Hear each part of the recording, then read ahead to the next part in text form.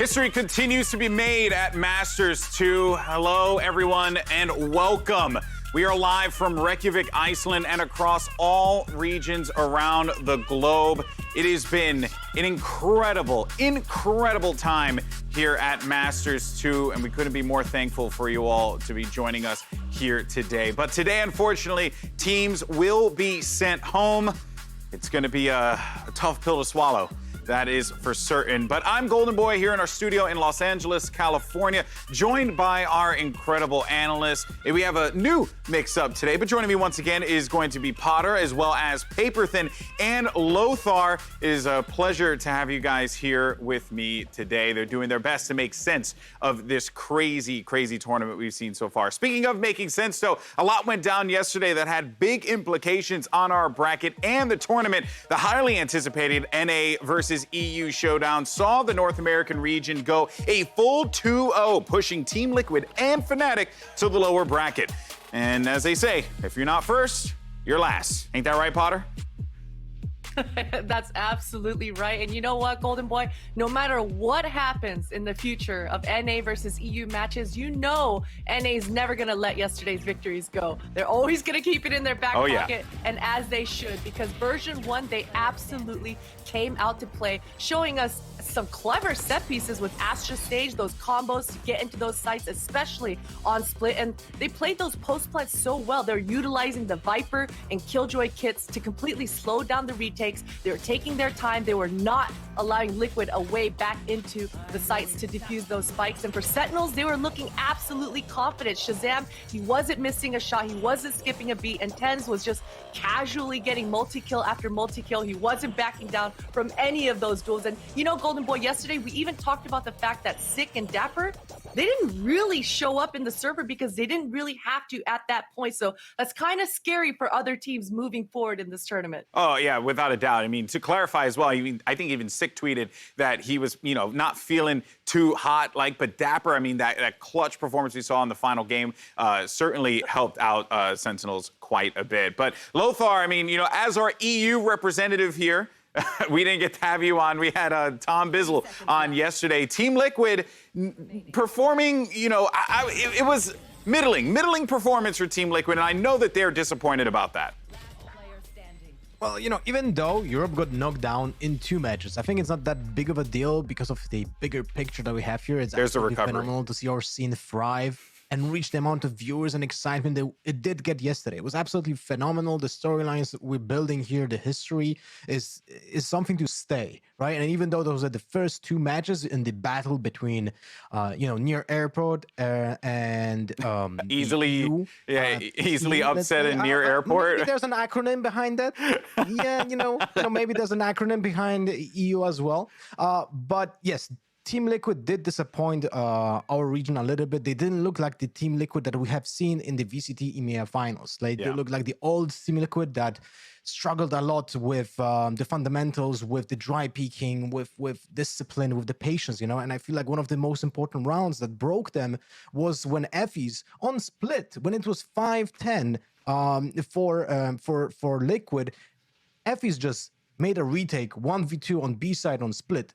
I feel like he broke everything. From a easy 13-5 from Team Liquid, it became a 14-16, a huge battle, and that was the pivotal moment of the series. Oh, yeah, without a doubt. But other regions, though, most importantly, are competing in this one, Paperthin, and X10 Vikings threw down yesterday. And I would say, man, X10 looked impressive, but the day belonged to the Vikings.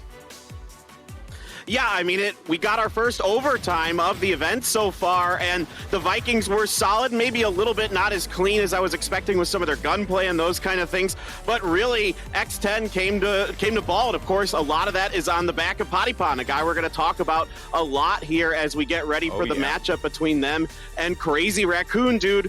He's nuts. He even brought out Sage. on Ascent, which is very unusual, but it also caused some interesting things with the walls. You saw a lot of those walls that allowed him to get above the bell tower wall to kind of get the peaks down into B lobby and those kind of areas. So some really interesting strats coming out from him there. But it was kind of a trade-off because he usually plays the Jet in those situations and is often finding himself with an operator hanging out around the mid area or trying to lock down the mains on A and B with those kind of things. So they were missing that pressure, though, as part of the give and take in that situation. All that action was yesterday, and I encourage you to check out those VODs if you get a chance to do so. We'll continue to make sense of all of that as well. And there is so much here. Big implications, as previously stated before, in this competition. But here are the matches that we're going to be watching today. We have a battle between Thailand and Japan as X10 takes on Crazy Raccoon. Then we get to see another team from the Brazil region, Sharks, take on Crew, who looked a little shaky in their matchup to start things off here at Masters 2 against Version 1. And then Sentinels take the stage yet again. And we have ourselves a crazy one because it's going to be Sentinels versus Brazil's Vikings, two formidable squads going toe-to-toe against one another there. But let's put a microscope on our first match today. Crazy Raccoon versus X10 Esports. That's going to be taking place at the top of the hour. Now, Paper Thin, what have you liked about the pride of Japan so far, based on what we've seen? I liked Munchkin mostly. He made a few mistakes. He had some ego pushes that were not very clean where he got punished for them. But it's kind of weird for Munchkin because he plays pretty much strictly Raze. He is also the shot caller for this team for Crazy Raccoon. So a lot of the pressure is on him to not just perform as a duelist, but also to get the good reads and make the right calls for his team. So you'll see him pressuring like Short A on Ascent, trying to pressure mid occasionally as well. And he uses his Boombot about is the only information tool he has. So he's often kind of working with limited information, and that has caused a lot of problems for the Raccoons. Yeah, and in general, I would say Nav not having a great game against V1 was rough for them, especially on Ascent when it was so close, right? The matches that they had against version 1, they all ended up to 13-10 and 13-11. Against X10, I think they have similar bans, so we're gonna not see most likely split and bind, which leaves both teams actually in a good spot. But overall macro problems are haunting Crazy Raccoons. On Icebox, they lacked Sage. That forced them to attack A side almost every single round because they didn't have enough map control on the defense as well because of that. And Munchkin did cost them a lot of utility on the executions because he was forced to lurk, and because of that also the Killjoy on their side had to be on the executions instead of guarding the sidelines. So the macro problems for Crazy Raccoons are the big ones to fix, and I don't know if they had enough time to do that. Yeah, and there's a lot of utility discussion that we're going to be having throughout the day, especially with these other regions, because there does become that reliance on the raw gun skill. One player that certainly relies on that, Potter, is Munchkin. He is the guy that will look to make the big plays. And he certainly was making them yesterday. Clutch after clutch, multi-kill after multi-kill. It did seem like these Crazy Raccoons guys thrived in those post-plant scenarios, but they didn't make it to that scene quite often enough. I saw Munchkin off on his own in the short A area and in the mid area, trying to get those picks. But, the fundamentals, the trading, the buddy system, these sorts of rules that a lot of these European and North American teams are putting into place are so important. It's not, it just puts you on a back foot when you start off the round in a 4v5 scenario, right? So for today, I'm looking for Crazy Raccoons to try to put some more emphasis on that buddy system to allow Munchkin to be alive towards the end of the rounds. Yeah, no, refragging, buddy systems, those aren't things that people just yell at you in your ranked games, people. They're things you need to do when you're playing at a high level like this. But, Munchkin's going to be going head-to-head against another bombastic player, and that is going to be Patapan. And this is honestly a must-see matchup, Paper Thin. And after what you saw yesterday, does X10 advancing live or die by Patapan's performance? Yeah, I think he's going to be the biggest key to their success. However, I was definitely looking towards Cruz, one of their Sky player. He typically plays pretty well for them. Yesterday was a bit of a down day compared to usual for him, and the kill to death ratio wasn't as good as I've seen him be in the past. He wasn't as effective with his guiding lights, with his trailblazers. They weren't really comboing together very well. I think part of that was maybe changing over to the Sage with Patty Pan. But, you know, in general, I think if Patty Pan can come online, he has just as much potential as Munchkin to really carry his team and bring them to a victory.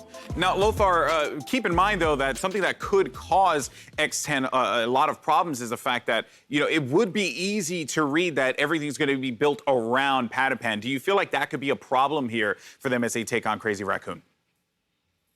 Yeah, that might be a problem, especially since, you know, we judge them because of the match that they just played in this tournament, right? And in this tournament so far on Ascent, they were so easy to read on attack because they basically almost every single round forced a push towards mid. Because of that, they were open on the sides. It was just always just one side being controlled, the other one not. And, you know, that's just unlucky for them, because if their opponents will read into that, they will be easy to dismantle. At the same time, Patty Pan brought the surprise effect on defense with the Sage and the boosting walls. That's not something anyone predicted. So with the overall firepower being pretty good, this will fix their macro issues, especially when it comes to translating first bloods into winnable rounds. And here you can see the X10 boys making their way in Reykjavik, Iceland, to the stage, getting ready to go, getting set up. It's certainly going to be an interesting matchup here, because this is going to send someone home. Both of these teams have lost their matches, and we will be seeing our first squad eliminated from Masters 2 today. Make sure, though, that you guys join in on the conversation online using hashtag Verizon5G_AllChat. And we will feature your tweets throughout the day. Surely you guys are going to have some great tweets, right? Don't let me down. Also on Twitter, we had a poll that at Valorant Esports asking everyone, what is your prediction? Who do you think is going to win? And you said Crazy Raccoon will win this opening matchup today by a whopping 79%. Kind of crazy. But like always, though, it's time for our analysts to sit on the hot seat. So let's go down the line and start things off with the homie Potter. Who do you think is going to walk away with this dub today? You know, I'm going to disagree with Twitter there. I'm going to have to go with X10 here. Twitter's wrong? To hop onto Lothar's point, Twitter's always wrong. You know this, Golden Boy. Potter. But I got to go with X10. I thought Patty Pan's Sage, I thought they did a lot of homework. They absolutely had some good reads. The way that Sage or Patty Pan was handling the Sage for the aggression with the walls, it was beautiful to see. I'm looking for more of that coming out from X10 today. All right, what about for you, Paper Thin? You've seen X10 perform. How do you feel about this team? Do you agree with Potter? I gotta slightly disagree. I think this is a really tough one to predict. I think they're both incredibly good. Wow. A lot of it's gonna come down to who can perform better. I'm gonna go with Crazy Raccoon. I think Munchin's gonna come online today. I gotta stand for my Korean boys, man. They are nuts. I'm really excited to see them play. And if Munchkin could just correct a few little mistakes with his paint shells and his showstoppers, he's gonna be fine. Yeah, utility usage is gonna be very important for this team. Also, you know, gotta love the fact that you and Achilles just really hold true to standing for the Korean teams. I love it. All right, I'm worse than he is. Yeah, that's true. Oh, well, I'm ready for that one. All right, Lothar, what about for you, buddy? Well, for me, it's gonna be X10, but they have to fix some problems. Like if Patty Pan picks up actually Sage for Icebox, which something they didn't have on the previous match, would fix so many issues. Like because of the lack of Sage on Icebox, they couldn't just execute B.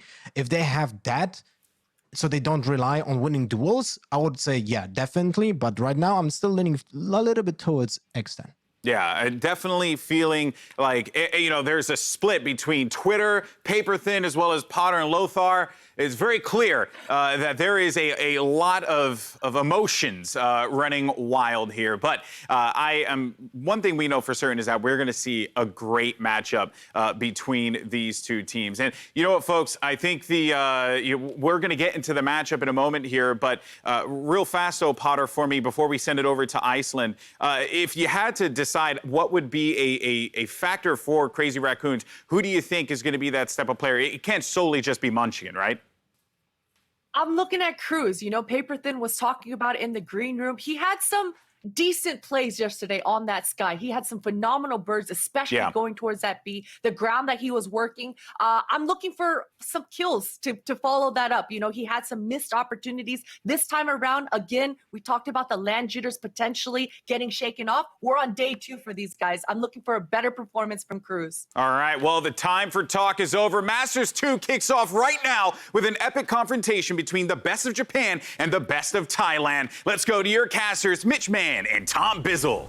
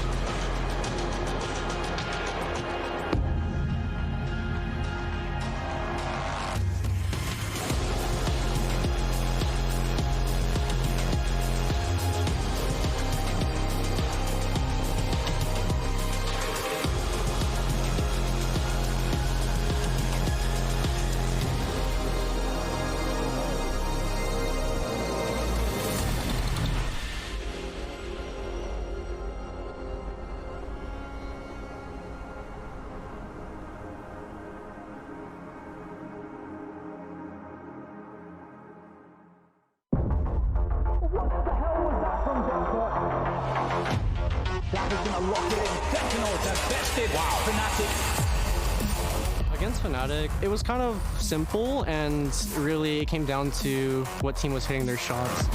One enemy remaining. Spike down.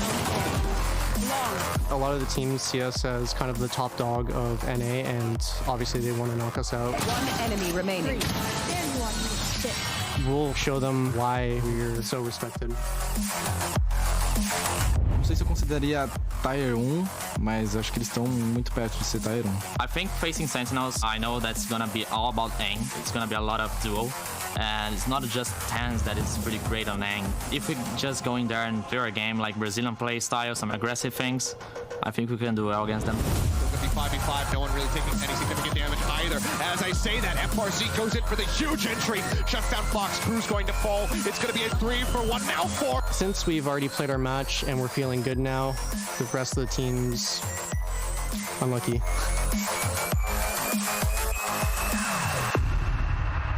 We know how they play, and we're not focused on how we are going to play against Crazy Raccoon. Now have to make this work in a 2v3. Now Spike gets to be toyed with.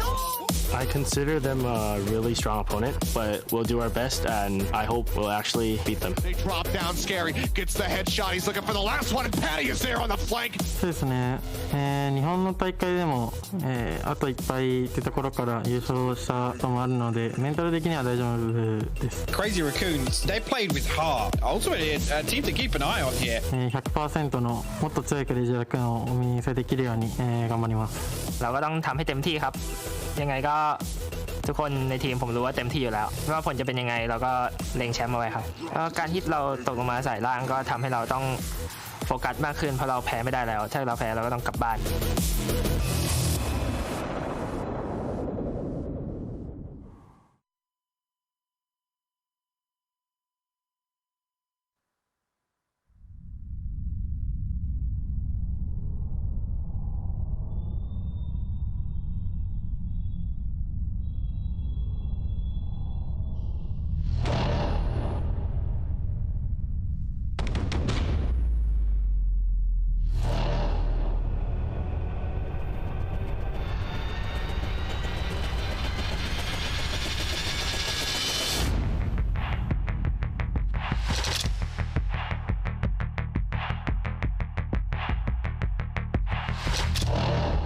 The fight for survival begins here.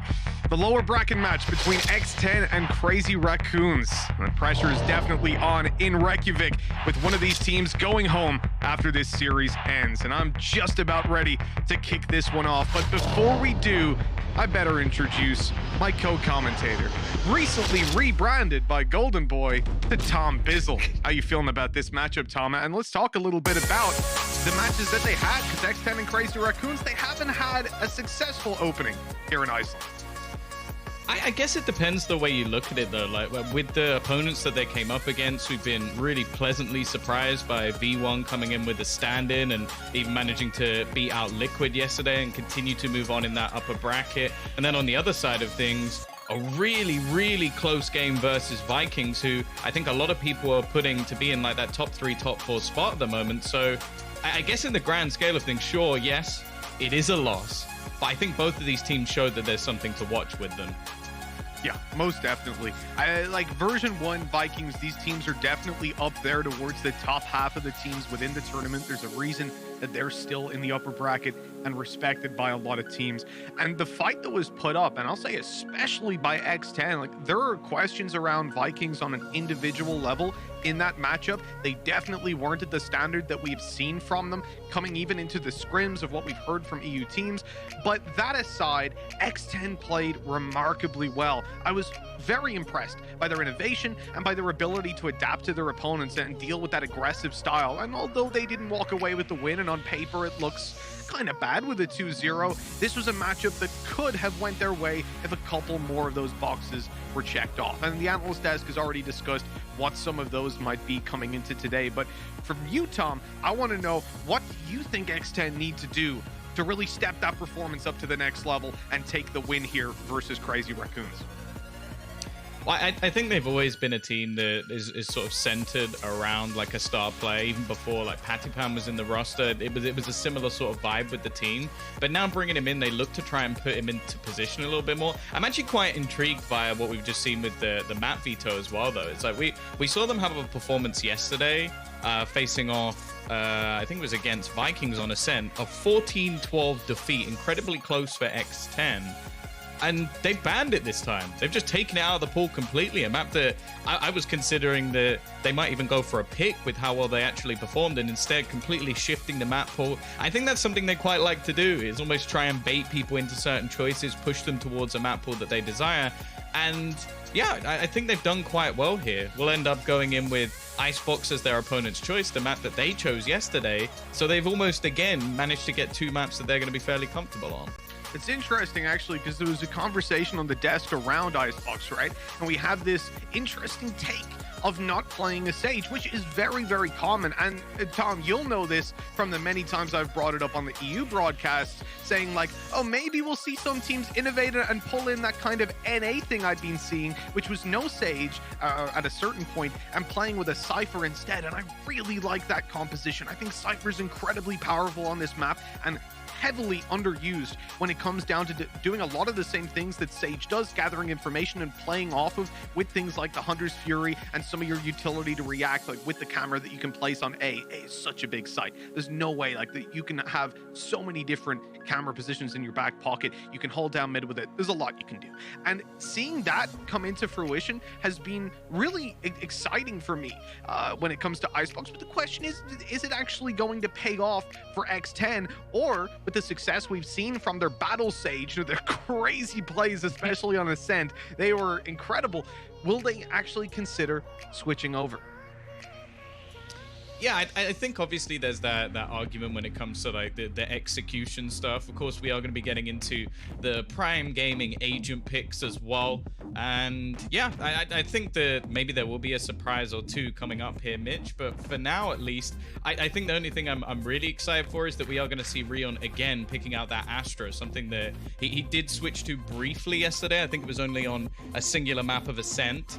But it's something they've clearly been working on behind the scenes to switch away from Omen and move into that Astra choice. You said a couple of surprises. There's a lot of surprises, really. I mean, take a look at what X10 are going for here, and they're playing scary. I remember from back over in Overtime Esports when we did that Ignition event in SEA, he's actually usually the Viper, but Patafan, the usual Jet, is taking the Viper. Scary is adding an Astra into this composition. They're playing, instead of with a Cypher, with a Killjoy, and Fox, who plays Sova, is now on the Jet. This is a shakeup from what we were expecting, but that was because I was expecting an Icebox, but it's Haven.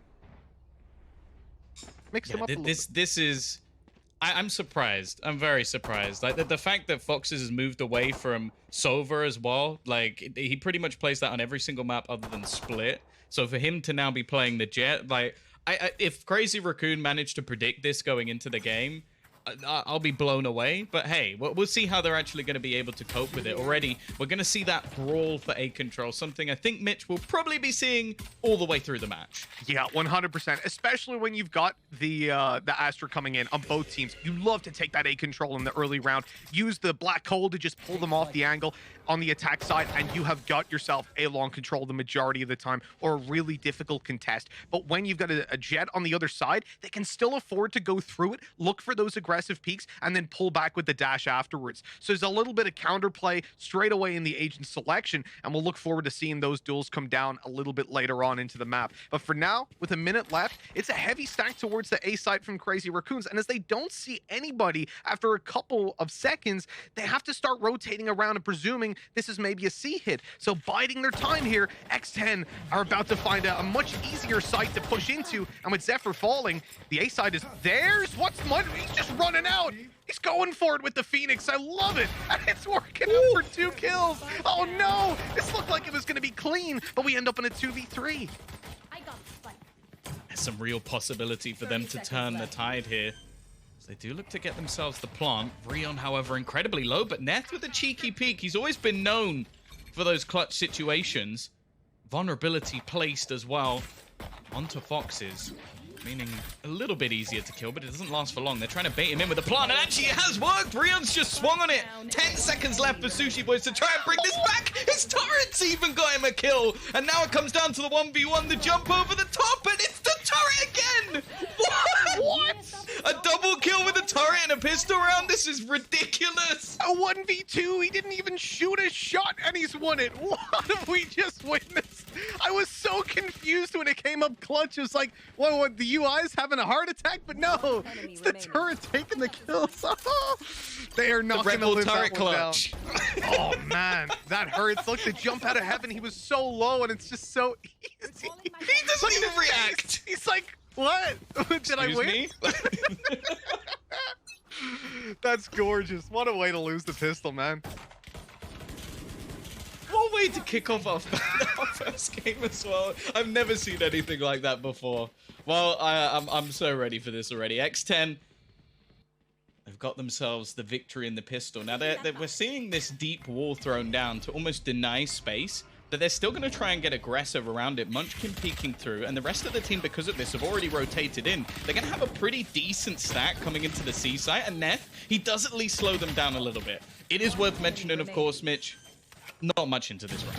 Yeah, of course, right. They're saving up money for the next. We're not expecting this to be Crazy Raccoons coming in with a hard contest in round 2, so it's fine that they're getting kind of rolled over. They've got 1 kill. Now, if Munchkin can find a little bit more, it'll serve him in a number of ways. Build up towards the ult, and of course, take away a weapon from his opponent's damage. Done. Quite a lot of it indeed. Pros left on 51, but here comes the cavalry in to support this fight, and it's easy for Scary taking a triple kill on that one. 2-0 for X10. And, you know, Scary's a guy I've got a lot of pressure on in my head, because this guy was fantastic looking at him within his region, and now I want to see him on the international stage really deliver. And I do think that yesterday, alongside Patafan, he was actually well, Patafan got a lot of praise, whereas I feel like Scary kind of flew under the radar a little bit, but he was playing a great series on the Viper, which is why it was very surprising to me to see Patafan pull it out here and Fox to take the Jet. It's such a weird mix-up. Yeah. It is a weird one. Might be down to positioning, might just be down to Fox feeling a little bit more comfortable on the map. Also, I think because of all the changes we've seen on the other side, we haven't mentioned that Munchkin's actually switched up to the Phoenix, normally putting in more of a Sky, but I guess this gives him ability to, I guess, flash for himself a little bit more. He was a bit of a battle Sky anyway, so I guess it somewhat makes sense. We're going to see a fast push here, straight into B.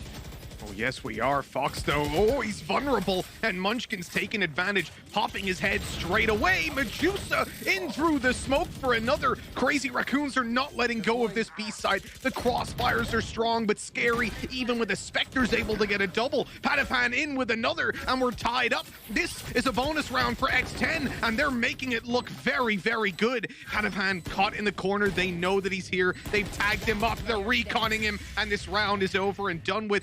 All things considered, though, as a bonus round for X10, a plant and 3 kills, this was a successful round that they very nearly got away with a win in. Yeah, for sure. This is now a position where financially things are definitely going to be a little bit more awkward. Amar just picking them apart right towards the end. Of course, that is the investment into all of the rifles, and I imagine we're going to see a response now from X10 as well. I do appreciate those faster paced rounds, though. I think that's something that X10 do exceptionally well, and normally it is Padifan leading the charge in those sort of spots, but for now at least, we are going to see the investment back in. Now, Rion's got the Judge, and I'll be honest with you, Mitch, I hate that gun.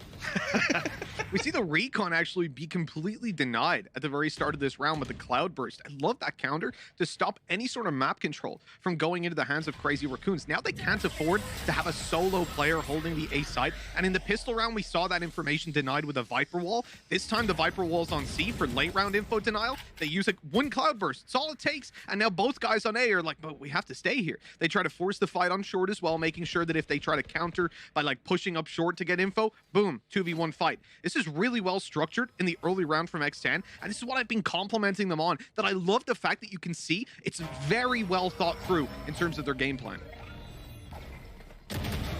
Oh, they're gonna get pressured though. Scary, the one to fall. A lot of the utility disappears with him. They have in turn used the Viper's Pit onto B, and with no challenge there, they're actually just gonna have an after plant. Of course, it's gonna be made that little bit tougher by the fact that they have lost their utility man, and Munchkin is already gonna be finding a trade. Neff with another. That is actually Patapan gone, so as well as his utility will fall. And now it's left all onto Foxes, and he doesn't spot the flank of Rio coming in with that disgusting shotgun. I love it as well. Such a fitting way to end the round, Tom. You started by talking about it, and we finished by talking about it as well, as it gets that free upgrade as well, you know? And that sort of discount. So the Judge is a powerful weapon, obviously, but it's also a cheap one. And so when you lose 2 players, but you manage to save one of their weapons, it actually ends up that you've really only lost 1.5 at most with the armor reinvestment. So it's a great weapon to have that little bit of bonus econ to play throughout the game with. And obviously for holding inside a garage, for example, it's almost a better weapon than the Phantom at times. You can do a whole lot with it. I also love the skins in the UI, man. It's really nice. That's the bit you're happy about. That's number one. I like all the utility changes. That's the big one for me on the map. The fact that now when you see stars placed, when you get these Astra versus Astra, you're not just putting your hands on your head and almost crying for mercy to try and work out whose is whose. But again, we're going to see all this clearing utility. There's something I've always liked from the Sky, the ability to try and spot all those early angles. Zephyr, though, is quite happy to just chill here. He's got his knives popped, the right click, almost going to insta-kill anyone that passes. And again, early presence into A is something that we're going to see throughout the whole match. Both teams wanting to try and garner this full control. Yeah, and because Crazy Raccoons haven't really pressured it, X10 wants to go up and take that free space, but they run right into a player. Now the Seekers reveal a player on the right, and Zephyr somehow gets away with a kill despite the whiff, but the trade is back immediately, and we end up in a 3v3. Rotations already have come in towards this A side, and X10 know it. They don't rotate because they can't. Scary's stuck in a corner with a spike, but they will slow the pace. They'll make Crazy Raccoons concerned that perhaps this is a play to towards the C side. Perhaps this is a rotation, and when they push this side, there will only be one player who can contest them, especially with the Cosmic Divide and the Viper Wall. It's Munchkin in the corner, and he is dealt with right away. Now the plant is pretty much theirs, especially with Lockdown coming into play from the defenders. He's trapped him!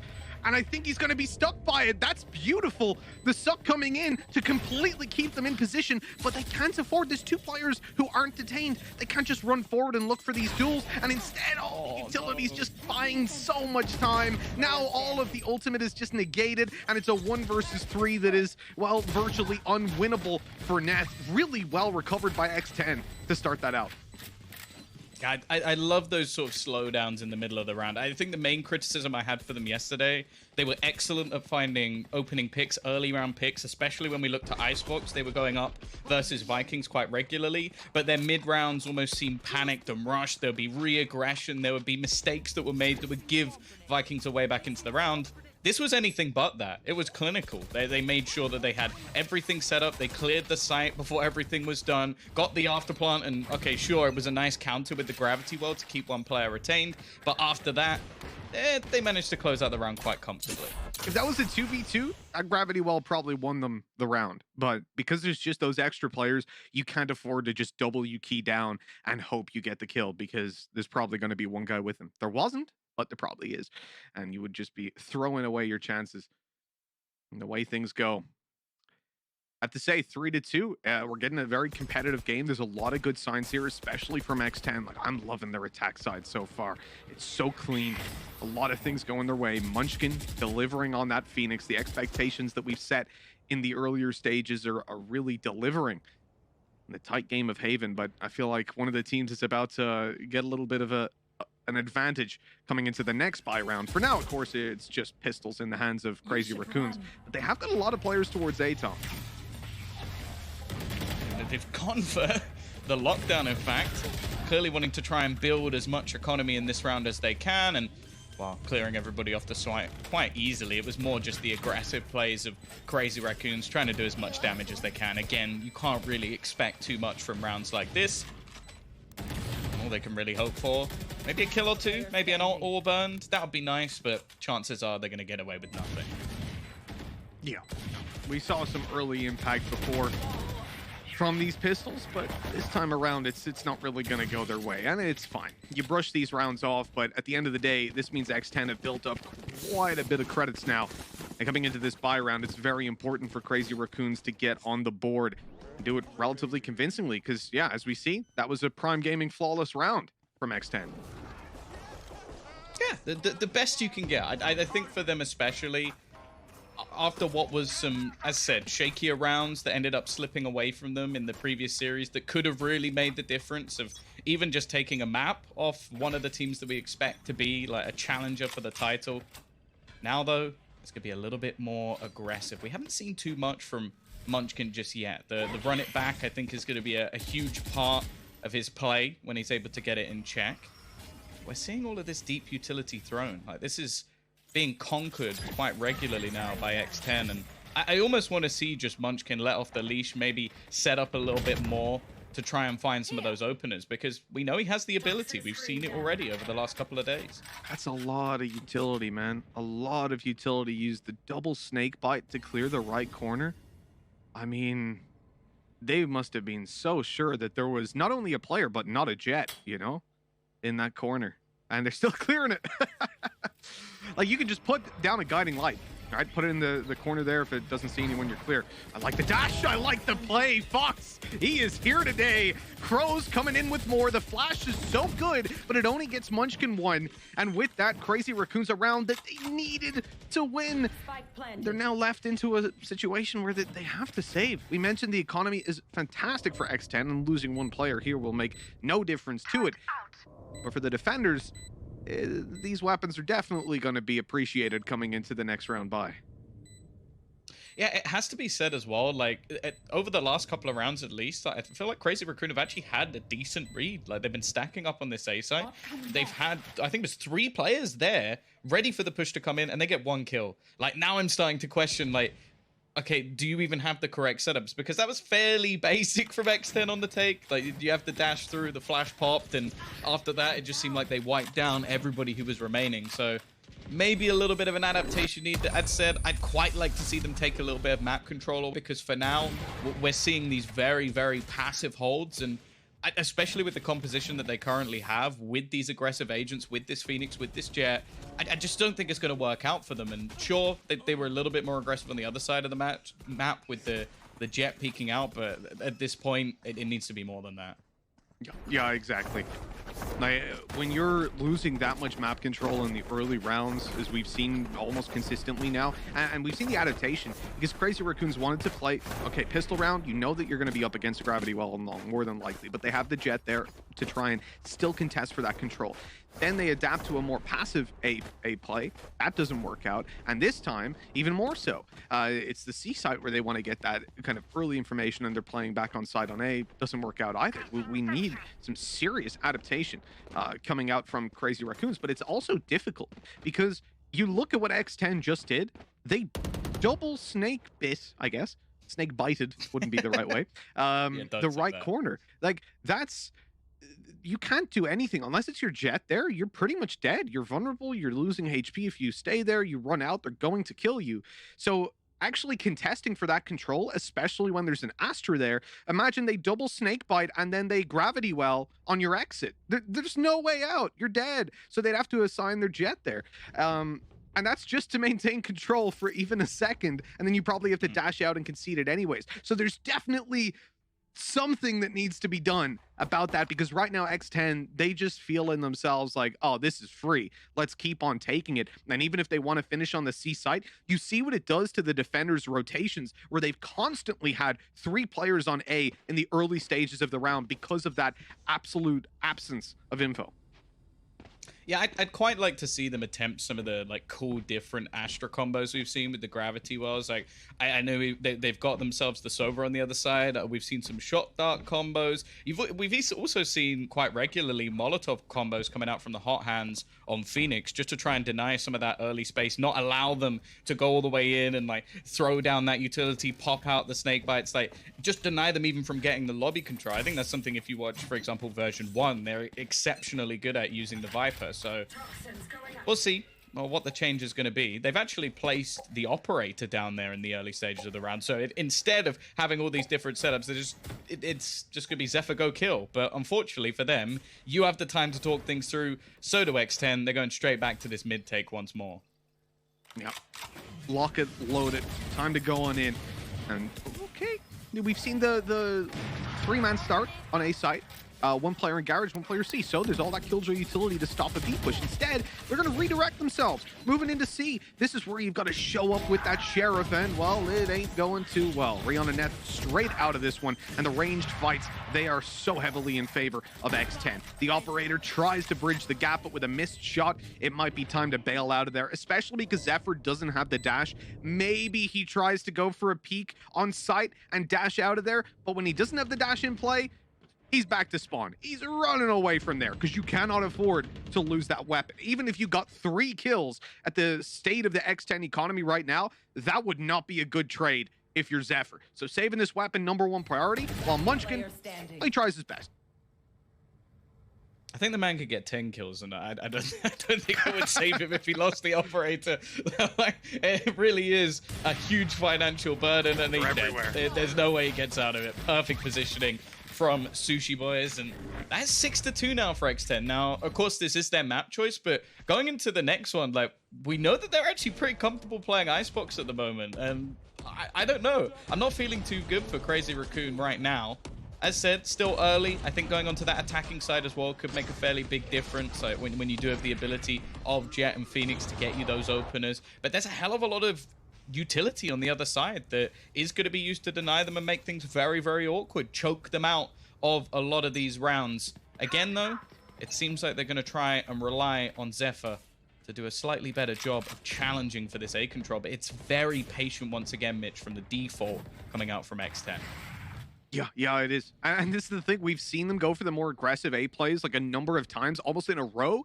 And now they're going back to this Viper wall down, but we talked about the counter to this potentially being that push down short, and Zephyr has been uncontested on this for now at least. He destroys the Trailblazer, realizes it's time to run away because he was likely to get hit with a stun or a gravity well and challenged by 2 or 3 players. So now that control is conceded, they at least have to pay for it. They use up an Astra Star as well as a Trailblazer. It's not amazing, but it's something. It's definitely better than what we've seen in the past. Although the drone going down gets the information on one player, it's not really that valuable at this moment in time. Anybody could have guessed there's someone around short. The question is, are they looking to push it? And with no information on C or Garage or B, like aggressive, I mean, outside of the part of the map that's theirs from the start of the round, this is going to be pretty tough to get those rotations in on time. Again, we've talked about these 3-man A stacks, but they haven't really done anything for Crazy Raccoons so far. 30 seconds left.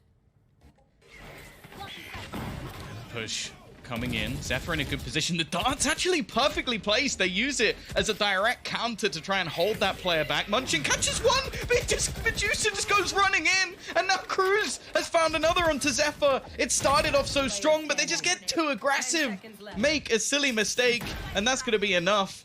The spike planted, 1 player left. Neff, as said, I think he's excellent in a lot of these clutch situations, but a 1v4 pushing back into the A site, I don't think he's that good. They just got a free kill. They didn't even mean to kill the guy in the corner. I think it was Medusa, because the Munchkin ulted, ran at them, right? He's in the cloudburst, so they spray into it. They destroy his ult, and the next bullet headshots his teammate who was right behind him. And he had actually ran into his path, you know? And that guy's in the corner. He's sneaky. He's like, I'm going to catch them on the sideline whenever they come out from the choke point. And then his Phoenix just runs right in front of him like, hey, shoot at me, shoot at me. That's so unfortunate. And we saw in the previous round, obviously, we had the Prime Gaming Flawless. And you know why they call it that? Because it puts your economy in a prime position. Look at that.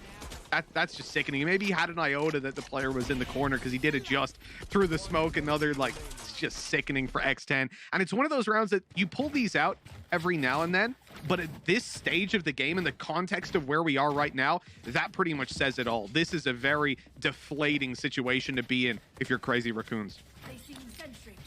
I think it's worth noting as well that the flashbangs coming out from Cruz just seemed to be so spot on, because there were so many players that were just completely blind in that moment, had no idea where to look, where to go.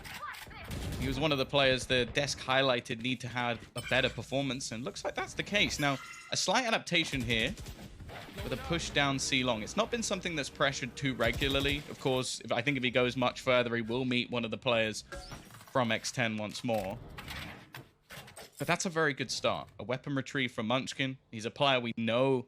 Well, he's the highlighted player again for a lot of the people on the desk. But they need something here. 7-2 down.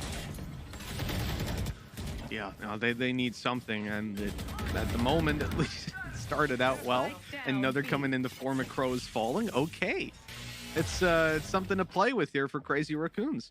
And Zephyr, oh, nice shot to Scary. Okay, we're back in the driver's seat here, but X10 have a potential 2v1 fight. It's Medusa, who only has a Sheriff, a shock dart through to tickle them up. There's the recon, but Fox takes him down. Now the plant can come through, but Fox has taken quite a bit of damage in the meantime. The flank, oh no, was that a fake updraft? I like it. Trying to get the players to peek out on short, and Sushi Boy's able to pick up one. Fox, Vandal in hand, looks for the headshot. Munchkin able to sideswipe, and so it's all down to the 31 HP Jet player, but Munchkin deals with him. A nice round for Crazy Raccoons. Better late than never, and with only 7 rounds for their opponents, I say only, that's obviously a lot in the context of 10 rounds, especially with how they've gotten there, but they can pull it up to 5. They won't be in the worst spot coming into the next half. No, for sure. And these are the sort of plays that we were hoping for from Munchkin as well. That was his round. An opener that gains him a rifle, which closes out the round at the end. And the flash, Padipan, try as he might, you are not going to be able to dodge that one. So being a little bit more proactive, not allowing all of this space to go in the favor of X10. And, well, hopefully, for the sake of the match at least, this is going to be a little bit of a turning point for the defensive side. The one issue is, of course, that on the other side of things, they've had so much cash for a ridiculous amount of time that this is not going to be a problem. Yeah, definitely. That's exactly what we said, right? Their economy is being put in a prime position. by those Prime Gaming flawless rounds. See what I did there, Tom? Do you like that? I like it. You got your extra plug. Well done. This is just revenge for all of those EU days we've had in Challengers, Tom. You've hit me with so many puns again and again. I have to try to think of ways to get back at you. I don't know what you mean. Somehow. Oh no.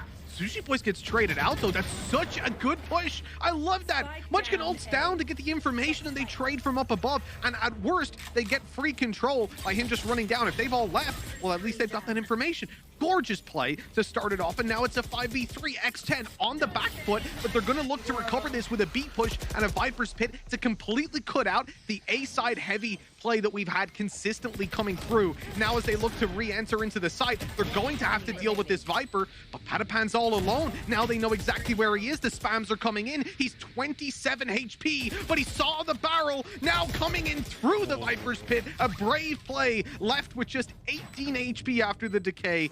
But luckily, they come out on top. That was tight.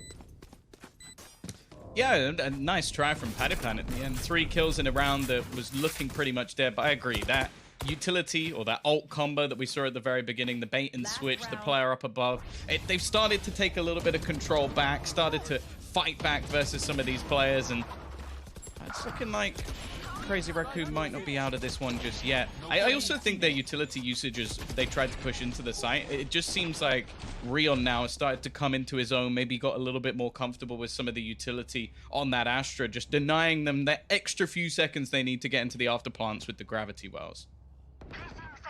You can see that value starting to really chain together, and we said, you know, that buy round that they lost with like the spam through the cloud burst on A site, then in through the Astra smoke. It really sucks when you lose a round like that, because those sort of things are almost out of your control when some of those RNG kills come in.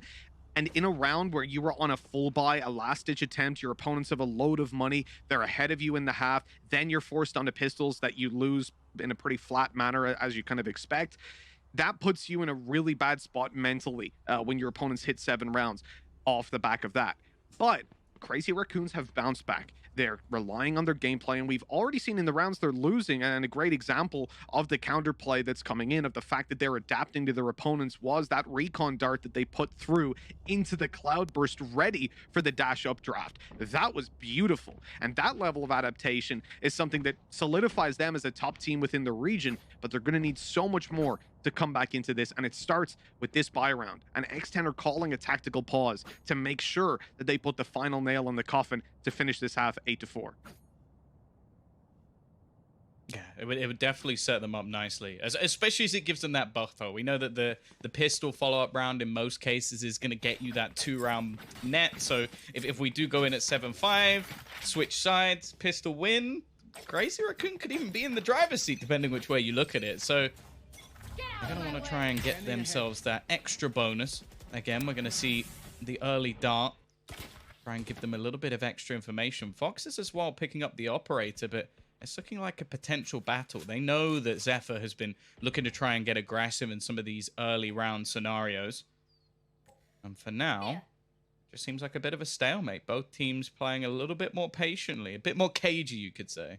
I do really enjoy the Viper wall down on A long, because you think about how this map was played so frequently. Oh, hold on. Oh, I thought we were about to get that jet v jet battle, the op versus op, but no. We've been robbed of that a lot of the time, right? These pushes have been so fast and off so much utility that the op v op duels haven't really come in. But a lot of the time in the old Haven meta, we would see like you would recon long and then you would hold it. One player holds the A site. It's free.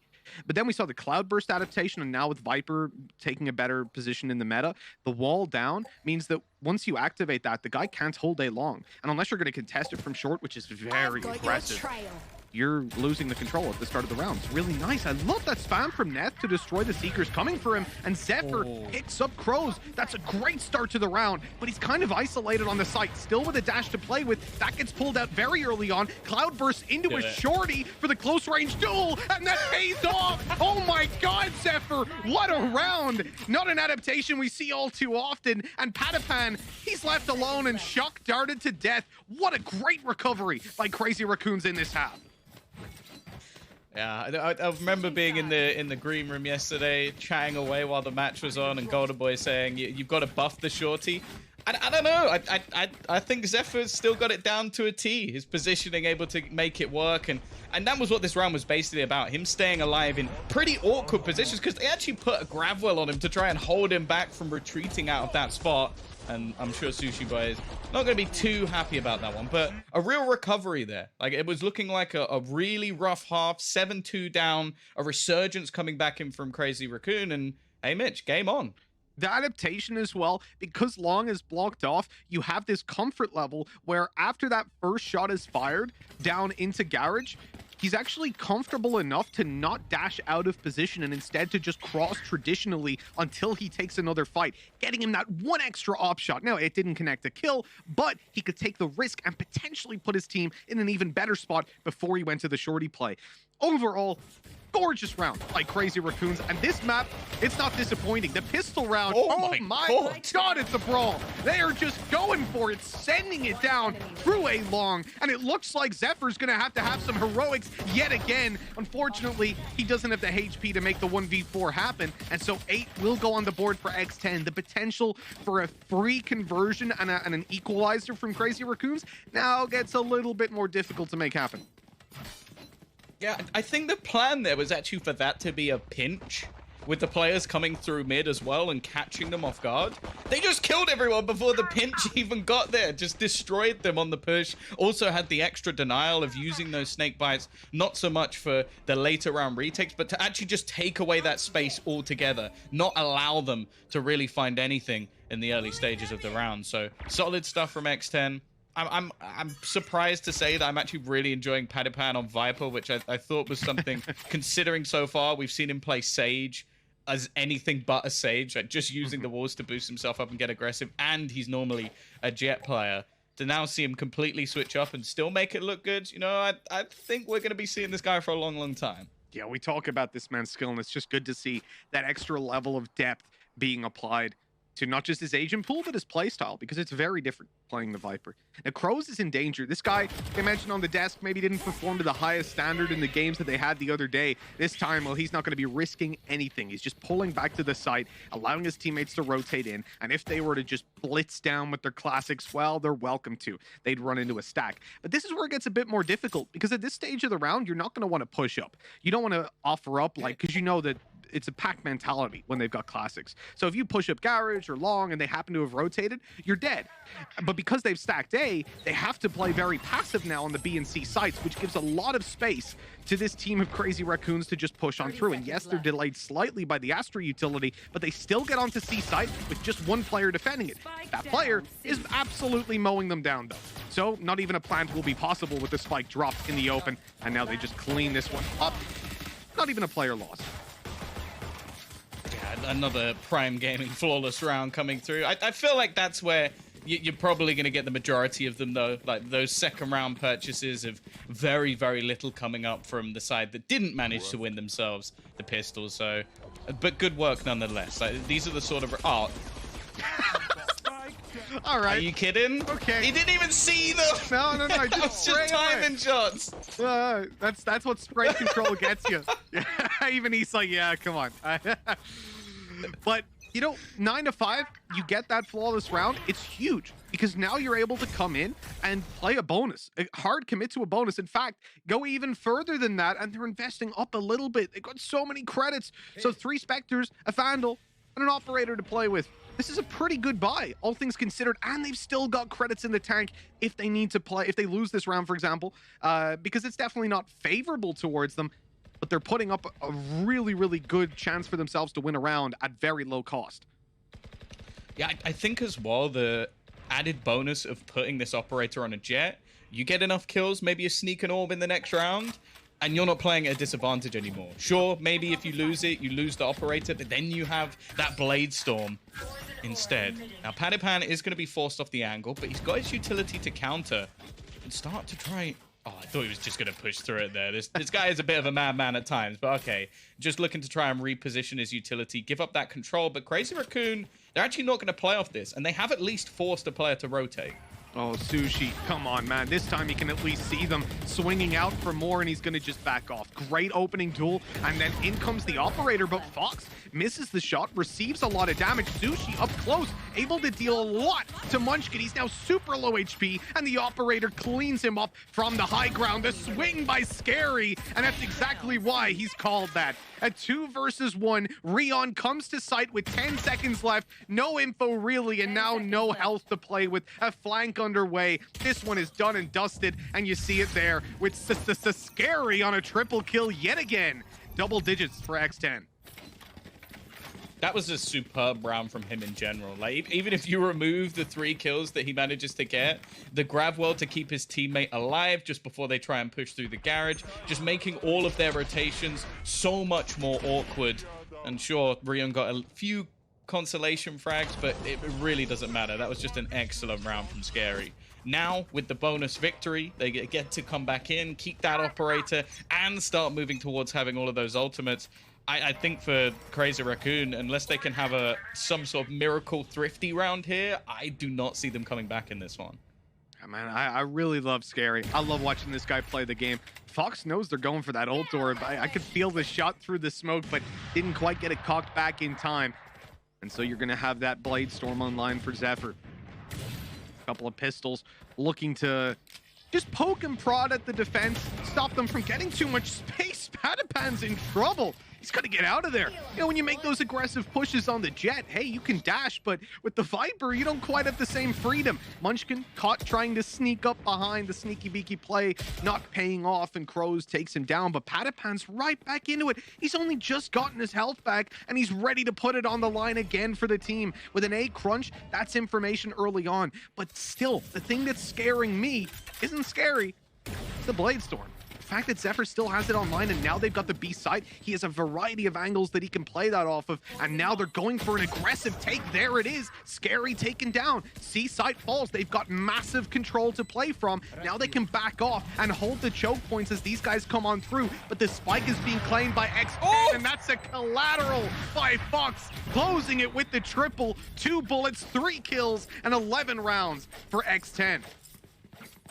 I didn't need to do that to them. It's already a 4v3 with weaker weaponry, and then you get the collab. I'm hoping, of course, I was about to say, I'm hoping we've got the replay. I don't need to hope anymore. We brought in the big boys for this event, so yeah, not going to be missing anything for now. And well, it is looking rough. Now that was again just a pistol round, and after plant gaining at least something in terms of finances, we will come up with a purchase for Crazy Raccoon. More importantly as well, they do have the run it back available. Now there's a couple of ults still on the other side, but I feel like that's the one with the potential to have the most impact.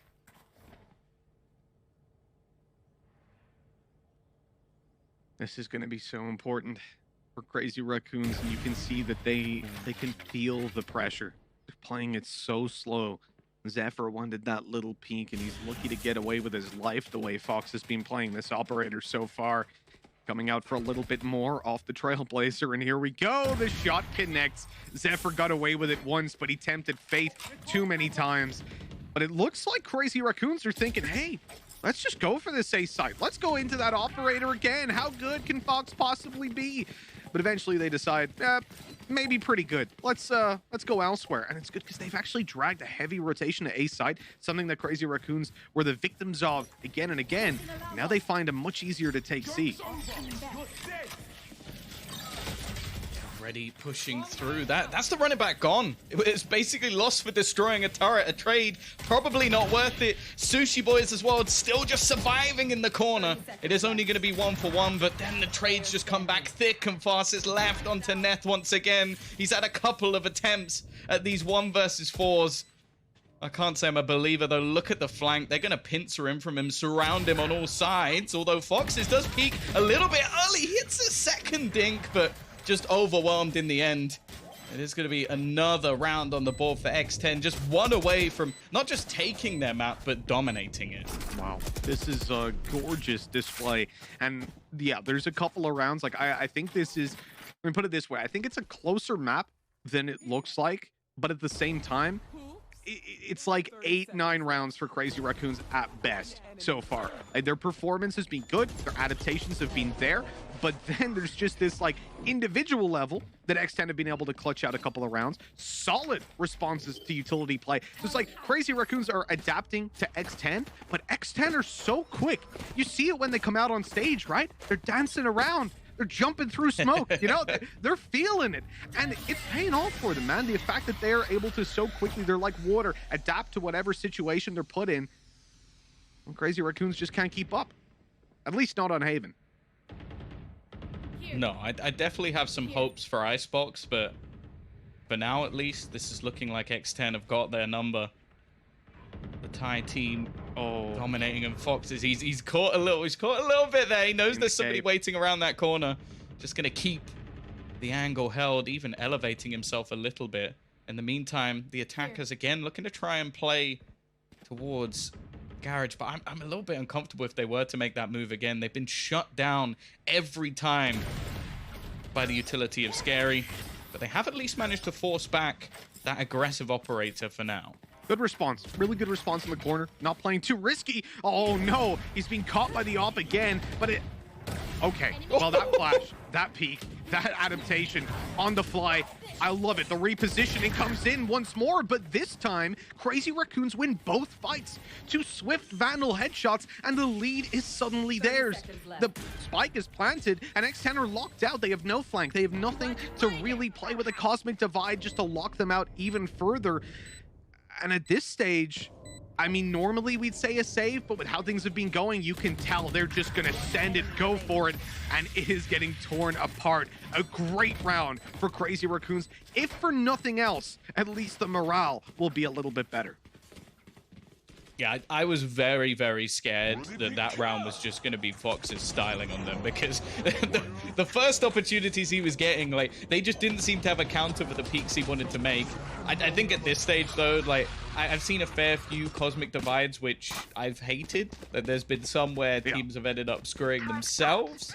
But in this case, I unless there was, like, a hot flank coming in as well, I just don't see any way that they were going to get back into things. Of course, as you sort of mentioned, they have quite a lot of cash. I think that's the first round they've actually lost in this half. So I think they'll be all right to rebuy here. The spam? Oh, no. In fact, that was an orb taken back. So Fox had an opportunity, and here's what I'm talking about with still controlling your A-long area, but having a jet do it. When you're up against an Astra, it's essential, because once that gravity well comes in, you are trapped. They will run you down. But the reason that Crazy Raccoons don't do that is because they see, oh, well, it's a jet. So she's going to just dash out of there. But the pressure applied gives A-long control to the attackers. Now they have much more to play with. That Cloudburst should bait someone into peeking the majority of the time, or at least into using some info gathering utility. And I think we just saw a flash popped out to ensure there's no one there. Now, though, they still have 3 players on A. This is a very slow rotate by X10. Great information play in the early stages of map seizure from Crazy Raccoons. The only problem is Patapan's now pushing up behind. He has an early flank. Fox doesn't have his dash, so I'm surprised he went for that peek. That was incredibly aggressive. And Patapan's pulling back. He's not committing to the full flank. Medusa at least. That should be information that there's 2 players here. It doesn't matter though. Zephyr goes for the aggressive take, gets nothing for it, and now they're just being traded out one by one. They're going to try and put down that lockdown to force them back, and then he's actually putting in a real shift here. Another kill comes up for him. Patipan on the flank, though, is more than perfect. It's left all onto the Killjoy to try and clutch them out. We've mentioned him in multiple 1v4s. He needs the 4K here to keep them in this map. Patipan rounding the corner, the time ticking away, the snake bite held back Neff, at least for the moment. He's just playing with the time, doing so well to deny any chance for Patipan, and will even close it with the headshot as well. A fantastic clutch to keep them in the map, but there is still a long way to go. Yeah, really good work. Patapan's flank was disgusting because you saw him go for it. He started to push forward, then he pulled back. And I'm like, okay, they're just going to go for a B retake together. But the site was already being pressured. He realizes, hey, my rotate's going to take way too long. I have to commit to the flank. But amongst all what I presume is confusion of whether he should go back like he's yo-yoing, he ends up getting the god tier timing because his opponents are thinking, okay, no way they're coming for a flank this late. Why would they? And then he just gets shot in the back. If they lost that round because of it, it would have been infuriating because it's less of a good play by Patapan, or more just unreadable chaos that works out. But it didn't work out, at least not fully, with that huge clutch by Wow. Well, you really hate to see that. I suppose not if you're Crazy Raccoons, not if you're a Japanese fan. 5 rounds in between them, man advantage goes to the attackers, and that flash is so good to convert right after. Ooh. All right, a little bit of a dirty sheriff shot coming out. Actually, some aggression coming in from behind. They do have to be careful here. Patapan managed a pretty disgusting flank in the last round. I think he's going to have heard all the footsteps of Medusa as well. The alarm bot not going to be doing anything here. Neth has already fallen, but they are going to be watching for him. There's no way Patapan gets anything, or there shouldn't be. There are 2 players watching this angle. Somehow he manages to swing both and not take any damage or much damage at all, but they're just going to try and hold him out. And maybe for him, it might just be an idea to try and get rid of some of their weaponry. He's done that well. I don't know how he got away with that much. The damage he did tickling them up, surviving out there, and then even grabbing a kill. Disgusting work. But nonetheless, it will be around for Crazy Raccoons, and we talked about X10's economy, and it was looking very, very good in the previous half. But this time around, not so much. Obviously, they've got this Phantom saved over. They'll be able to invest around it if they want to, and I think, you know, that round is one that you don't necessarily expect for X10 to win. But the manner in which they lost some of these opening duels, and these 2 in particular, were devastating, really, because they had the right idea. The garage control was being pressured for it. They wanted to pincer off those close-range duels and make use of their weaker weapons, and instead they just got shredded. But they still have a 4-round lead. Crazy Raccoons have the pressure applied to them. They can't make a single mistake from this point forward. Yeah, it would need to be 7 rounds in a row total. Zephyr is just going to have to hold on to the corner for a second, but there's no capitalization off of that. The taps through smoke from Crows, not really going to find anything, and they're just picking up the pace. This looks like a fast take into A, Mitch. It does indeed. Munchkin's already sending it in, getting the information, but Patapan keeps on going straight through his own orb to look for those duels. He goes back and catches them by surprise. And classic out for 3. He's on the backside and eventually taken down. But it's a 2v2 now. This is a winnable situation. The armor stripped from Munchkin after his ultimate was just completely thrown away. Grabbed information that nothing was capitalized on, and the ultimates, oh, they are here to play with. We've also got a Cosmic Divide that can be used to block out long and potentially get them at least a start on the defuse and force out some early plays. But that is such a good peek by Munchkin. He's going to be in trouble. Detained on the backside, and that is a free kill. But left down to the 1v1, considering the situation, that is very strong. Scary taps it. Player comes out, and the shot connects for Rion. The Battle of the Astras goes to Crazy Raccoons this time around, and they pull it to within 3. This gap closing in.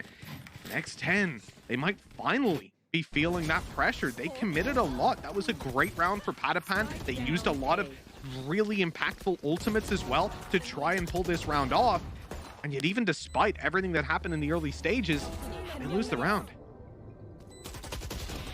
This is one of those rounds as well. I think if it works for myself as well, but if Paper Thin had any head to lose, he would probably be losing it here, because that was so stressful from Crazy Raccoon. Like, just the fact that it comes down to one player aggressively peeking in towards the spawn and getting detained and dying, and then the other just running through the Cosmic Divide. Obviously, when you're behind that, all the sound is muffled. You don't know if necessarily if he's tapped, if he's stuck it halfway. So you're just taking a massive risk just to go through it and hope that he's not holding the angle. It does pay off, but yeah, definitely uncomfortable for them. But it's gonna... Oh no. I just looked at the buy. Why, like, after saying I hate this gun, why has this happened? Why was... I just want to say, if they close it on this, I might just have to walk off. Like, this might be the moment where I'm just peacing out. The worst part about this, Tom, is that this This is not a full buy. You look at what they have. They have got really strong weapons, the ability to take a lot of Patapan duels. gets 3. And it's on defense as well. Like on the attack, this would be ludicrous, but on the defensive side, they choose the range at which they take fights. They have the potential to actually pull off a round for free. You know, what would a lot of the time just be an eco. And the important thing here as well is that they've got their utility to play off of as well. If things start to go their way, in fact, I see Patapan is even thinking about immediately dropping that Viper's Pit. Not a bad idea, especially on a round like this. You force any sort of beat control, like you split the map in two straight away, because let's put it this way, they're not going to go through that. And if they do, you're going to kill them. What is this guy made of? He just... Again through spokesman. I can't believe that. He's just damage to pre-fired Rion. the orb. Yeah, but look, Rion's 58 HP as well. He shredded them. Oh, man. Oh, no.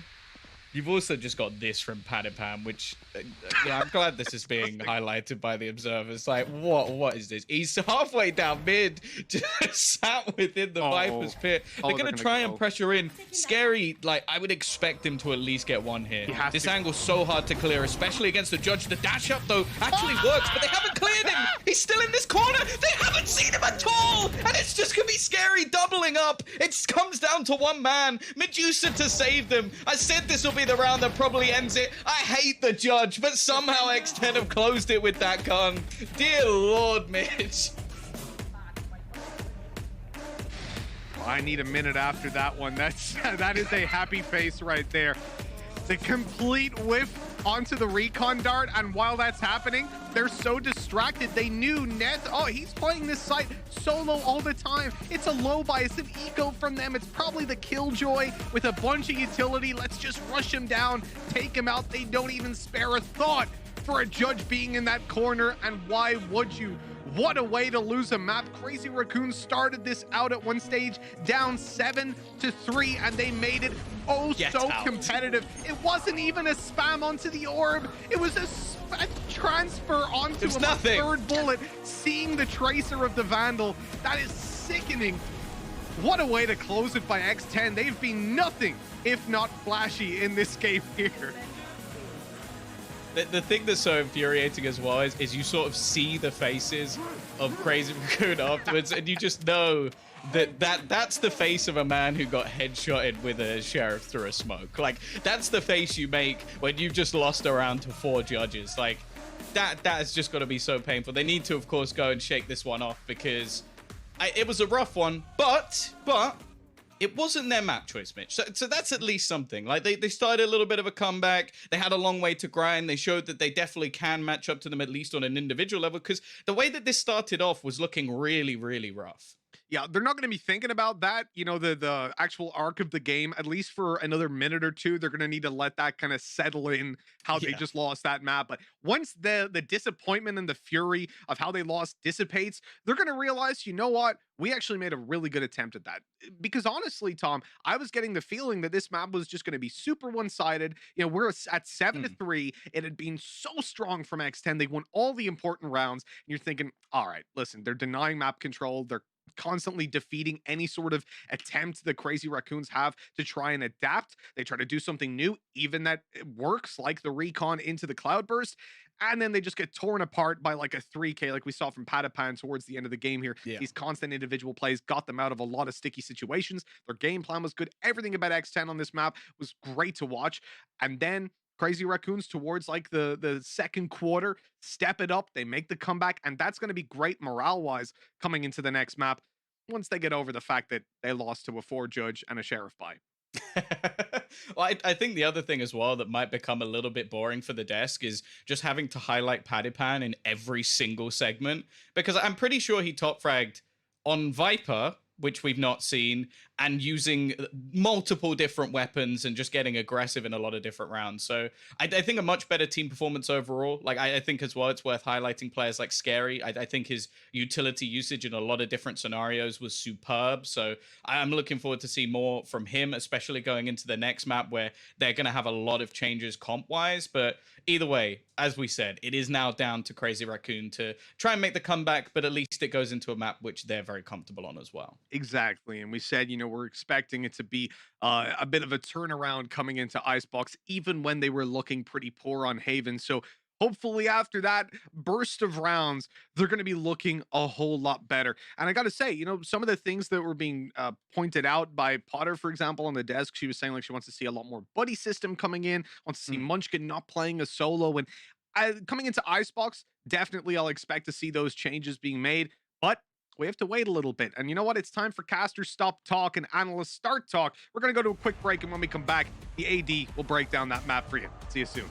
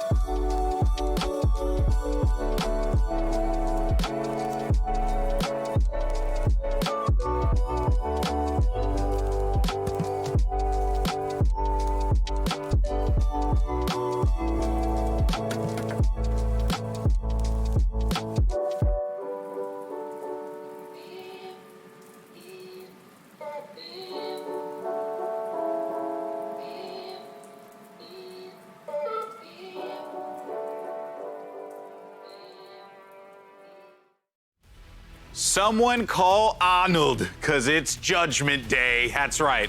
I went there. Welcome back, everyone, to the studio. Golden Boy here alongside my analysts as we break down that game. I mean, that was Potter, that was just ridiculous. What a way to close out the game, right? We were in the comms, we were talking, it was like, surely they don't commit to 4 judges here, but gosh darn it, they done did it. They done did it indeed. And you're right. It was Judgment Day. You think Sushi Boys was backside missing that dart on accident? No.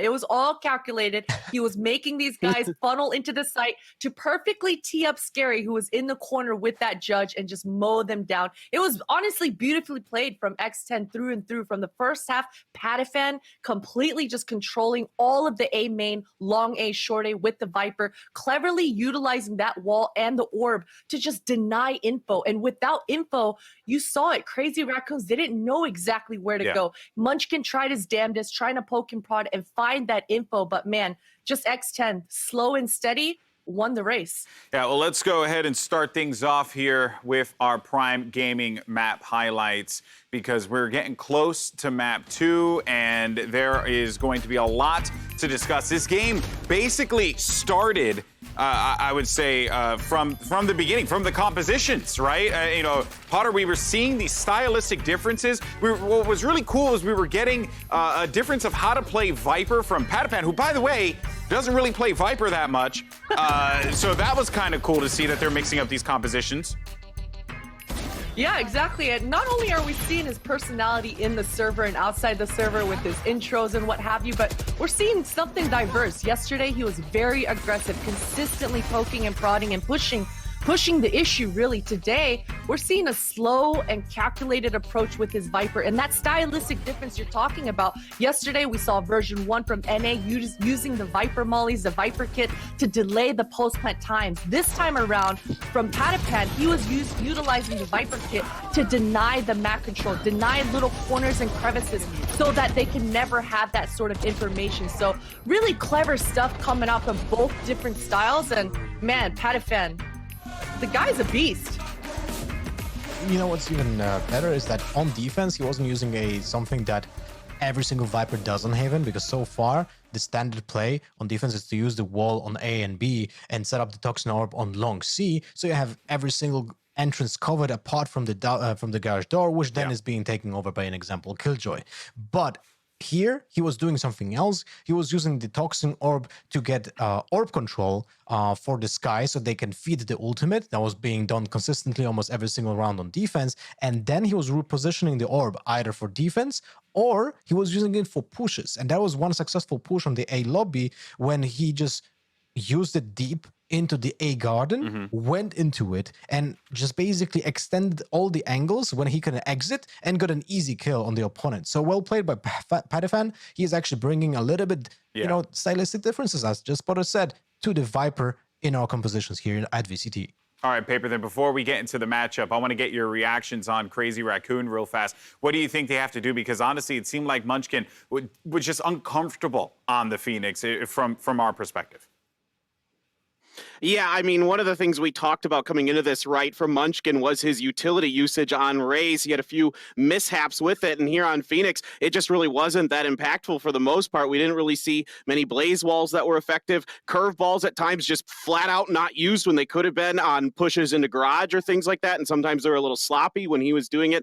His run-it-backs were rarely effective at all, and I was kind of curious to see how this would pan out. I thought run-it-backs might be a decent kind of counter to the Viper pit, but it was just never really able to be used in any of effective manner for him. So that I was pretty surprised to see him go on Phoenix for this. He's only used Phoenix once in the last 60 days. In fact, the last 90 days. So this is something that was, a bit of a curveball, like, you know, literally here for him, but it just wasn't effective. I mean, what could he say? He wasn't able to get it done. Yeah, you'd like to see the curveballs go the way of Munchkin, you know, talking about, you know, the ability, because he's using Phoenix.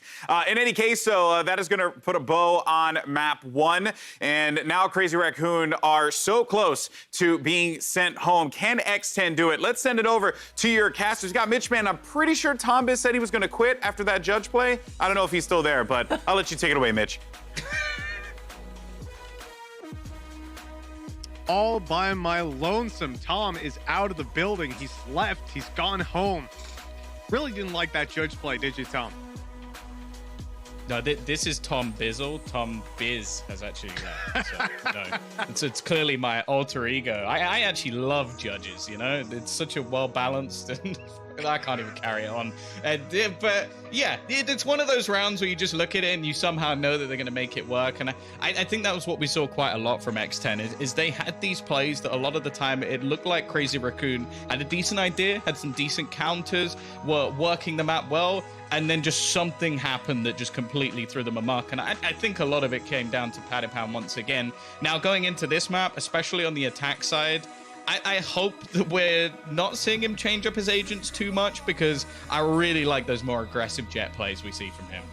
Yeah, for sure. And I think that's been a staple of the Icebox play in general. But after the big shift that we've seen on Haven, I'm expecting that there will be some changes. The Cypher over the Killjoy could definitely remain, but even we have the question of, do they pull out a Sage? That could see a bit of a shift up in how they want to approach this map. There's so many different directions that they can take it, but it's also pretty hefty risk. If you make a change here that you've only had a couple of days to practice, it can come back to bite you for sure.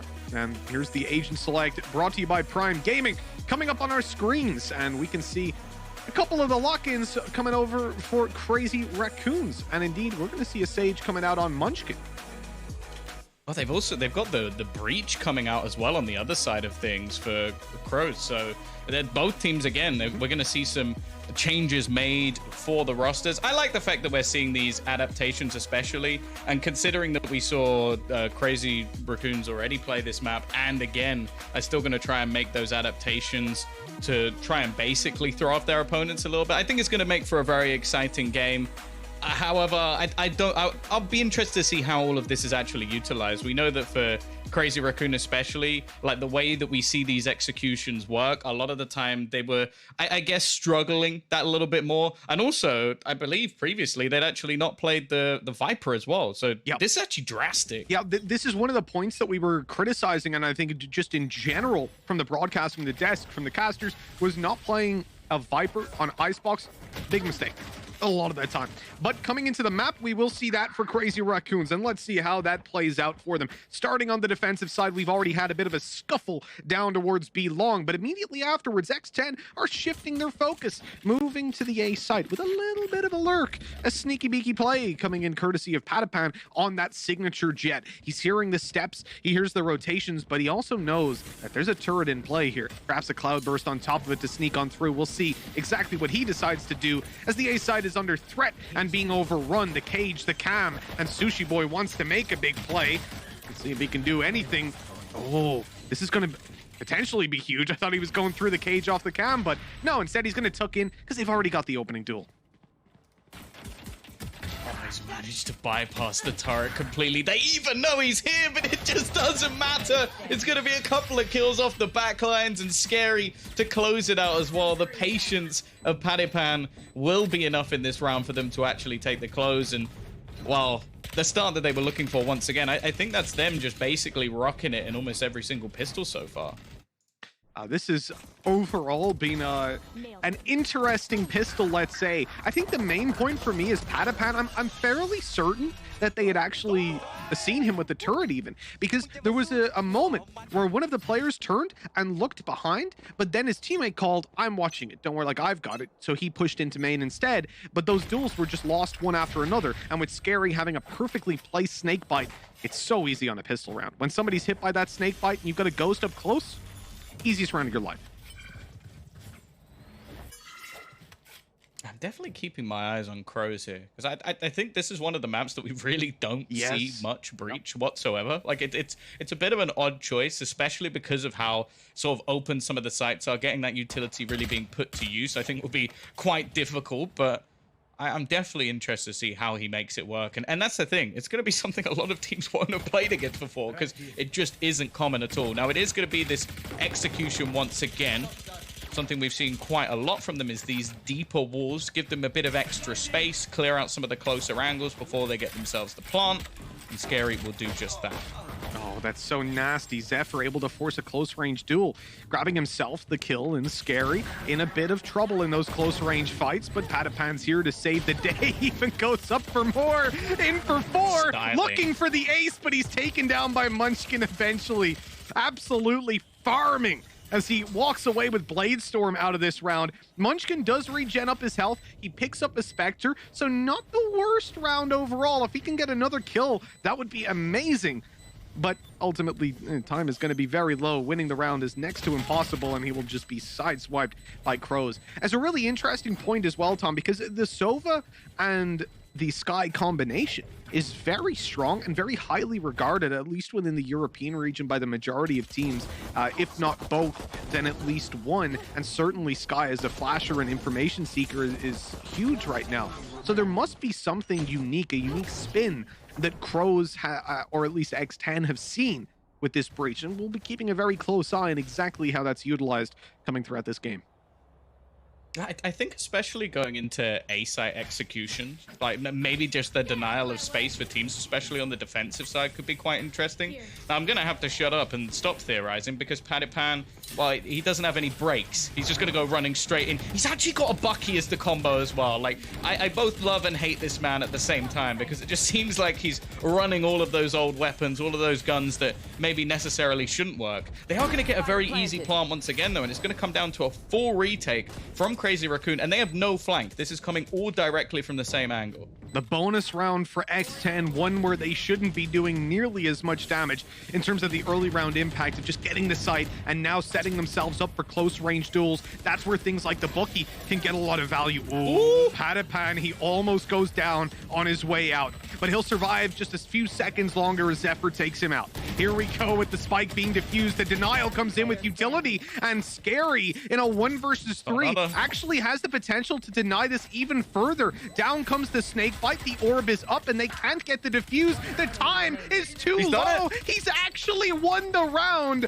He's got 3 kills, and the spike explosion confirms that a third round is there for X10. What a phenomenal clutch by Scary, and proving yet again Viper in post plants is a scary thing to deal with. Yeah, an incredible play as well, and it's something that we've seen so often, the Red Bull clutch coming through for Scary. And the problem is, like, this has to be something that you're aware of, especially after the first one comes in. You need to be closing him down. I guess the kill onto Zephyr just denied any chance of that, and well, we're seeing once again that it seems like in all of these clutch situations, in all of these close rounds, it's just X10 coming out on top, and that's another round where they've managed to close out the bonus. Worth mentioning as well that they have actually won every single pistol so far in this series, so getting off to a flying start each time.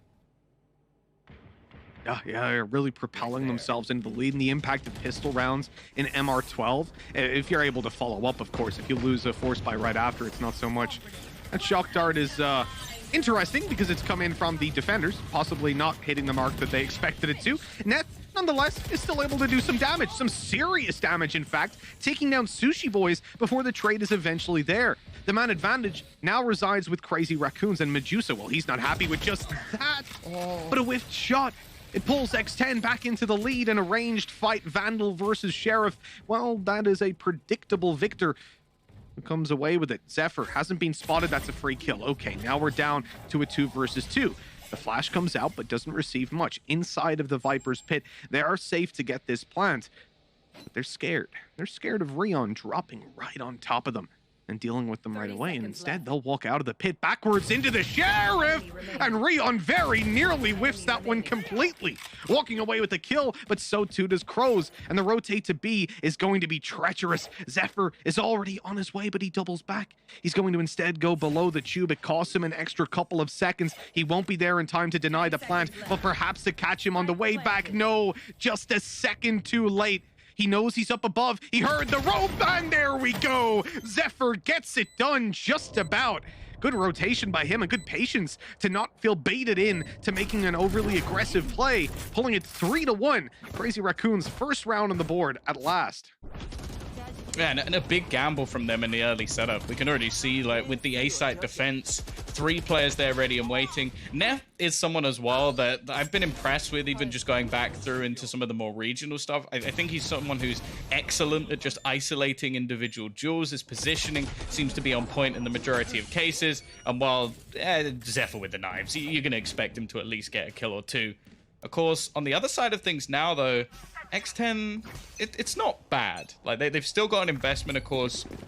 Crow's going to drop down a little bit just to make sure he can have all of that extra utility.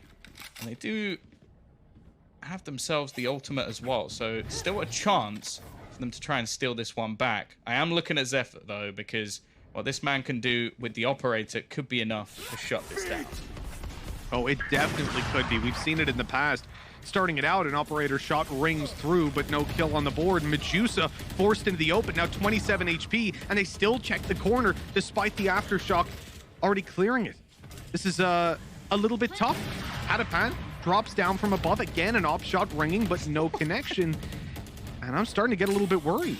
It looks like Crazy Raccoons will have to play a retake on this one, and if they push on through, Patapan's position will almost certainly catch them off guard. Odd that he has a Guardian in this spot, but hey, if it works, it works. And let's see if it does. They're baiting it out. They suspect he could be close, and now dealt with. The man advantage comes back to War them for just a second. Oh my God, Crows. That was nasty with the headshots, and now they have the advantage. It looks like they have the round. Neth again needs a double. The first goes his way, but Scary saves the day. 4-1. Chaining rounds together seems impossible for Crazy Raccoons. Yeah, this is just turning into an A-site simulator again. Something we saw in the very early days of this map is just teams just constantly pushing and pressuring. And to be honest, in most cases at the moment, we are seeing Crazy Raccoon just crumble under this pressure. Now, I would say, Mitch, I do still expect both teams to pull off more rounds when it comes to that attacking side. So I'm not overly worried for them just yet, but there needs to be some sort of adaptation, some sort of resurgence, because even when they're putting 3 players there, they're still losing a lot of those battles. Yeah, that's very true, and that cannot be the case moving forward. I mean, you're gonna walk away with a handful of rounds at best if things keep up the way that they are. And for X10, they're not looking for one weakness that they can exploit again and again. They don't want to make this easy for Crazy Raccoons to adjust to. And so instead, they're going to move towards the B site. But remember, this is where there was a decent bit of impact with weaker weapons. We saw a couple of kills, most notably Zephyr down below in the tube. And X10, they've taken ranged fights. They've lost a player right away. And now they're stalling. They're slowing it down. They're looking to try and really make the range work for them. But so far, nothing's going their way. Crazy Raccoons are avoiding making the same mistakes they did previously of just massively overextending into these unfavorable duels. And they've also got an awful lot of ultimates here. Lockdown, Hunter's Fury, Viper's Pit, even a Res if they need it. So this is a round that, sure, economically, they're not in a great spot. Not many credits. But they could still make things painful and maybe even steal it. Now, this fake has been sold fantastically well by Fox. There's absolutely no one on a gamble in the rotations from Crazy Raccoon. Instead, they're going to have to face off against this afterplan. Nice shot, though, from Rion. That's Scary gone. And now this becomes a real possibility as that afterplant is nowhere near as strong. The only thing they have to deal with is going to be Sova. Now, there's definitely a possibility. Fox unable to connect it in the back lines, and here comes the Hunter's Fury, a free kill, but they know exactly what they're doing. Sticking it halfway, now it's time to get on it yet again, and it looks like it's theirs. Well handled by Crazy Raccoons. They're not afraid to lose a weapon or two, to lose a player, as long as they win the round. And Neth, well, he even makes it more costly and hurt that little bit extra, taking down 4 players in the end. And X10, well, they won't be walking away with a smile on their face after that one. Yeah, I'm almost starting to wonder for Crazy Raccoon, the same that we said on the last map, if they do need to start being a little bit more proactive, because that is twice now where we've seen them catch the rotations, get all of that earlier info, gamble into some of the sites, and just take some fairly big risks because they're playing with the pistols.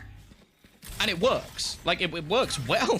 They win that round with very, very little invested. They actually only ended up using one of the ultimates that they had as well, so they still have a lot stacked up going forward into this one. Now, Zephyr, I think he might have heard my call a little bit. Looking to try and take some of that early control. Go for a bit of an early peek. On the other side, it looks like a slow walk into B, and there's not really anybody spotting.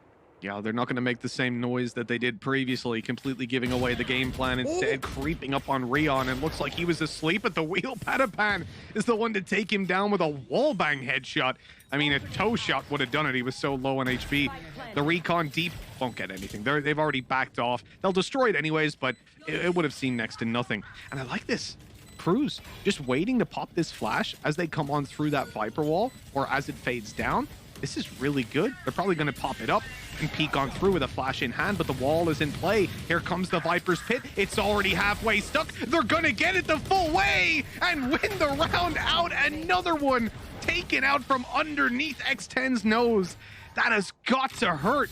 These ninja diffuses are actually sick, and one of the downsides of not burning your opponent's utility in the early rounds is how much they have to work with when they come in for the retakes. Yeah, that's what we've seen actually, is the sort of adaptation is that, okay, we don't need to use all of this utility in these fakes, and wow. Zephyr, it seems like he's coming into his own a little bit. We need to see the stars step up for Crazy Raccoon as well. In terms of investment, the operator's going to be back in his hands. We are starting to see some fairly impactful ultimates on the other side of things as well, though. The Blade Storm for Panipan if he needs it. The Rolling Thunder as well, which we've already seen utilized to try and clear the site. And I actually think the Crow's utility so far, just for clearing out some of the angles, popping players into position, it's been fairly decent. I can see the theory behind it. Oh, what is... Yeah, I mean, between Nets, double kill in the previous round, and Patapan there. Oh, and Patapan here as well, just rushing forward, really applying pressure on another level, but he gets punished for it. The Blade Storm popped, and so too is he. Taking out Sushi Boy up above, jumping, and Medusa punishes it. Oh, he's just getting free kills now. They're trying to play super confident and aggressive, and it isn't working out. Well, it was on everyone except for Medusa. He seems to be the kryptonite to this kind of play. And now X10, okay, they've got control, but where do they go with it? It looks like Fox is going to create a little bit of space by pushing down through Tube, and a long rotation will take place to the B side, where they currently, and from the start of the round, have their Viper wall in play. But it won't really be necessary if Fox is able to shut them down on the rotate. He's in such a strong position, giving his teammates the chance to take the site almost for free. They're going to hear the plant, but they don't know that he's in such an aggressive spot, and actually looks to continue this, almost just baiting them in to fight him while he just falls back and makes sure his teammates are kept safe. They've also got the Viper's Pit, which makes this retake all the more impossible, especially when you have an operator. Like, you'd have to hit a 1 in a million shot to catch a player through this. Luckily, we are seeing the comeback of Medusa. A pretty slow game from thus far, but 3 kills already in this round. There's the possibility. Maybe he'll take it all the way. Zephyr's not in the best spot. Well, when he's shot in the back, it's a little bit worse. Medusa, look at the decay. He's taking so much of it as he walks out and barely misses Scary, who gets the perfect timing on him. This is getting tough. You know, Crazy Raccoons, that round right there looked like they had it or looked like it was going to X10. Medusa pulls off a great 2 and then 3K, and it's like, okay, you know what? They can take it. But obviously retaking into a Viper's Pit with an operator especially, you're basically not in the round. Like, pending no huge mistakes of your opponents, you're already out of that one. And, well, when you're shot in the back like that, it seals your fate pretty quickly. It's going to be another on the board. I am enjoying these sort of like late round rotations. As I said, that was one of the main things I was critical of this X10 roster previously, was when it came down to their mid rounds, they just seemed to make big mistakes, give away advantages, and almost just hand kills back over to Vikings. In this case, though, they've actually had some solid rotations back. I will say the early stages of the last round are some of the weirdest kills I've ever seen, like the jump across to the site, a player getting killed stuck on the zip line just going across. I'm not sure that Munchkin's going to be too happy about that one.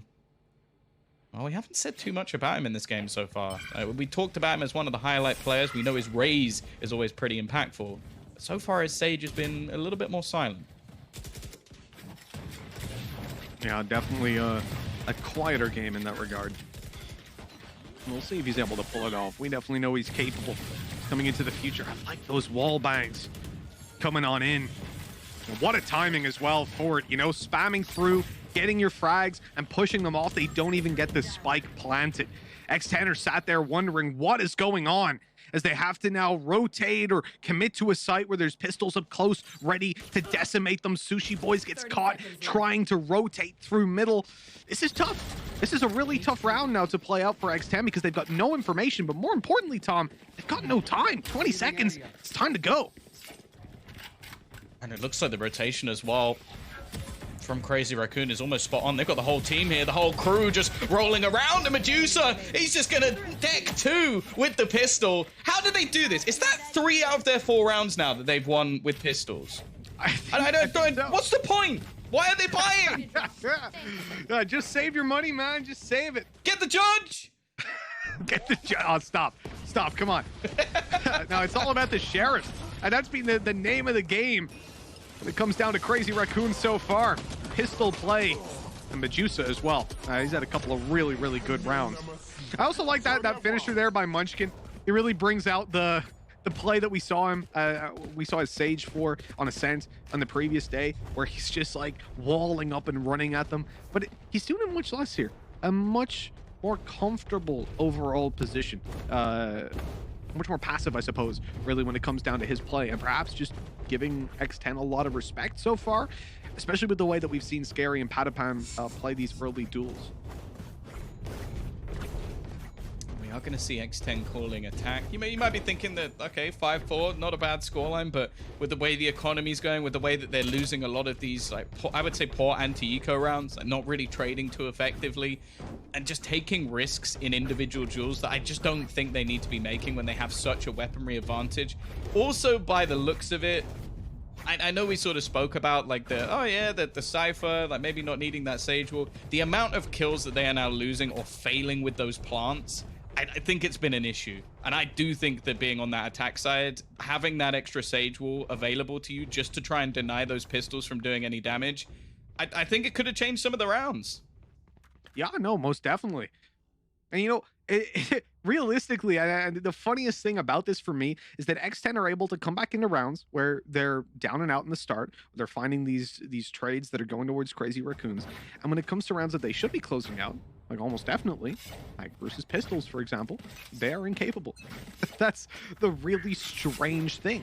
And I think, honestly, perhaps they're providing or giving a little bit too much respect to their opponents when they're on those pistols, in that they're trying to play it like a buy round. They're trying to play much more like, you know, wall off B, go up, wall it, and pop your plant. But that's where the pistols will take these crazy risks and go for aggressive peaks. In this early round, we saw an op peak attempted, not connected by Zephyr. But it's good info. They know there's players outside of A, and the Rolling Thunder actually connects to all 3 players. Oh! Boys able to catch a kill on the back of it. The walled up Munchkin gets nothing for his troubles. The Odin up close. Oh, God, Medusa. He almost got caught. This is looking a little bit scary, honestly, for the full bot side of Crazy Raccoons. Pistols are tearing them apart. Spike down A. He's gone back to himself. They've actually burnt out on ultimate as well. The lockdown being invested just to try and force Sushi Boy back. He's going to hit another one. His 3rd kill of the round with the Sheriff. Pistols really are king. He's going to go for the 4th. This is unbelievable. Down to the 1 versus 1 for Sushi Boys. Looking to try and get an extra round, and he's so close. The snap not quite there. He hit him. What an attempt. He hit him. He put him down to 30 HP. Like, oh, that was disgusting. That was absolutely disgusting. Good use of the Rolling Thunder. We see that, you know, pulled out the early round. Catches Munchkin, who's up on top of his wall. Easy kill for Sushi Boys.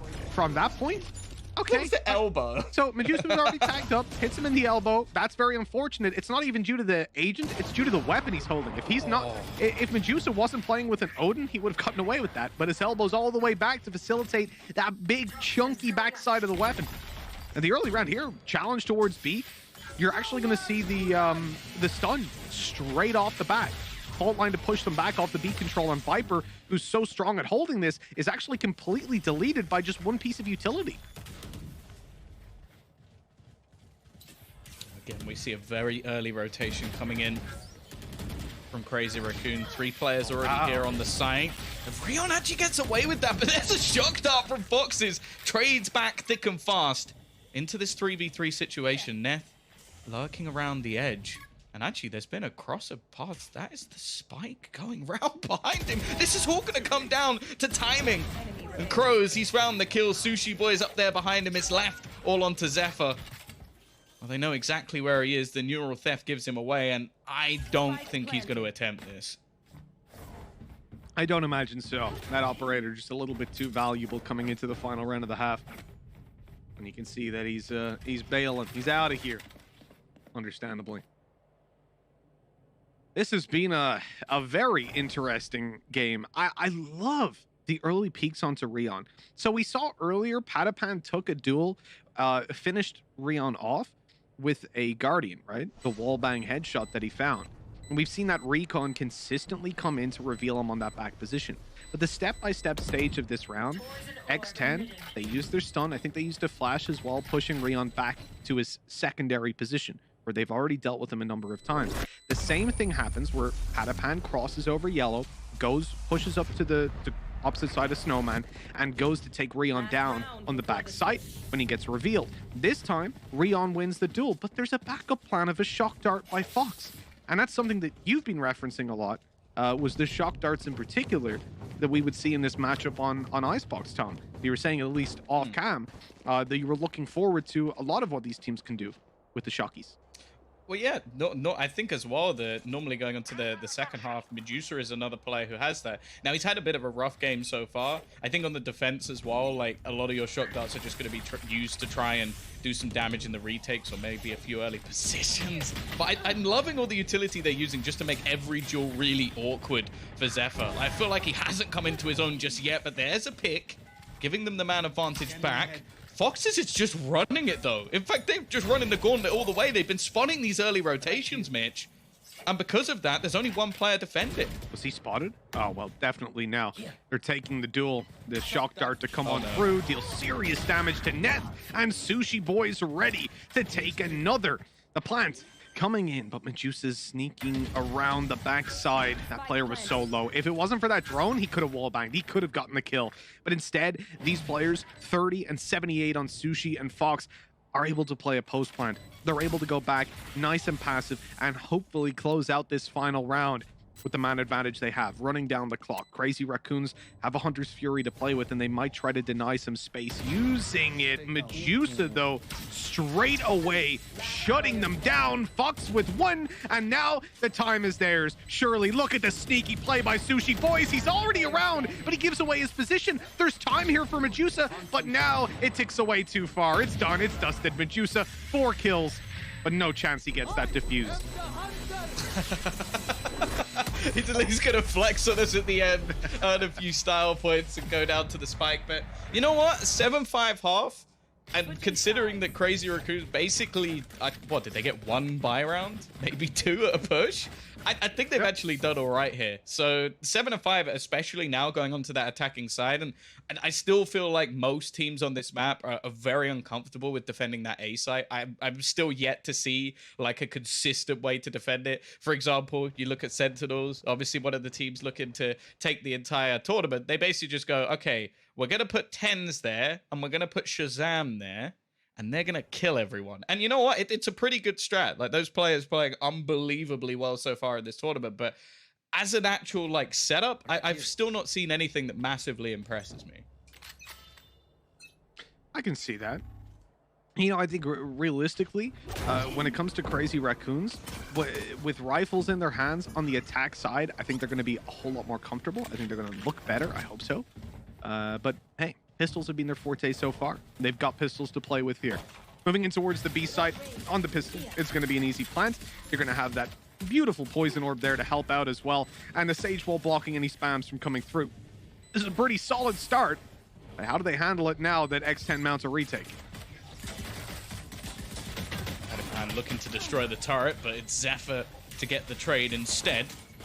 Leaving things back into a 4v4, and so much counter utility just being put into this one. It's going to make things quite awkward. Rion still with a couple of snake bites available to him, but it's actually Crows. Just pushes straight through. Already starting to dominate, but there comes those ultiplies. I don't think it's going to do enough, though. They'll just defuse Rion a little bit too late with the snake bites, and that's enough for the pistol to be stolen away. The record, Mitch, is not getting any better. That is 4 for 4 now in X10 pistol rounds. Yeah, when you pop down a snake bite without your poison orb up, you're not doing enough. It's just, you've got to have both. They can at least get it halfway, and especially from that super passive post plant position, they could just swap in. You know, I'll get it halfway, you get it halfway.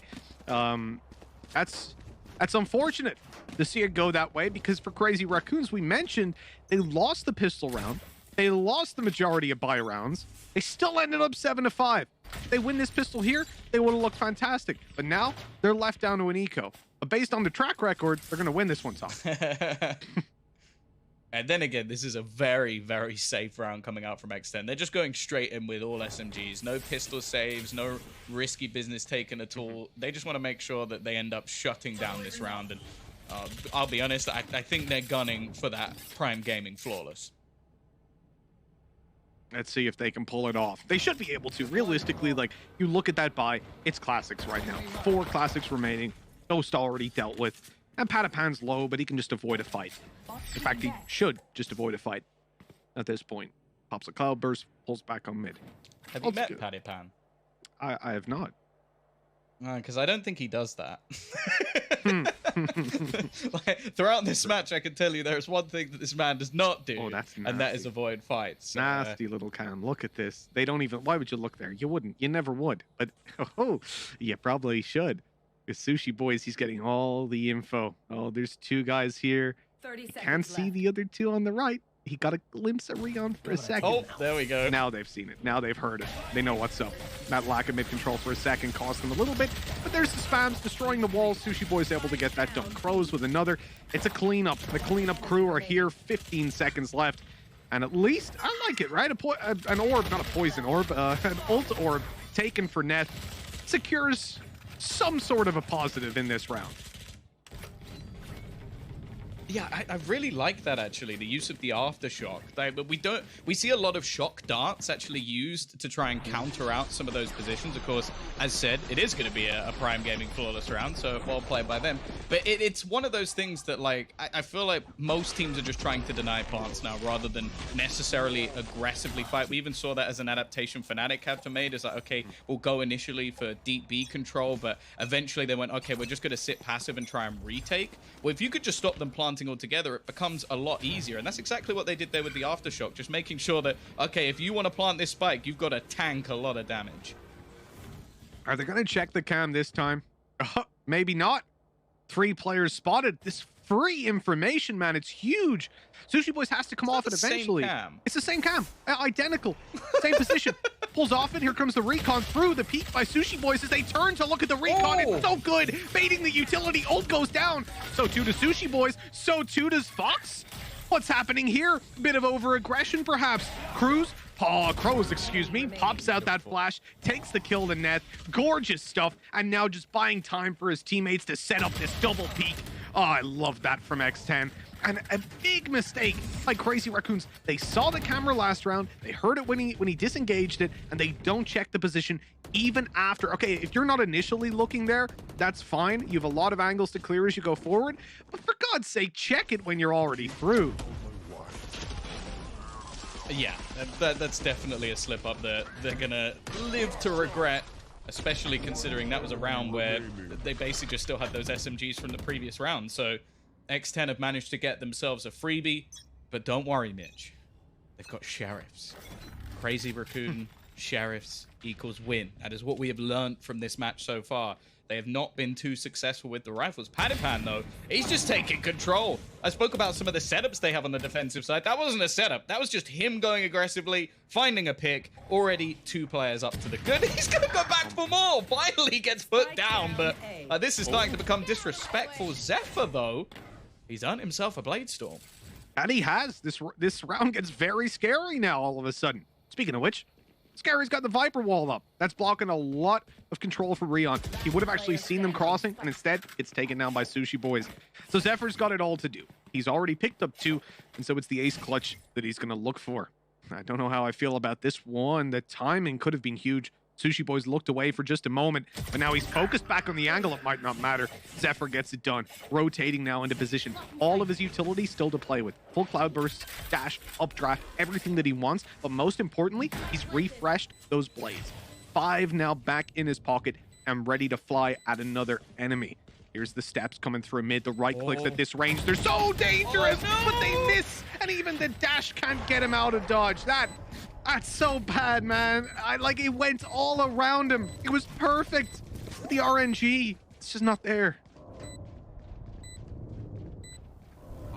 always makes me think of that, like the Ali G clip where it just like sprays all the way around him. Like that's just heartbreaking, because other than that, he did everything right, and that's not even really his fault. So such a good just round. Unlucky.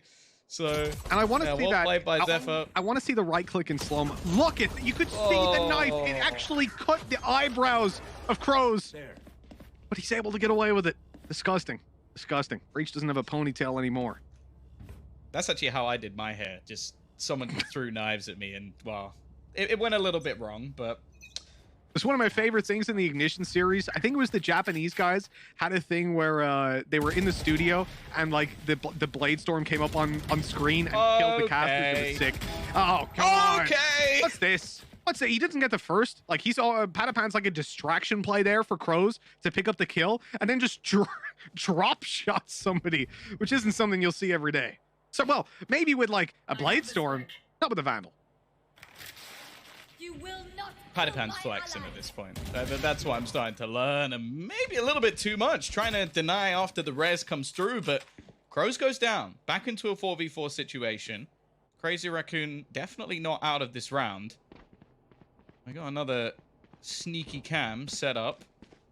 This is something, well, we see a lot over in EMEA from Nats, just popping it early, sitting in the cam for pretty much the majority of the round, and just leaving it in a spot. You should run. It can make things a little bit more awkward, although he's going to have to move eventually. Just waiting for the cross to come in.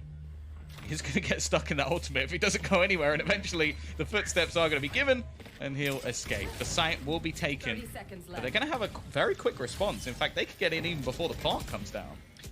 Yeah, I think especially with the tripwire on the right side, they know that nobody's going to be incredibly close as they come in, and the camera's still online. This is actually pretty huge for X10. As they come in, they just dominate the duel straight away. Neth is able to pull off one, but immediately afterwards, he is shut down by Sushi Boys. Great round from the Cypher. His utility gave them a lot of information to play off of and freed him to go into the site, knowing the angles that were clear and knowing where the enemies were.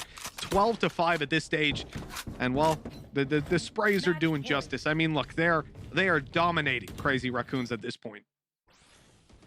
This has been an excellent performance all around. Like, good utility usage, team play, retakes have been spot on as well. Like, there really hasn't been much, and there's been so many like little slip-ups coming through from the side of Crazy Raccoon today. I think they're not going to be too happy with how things have gone down, especially like the excuses go out the window now that it's their own map choice. It was back and forth in the first half. I can maybe forgive having a weaker defensive side, especially with how things have gone, but their attack has just looked a little bit flat. He's actually just missed him with the drone.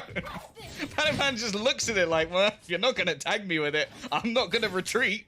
They've actually got a stack as well. Again, 3 players ready and waiting over on this A site. Panapan going to pop the ult. They know that they can utilize this one and just dives through and just ruins Munchkin. Comes back for a little more. Patapan is styling a 3K again out of the Blade Storm. There's 2 players left. Make it just 1, Mitch. That's done. It's done and dusted. Neth, he's been huge before the Rolling Thunder to just secure it. Fox takes him out, but that's the kind of jet I was looking forward to see from this region. The confidence on display by Patapan in this series has been unbelievable. And you can see he's pretty happy about that win. Imagine getting defeated on your own map choice, and that's what you have to look at the end of the map. just your opponent stood on a chair, spinning round. Like, Gives it me was anxiety. a fantastic display from them today. I could just see a world where he falls off he that. fell off. It's not nice. The spinny chairs especially, like, you're so ready. But anyways, they get away with the win. X10, they played so oh God.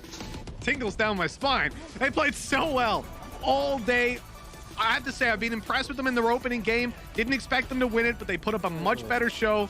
And right here today, they proved that a team that took version 1, who've been looking pretty damn good, they took them the distance. And right here, they couldn't do a thing against X10. Maybe this is a team that can actually contend with the top. And we'll find out pretty soon, won't we? Because they haven't exactly got easy matches moving forward. With this win under their belt, they're just confirming that they're going to be playing up against a top-tier team in the form of Fnatic. That's a pretty big step up.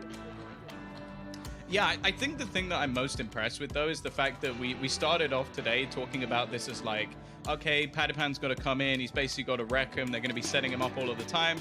And then we saw some real depth coming out of them just in terms of their overall comps, but also in the fact that they're looking fairly adaptable when it matters. So I don't know. I'm excited for them going forward. I will say that I'm hoping they can give some of the teams further in the tournament a little bit of a run for their money at least. Yeah, 100%. I have to say, man, overall for me, X10, fantastic team. Patapan, scary. These guys deliver time and time again. When Fox picked up the Jet, still looked pretty amazing. Like the versatility that we've seen from them when it comes down to swapping out agents. Like if you're able to play a Cypher and a Killjoy, that's expected. But if you're able to play a Jet, a Sova, a Raze, and then go down to a Viper, it's like, you're just playing every role at this point. You can do anything.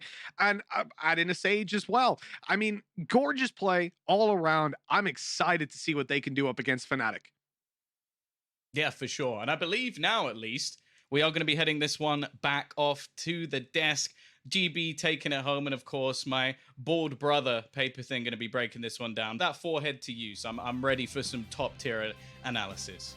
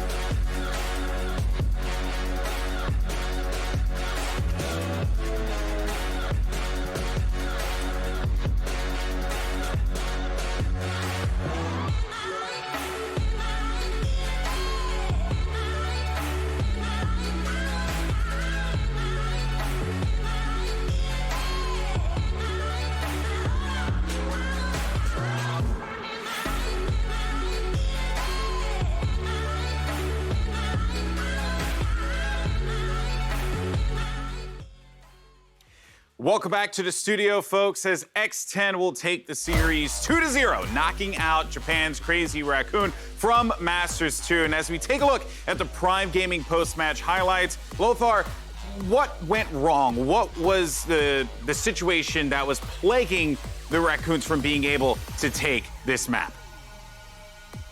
You know, when I first saw the picks for the agents for the map, I was like, wow, Crazy Raccoons actually adapting. They did exactly what I was expecting them to do. So they changed Munchkin to play Sage on Icebox to have an easier execute on B. But in general, it felt flat on its face, and I think the reason is that they adapted to the metagame, but they never practiced how they want to play it. I didn't see any changes in the way the players approach the game, because we still see Munchkin going first, like trying to be the duelist for the team when his role suddenly should be different, right? And that's a big problem for Crazy Raccoons when they just couldn't find the pace of how they want to play it. And also, well, there was a bit of dry peeking, you know, into an operator a lot of times, and that's a problem overall that we have seen yesterday. EU also suffered. Yeah, it's very clear, Potter, that, you know, this team had a lot of control from top to bottom. 7-5 was a pretty good half on Icebox for Crazy Raccoons, but from there, X10 just took control.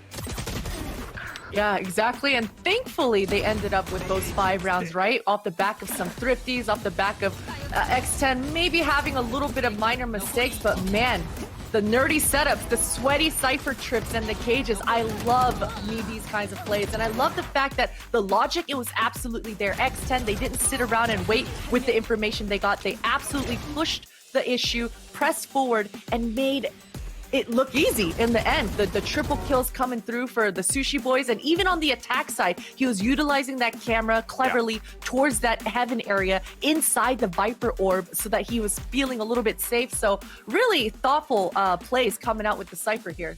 Yeah, it was just clear that everything that X10 was doing was right. Everything that they were hitting, all their shots were hitting, but one player in particular, and I hyped him up on my Twitter, and look, y'all can say I'm crazy all you want, people, but I genuinely believe that we're going to be talking about Patiphan for a long, long time. Paperthin, this guy has an insane agent pool. It's ridiculous. And not only that, it's like one thing if you could just play an agent, you know, relatively well or execute. No, he's good in almost every circumstance. That is a rare thing to see in a player. Yeah, I mean, to start with, he's a young guy. He's 17 years old, and he's an absolute phenomenon already. And you can see here, you know, we talked about the difference between this was going to be him versus Munchkin. Munchkin fell flat, 5 and 15 on that last round. And you could also see that Munchkin's agent pool, not that deep compared to Patiphan. Patiphan, you can play Sage. He's creative with it. He uses his walls in interesting manners. If you're going to be in the forefront with that Sage, you got to be really effective with those walls, and you got to have a little bit of cover from your teammates. In this case, Crazy Raccoon had no cover for Munchkin at all, and I think Lothar said it really well. It's a lot of dry peaks and other things like that that just are falling apart for them. They had the ideas, the execution was there, but Patiphan is insane. His movement with the Jet so crucial on Icebox. You have to be really abusive of the verticality of the map, right? When you're that Jet, you got to be changing elevations. That makes it so hard to track you as the opponents. Yeah, and you know what's been very impressive about X10, and we were also singing their praises when they were playing against Vikings as well, is that, you know, while the star of the team is clearly Patiphan and what he brings to the table, this actually does bring us to our awesome, I believe we're going to have our HyperX clip here, because we had a crazy play from Foxes that, like, it was caught briefly in the Prime Gaming highlights, that collat that he ended up getting. And let's not forget, too, that there was just a lot of great control that we were starting to see. And I think we have that clip, but if we don't, it's perfectly fine. As a matter of fact, Lothar, I'll just bring you in for this here, because it feels like there are a lot of weapons on this team that can execute if Patiphan maybe doesn't perform. And here is your HyperX reflex moment. I don't think this one, but yeah, I don't think that's it. No, that's definitely not. Those look like my reflexes. You're right, there's a lot of. Those look like my reflexes when I play Phoenix on Ascent. So I think that that was more of a reflecting of how I play the game. If I just use a HyperX Haste mouse, maybe I might perform a little bit better. Don't worry about it, though. Lothar, we'll get to the points. There's going to be so much to talk about with these players, and we're going to be seeing them moving on in the bracket. For now, though, let's send it over to Dash, who's over in Iceland, for our Verizon post-match interview with Patapan. Thank you so much, Golden Boy. I got a twofer for you here. I got both Patipan and Cruz is going to help us with some translation as well as answer some questions. Let's talk about this one, starting with the change in pressure coming into an elimination match as opposed to the match that you had yesterday. So I'm just kind of curious from a mindset perspective what the difference is when you're stepping on a stage knowing that this is kind of a last chance to keep your tournament lives going. ก็คือประมาณว่าการที่ครั้งนี้เป็นครั้งสุดท้ายถ้าสมมติว่าเราแพ้มันมีการเปลี่ยนแปลงของความกดดันยังไงบ้างก็ครั้งแรกมันกดดันมากกว่าเรารู้สึกว่ามันเป็นเกมแรกของเราเราก็ค่อนข้างตื่นเต้นแต่วันนี้มันรู้สึกเปลี่ยนไปมันเหมือนว่าเรามีประสบการณ์แล้วแล้วก็ไม่รู้สึกกดดันเท่าเกมแรก So for the first time we played it was a bit hard because we were nervous and we were not used to the stage. But then since this time is the second time, so we were more experienced. So we blended in with the venue and how the temperature, and it felt better. So it wasn't about the game anymore. It was just we're used to the placement. All right, well, this one I'll ask you, Cruz. Just curious what the team's reaction was and what was going through your head at the very first pistol round on Haven. A double kill goes over to Sushi Boys from his turret, of all things. Did you guys expect that? I didn't expect that, but then whichever way we win, I'm happy with that. I'm just glad that we got the round, even though the turret took 2 kills. We got the first round of the game. From there, let's talk about momentum, because I think something that's very interesting about that Haven match in particular was the ease at which you guys were able to push into the A side. It seemed for quite a bit of time on that attacking side that Crazy Raccoon had no answer. Did you feel like you had just figured them out defensively? I think we kind of figured them out defensively, and we also had a really good combo when we pushed inside.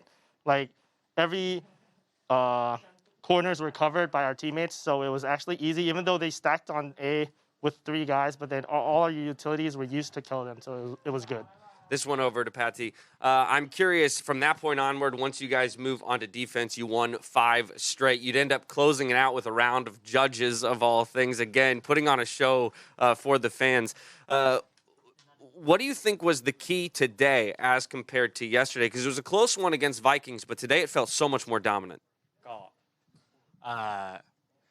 มันรู้สึกว่าเราไม่กดดันกับตัวเองแล้วครับแล้วก็เราเล่นได้ทุกคนทีมเวิร์กดีกันมากขึ้นแล้วก็หลักๆเลยก็คือสำคัญที่สุดคือความไม่กดดันครับเราไม่ได้กดดันตัวเองเราไม่เครียดทำให้เราเล่นดี So basically he said that we were not pressured because we knew that yesterday was a really tight game and we had some pressure on us, but then today we just felt at ease, just played our game and just focused on the game, and that's why the performance of all our teammates became better. From there, Patiman, I want to ask you about your flexibility as a player. I'm referencing not just today, but your previous match against Vikings as well, where we saw you pull out the Sage on Ascent, which was a first time for you on that map specifically. We've got the Viper, we've got the Jet. Do you think that that's a necessary element to the team's success where, we see on other teams players 1 trick, maybe 2 trick at most, and you seem to be able to play it all? เราคิดว่าเราเป็นใจความสำคัญของตัวทีมเราไหมเพราะว่าเราสามารถเล่นได้หลายตัวและเราไม่ใช่เป็นคนที่เล่นได้แค่ตัวเดียว2ตัวหรือว่าไม่มีอะไรแปลกใหม่ให้กับทีมก็หลายตัวเท่ากับหลายแผนนะครับเราเล่นได้หลายตัวเท่ากับว่าเรามีแผนมากขึ้นเรามีวิธีการสู้เยอะขึ้นแล้วก็เดาทางยากครับ So basically by him being able to play many different agents it adds up on our strat books and we can do many other strats and we could counter strat them without them knowing what we were going to do. So one final question before I let you two go. This one I'll go to you, Cruz. Your next matchup now is going to be Fnatic in the lower bracket. So the opponents get tougher from here as you look to climb your way all the way back to the finals. How are you feeling about that matchup? I'm feeling good. To be honest, the whole team is feeling good. I don't mind to play whatever team that comes here. We're just here to win. It doesn't matter. That's the confidence I like to hear. Well, again, congratulations on a dominant 2-0 victory today to the both of you. Can't wait to see your next matchup. I'm going to let you go. And as we go to break, we're coming back next with Sharks versus Crew.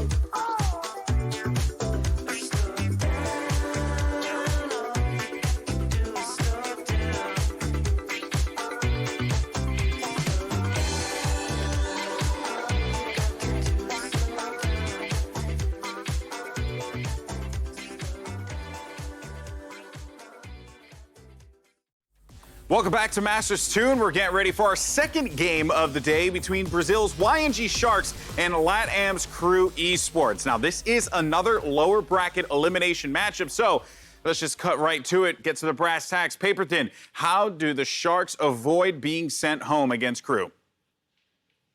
I guess the big thing to take away from that game with Crew versus Fnatic was you're going to have to win your pistol rounds because Crew's pretty good at them, apparently. So I think for the Sharks, that's going to be part of it. You know, they looked great on Haven against Newturn, and then they just got absolutely stomped in the next couple maps. So I'm not sure if that's going to be a ban here or what, but seems to be a map that if they can get it, maybe they'll have a pretty good chance on it. It's just hard to say for sure because both of these teams really got taken to task pretty hard. Yeah, it's very true. And you see the footage here, Potter. I was going to say the Sharks against Newturn, they dealt with a lot of different looks from them.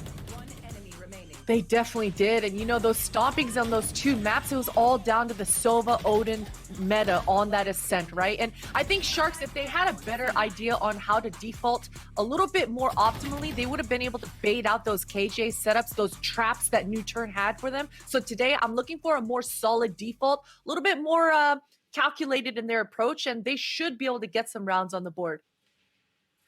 Yeah, and the thing is, Sharks actually did show potential on Haven. They played exceptionally well. They executed on the attack with the combinations of the utility to cut off angles and just push everyone aside from it. It was actually perfect. So I hope that we'll see more of it. Yeah, that's right. Well, their opponents on the other side, Crew Esports, also looking to rebound. And Lothar, back to you here, my friend. They're trying to keep the dream alive for the Latin American region. Oh yeah, they have this is gonna be a tough task ahead of them because they got crushed by Fnatic. They got absolutely demolished. But the thing is, why was that the way it was? They lacked response to Fnatic. They used the same default setup on defense on Haven for I think 12 rounds. Well, 10 because you exclude the pistol round basically. But the thing is, if they want to look better today, they need to basically change it up. They need to swap people of different sides. They need to improvise. They need to be more flexible because last time when they played, they looked like they were set in stone in their plan even when it wasn't working. Yeah, and Paperthin, you joked about it. But Crew, they have a really good pistol round. Honestly, it's probably one of the biggest takeaways from that team is that they perform when it comes to those early rounds. Yeah, I mean, all their wins were the pistol rounds in the follow-ups against Fnatic. So I don't know what to say other than that. It's really hard to get a read on exactly what Crew can and can't do. The Sharks at least showed us that they could take Newturn to 3 maps, even though the second 2 were not great. I mean, I really am very unsure of what to expect here between these two teams. Well, you guys already know what the dealio is here. Make sure you follow us on Twitter and Instagram at Valorant Esports for the latest news, highlights, and the chance to participate in our daily predictions. And the fans voted Sharks 70% over Crew. Let's go down the line quickly. Potter, what do you have to say about that? Short and sweet. I'm going with Sharks here as well. I'm on Twitter's side this time, Golden Boy. Look at you, a woman of the people. What about for you, Paperthin? I'm going to channel my inner baldness from Tom. Sharks. Okay, good channeling there. Good channeling there. Someone who's less bald, Lothar, who do you think's winning this one? My jaw says Sharks. Okay. They look so much better.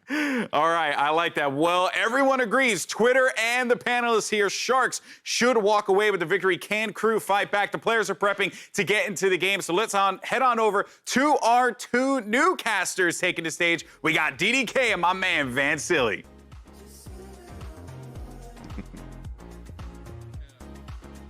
Alrighty, here we go. Thank you so much, Golden Boy. This is going to be quite an interesting game. Van Silly, I'm excited to see regions, of course, that we never normally get the pleasure to cast firsthand. What do you make of this off the bat?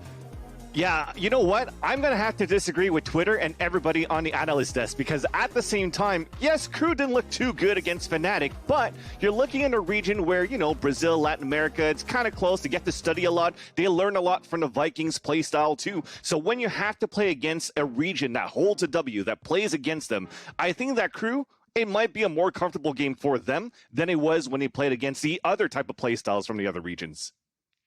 Yeah, and it does seem to be a pretty interesting situation, at least from my estimation, just because of, in terms of the meta differences, it seems like there may be somewhat of a lag for Sharks coming into this one, still running the Omen. We might see that. Is that something that they're still going to a more, I would say, dated composition? So we'll have to see how that will fare against, Crew, who has been adopting the Viper and the Astra for the, to be modernized themselves to the current meta. So very curious to see how that whole stylistic clash will pan out here.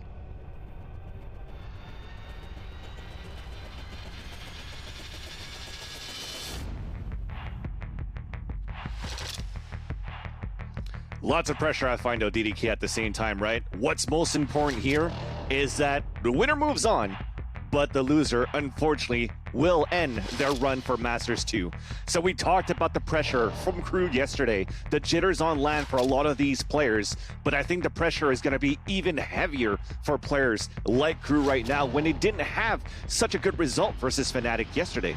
But overall, I feel that this is going to be a good series. Again, even though YNG Sharks has like not as of a deep map pool, I still find that they've added a lot of changes. Yes, maybe an Omen is still in the play, but they've changed other players, other compositions that seem to surprise Newturn even at that time yesterday on Haven.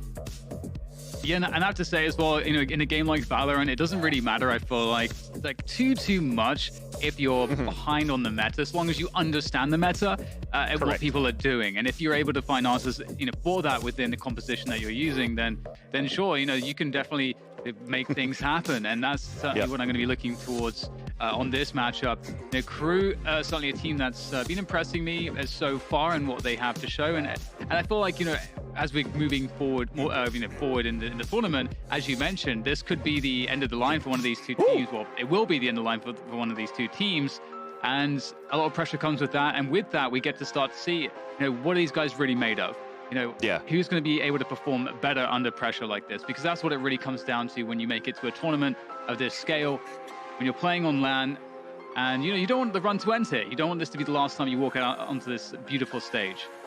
That's right. And even at the same time, I'm actually not surprised, actually, that you're seeing Haven being banned from Crew. It was a map that we just mentioned before. Sharks had a very good map versus Newturn on that one. And where we think, you mentioned it, Dan, you have to understand the meta, but you also have to know how to play it at the same time. So for Crew to pull out that Viper, the Sky, and bringing out the Astra and trying to play a little bit like a Fnatic or Liquid style, and always using that single setup that Lothar was mentioning at the desk, it didn't look good at all versus Fnatic. So taking that one out of the way and playing into a more typical map pool that we see here in Brazil and Latin America, this is why I'm not opposed to how Crew are going to play this map series against Sharks. So that's why I still think it's going to be a very close game, a very close series, and it's not over yet. I think we're still underestimating Crew despite the results that they've gotten versus Fnatic. Yeah, it's definitely a tough team to be up against, especially again, there's not too much time to really adapt to teams and players that you're unfamiliar with. Because even within a regional matchup which you're unfamiliar with, just knowing some of the player tendencies themselves, that could be an issue, I think. Understanding whether this guy's going to go for that extra peak or what kind of confidence they'll be carrying in with the methodology in the game is something that can be pretty difficult to just jump in and play against and have no experience prior to playing against that, and certain players will get advantages. But that can even out as the tournament progresses and as these players get more time and experience playing with each other.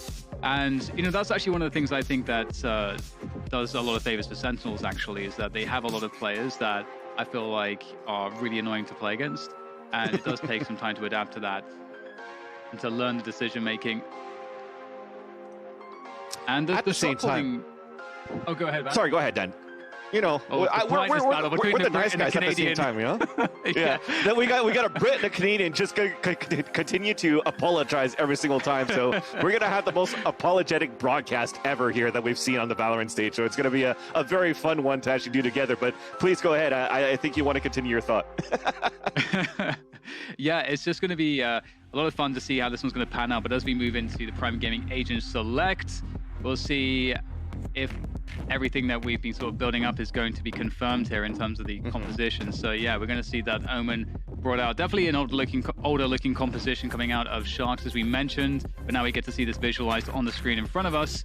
And similarly for Crew, we're seeing, I think, what's generally expected from them. We are seeing Mazzino on that Viper, which is going to be all important. And moving into Icebox, it's I feel like Viper has certainly, it just lends so much extra strength. So I'm super curious to see how Sharks are going to try to mitigate that themselves. This is definitely an interesting one for sure, because when you're looking at that composition for Sharks at the same time, the last time that they played versus Vikings to actually make it into grand finals in the stage, moving on to this one on the master stage, they actually had a Killjoy in there too, so they had a couple of changes going in. But now it's time to start things off. The pistol round here between Sharks and Crew will now not having and switching things out a bit for Sharks one more time be that solution needed to stay alive. We'll find out now as the Allen drone comes out towards that B site. It looks like A pressure will come through here. We'll have to see exactly how this will go for Sharks. Crew looking to hold backside at the moment on these A positions. It can be pretty crucial to just hold on to that backside, just prevent the opposition from getting all of the post-bomb positions. Gives yourself something to work off of on that retake. We can see now Crew starting to make their way forwards. Lige able to take down one. And trade it though. Spike only now just getting planted. Let's get there as well. So it feels like the positioning here is quite nice so far for Crew to make this retake happen. You can see that the positioning for Sharks is somewhat awkward in the corner there. Oh, beautiful paranoia coming through just for the right moment. BNJ though trying to do something with that ghost, but it is all too little and too late.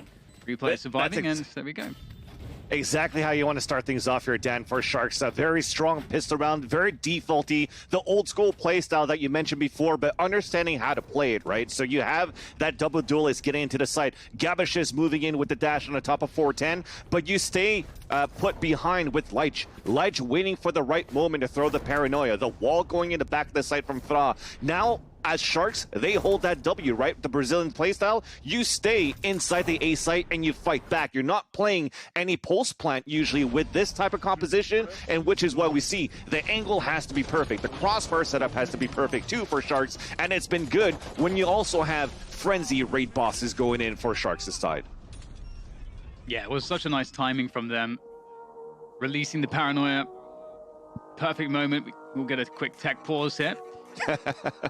And it's the right moment, I find, you know, because we talked about how positive it was, Dan, for the pistol round results for Crew, and unfortunately, their first pistol round that they now play and the one that they lose at is in an elimination matchup.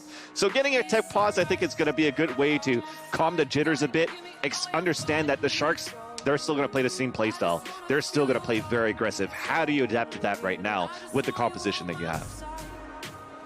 Yeah, it's going to be a lot of fun to see, and apologies in advance if any mistakes are made on pronunciations of names. This is a particularly challenging one for us, I have to say, but we'll do our best in that count. And chair modifications happening.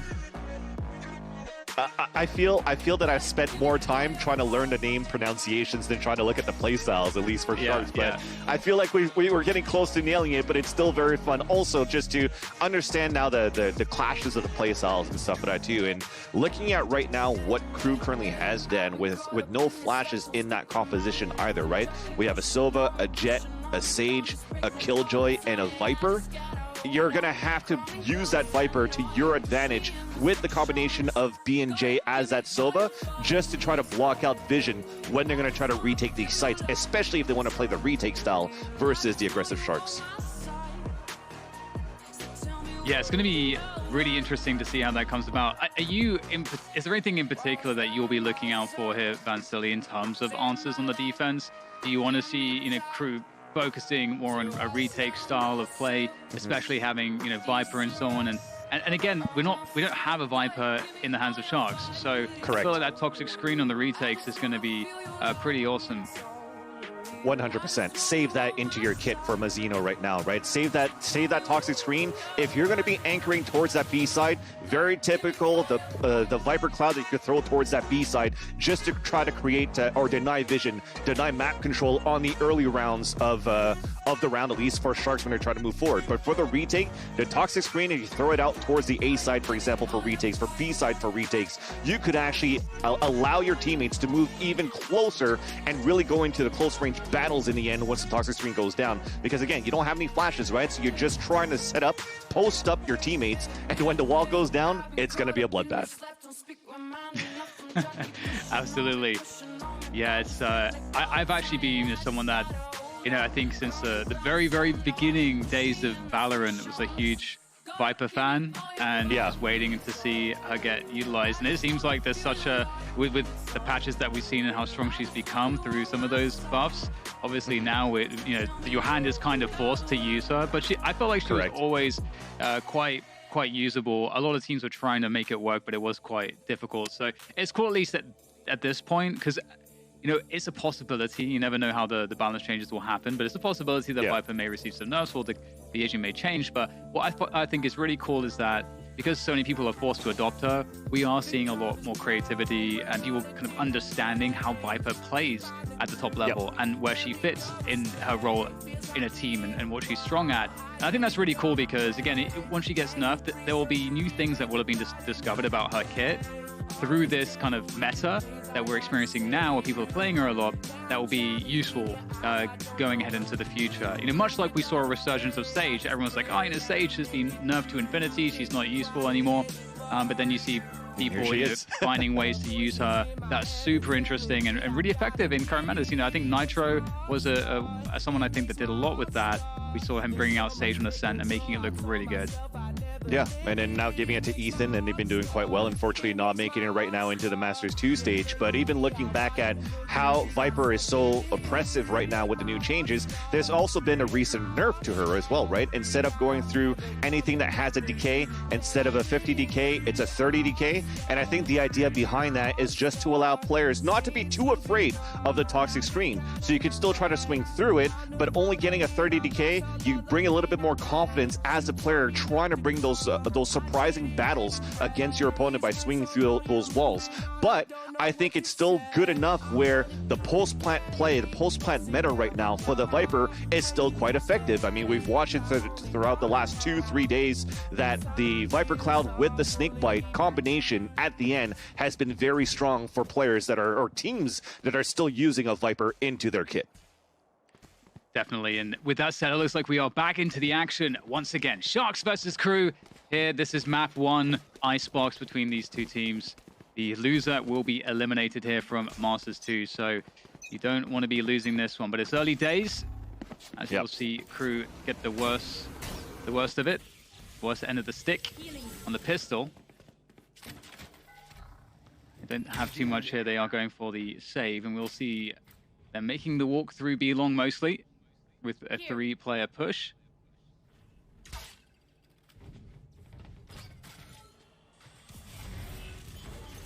Well, Klaus is going to look for information at least, though. That 3-man push is going to help a lot. You still have one other person watching that flank, though, from the attacker of Donatu, right? So let's see how that plays out.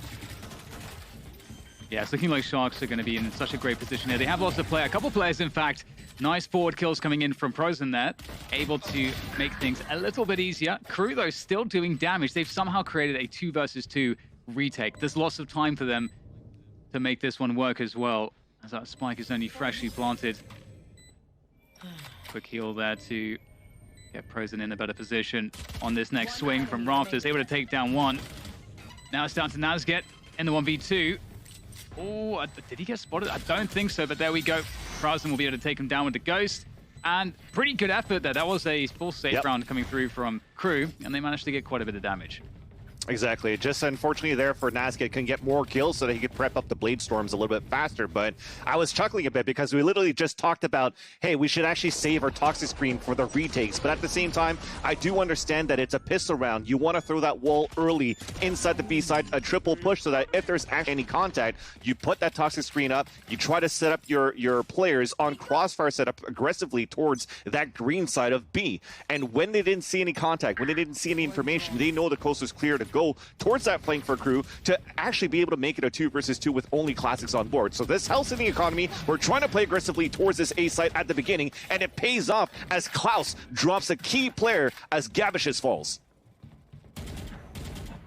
Yeah, lots of time to work with. At least the spike still able to be collected, and loving the pressure here from Sharks on the A side at the moment. You can see that in terms of the rotations. It's not too certain here for Crew as to what's going on. This holding a 2-1-2 mostly. Ooh, Mazino able to take down Denaro there on B-Long. Still challenging this position is Sharks.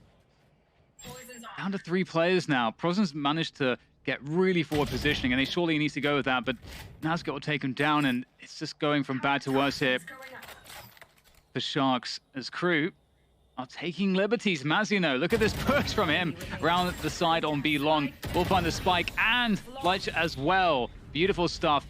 Excellent hold from Crew. Kind of felt like Sharks needed to kind of group up after losing a player there. They sort of just got picked off one by one. Yeah, and even looking at how Crew are playing that defense too, this is where it's going to start getting scary too for Sharks, I find, because when they only have a Paranoia in their setup right now to try to take these sites, I think they might encounter the same issue as if you're trying to play against Sentinels with Shazam, when we're actually going to have an op getting ready towards the A side. He becomes pretty unstoppable because there's no utility that's going to allow him to roam and move freely towards the A side. And on top of that, when they have a Killjoy to be able to stop any type of pushes, then now you're looking at these toxic screens that it's okay to have them move forward as Delzik actually goes for the self boost and catches Leches off guard, drops it, and makes another early 5-on-4 situation. So we talk about aggression from Sharks here, Dan, but it's been Crew all along. Yeah, such a great forward play, and they're going to be able to fall back. And lots of utility exchange here. The wall was burned. You can see the poison orb is down there as well. And I think at this point, Sharks have made so much noise and investment, it's quite clear exactly what's going on to Crew. And they've got that rotation coming through here to support in the defense of this site. Prozen there pulls out the showstopper, looking for a target, able to find one, does get traded straight away, and so that is still going to leave Crew in a decisive advantage, a great position. With that pick, though, from Denaro, perhaps something can be done here. Gabashi's trying to see what he can do, getting peppered there from distance. This is not looking good right now for Sharks. They try to find a way to get that spike planted, and time is against them as well. Yeah. Only 35 seconds, so that rotation feels very long. And they know there's got to be players, or at least somebody, watching out for this rotate. 30 seconds left. Exactly. It's just going to be very difficult, too. And that person now you're talking about, Dan, is going to be Nagzet right now, already aiming down the side pretty much on that mid side. The crossover, he's going to waste time no matter what, right? Even if he loses a couple of fights, doesn't even need to lose it. Gets the last two, and that's an easy lineup right there. Crispy on the shots. We're tied 2-2 at this point, and like you said, Dan, they invested a lot on the attacker side for Sharks on that previous round, just on the amount of utility that was thrown towards that B control to try to take the green side, especially on a player disadvantage. But what I do like from Crew is that they actually get the early man advantage. They don't fight more. They fall back. They play the numbers. They even set up crossfires deep inside the side too. That keeps Parazin guessing with the showstopper as well. So Sharks, they still need a couple of rounds to readjust and understand how Crew plays, but Crew seems to understand how Shark is playing on their side, and they're countering it really well. Yeah, they're doing a great job, and you can see the response here in the following round is just to send it on that A side. However, the Viper's Pit here from Mazino, you can see this is that elevated Viper's Pit. It's very difficult. We'll have to see if Sharks sort of understands what this Viper's Pit means. Maybe they can get some spray through to the likely positions that Mazino's standing in, but at this point it's a 5v3, an advantage here for Crew. They are looking really good on the shots as well so far. Crispy aim, looking very confident out of the gates so far today. And they will be finishing things off one by one. Yeah, it's not going to look good for Fra, unfortunately, on this 4v1. He does manage to get one at least, but this should be it, right? They know where he is. They're going to try to peek out. The teammates are coming for it, and Nagzet gets a 4K on that. And as you mentioned, the elevated Viper's Pit, there's so many ways of running that Viper's Pit, either on A side or B side. And even on A side, sometimes you have Vipers that actually want to even control the orb. What I like of how Mazino is actually placing it towards the A side is that it actually denies any type of player on the, or any player, sorry, on the attack that tries to get an early control of 410 at the same time. So when you're looking at a double duelist setup with Sharks, trying to go for a dash onto 410 from Gabish's, or Prazin going to try to go for satchel charges and try to create that one way to fight back towards the defender spawn when they're trying to push your opponents back. Well, all of that is fully denied from Mazino. And not only that, he gets upper hand advantage, verticality versus the players pushing down towards orb. So that's a very strong position of playing that right now. And Crew, they're just looking to react now on the play of Sharks. They're waiting for the late wall if they come in contact onto Tube. And at Sharks, they're still staying stuck in spawn. They're still trying to figure out where these players are playing from Crew, and they just still don't have an answer yet. We will be seeing Sharks making their way towards that B-side attack. And this presence is felt, and just look at the control coming through from Crew. Carl's able to pick off one. Gabshis will die before they can even really get ground onto the site. So once again, despite the res coming through, you can see that Viper wall. We talked about this, how potent that toxic screen can be in the retake, but also to prevent the opposition from being able to get to a position to plant the spike. Ice will go up to try to provide some cover. Thrash at 1 HP, able to get the spike down and somehow survive. This is quite labored. Such a big flank. And what can Nazget find? I mean, Denaro is looking for this. It's all about the timing here for Nazget. Oh, able to find one, thanks to the reveal from the recon, and the trades start to come through now, but that bomb is ticking away. The pressure is on the defenders here. Crew need to find their way onto this frag, and they're going to get it. Mazzino is just unstoppable so far today. Excellent shooting from him, and that's going to be Klaus with that defuse. And another round in the bag for Crew. Just so clean on that retake at the same time, and just miscommunication I find that at the same time for Sharks, because yes, Donato, that's the second time that as a Silva player he's continuing to watch that flank, and they have to have those bodies to watch flanks because they don't have a sentinel on top of that on these pulse plants, right? So they need a little bit more communication, because he's watching it but in a different angle that exposes his teammates that aren't watching their back because they're focused on preventing the push and the retake coming back from Crew from the defender side.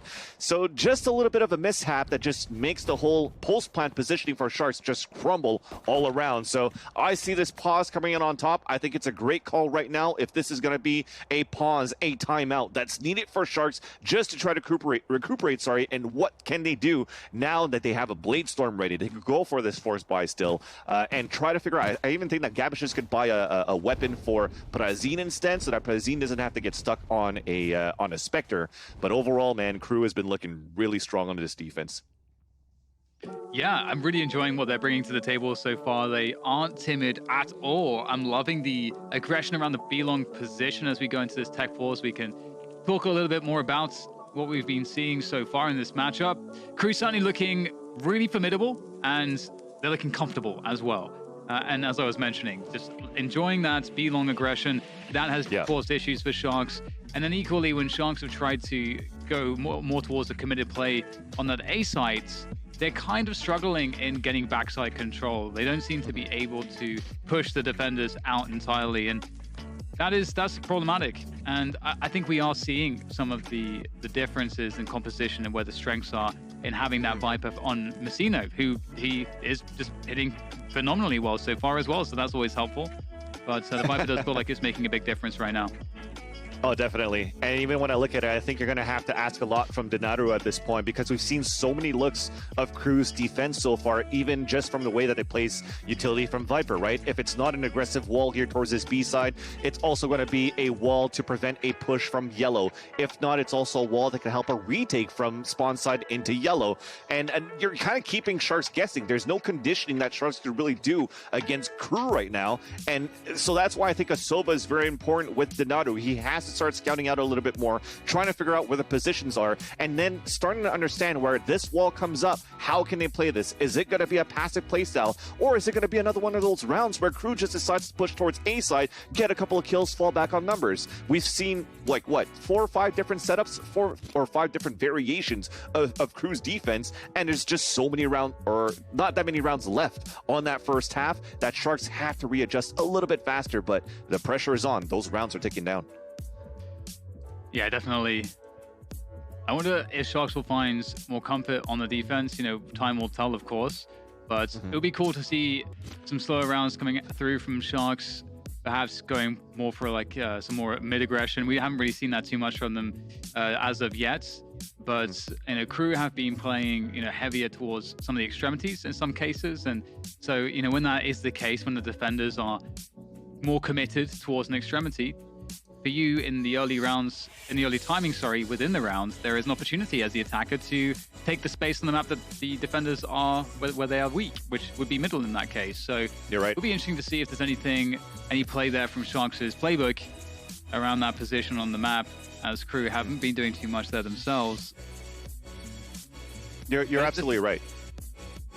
I think, sorry, Dan, I think when you're looking at it at the same time, too, where they're trying to hit towards the A side, trying to work the extremities, they've only found Klaus's utility towards that A side defense. They haven't seen anything towards mid yet. And what we know as the observers, third person, the fans watching this game, is that Delzeek's the one that's going to play the Sage inside the tube. Again, reactionary on that wall. And what I like about the reactionary on the wall for Crew is that if they don't place it right away, it could be a very strong wall for the retakes also towards that site. So I think as we're trying to waste out utility for Sharks that they've been doing very well over that B side, I think they could try to rotate a little bit more towards the mid, waste out the utility on mid side, and then reset kill noise, and then they could maybe attack where Crew will have less utility, and then the aggressiveness, the whole W from Sharks playstyle could maybe shine a little bit more. Yeah, that's I love that point, and you know, if for example you're able to really convince Crew to use that toxic screen in a spot where it's not going to be helpful later on in the rounds, perhaps because you're sort of trying to run some fakes in Sharks' position, that could be pretty cool as well. And I think for them to effectively make maneuvers like that, it probably does start with winning B long, and because with winning B long, it feels like it's going to be a committed push, but you still have a lot of options as the attackers to kind of safely fall back and rotate out. So long as you don't get completely crunched through the middle, then you'll be good to do that. So that could be one of the ways that they could accomplish that. So with that said, you know, Crew again, they've been pretty good around that B long position. I enjoyed seeing how they, you know, utilize Sage to, you know, drop the wall down, just make things really oppressive for Sharks as they try to take control there and put them in a position where for Sharks to then take B control, they almost had to overcommit their own utility to do so.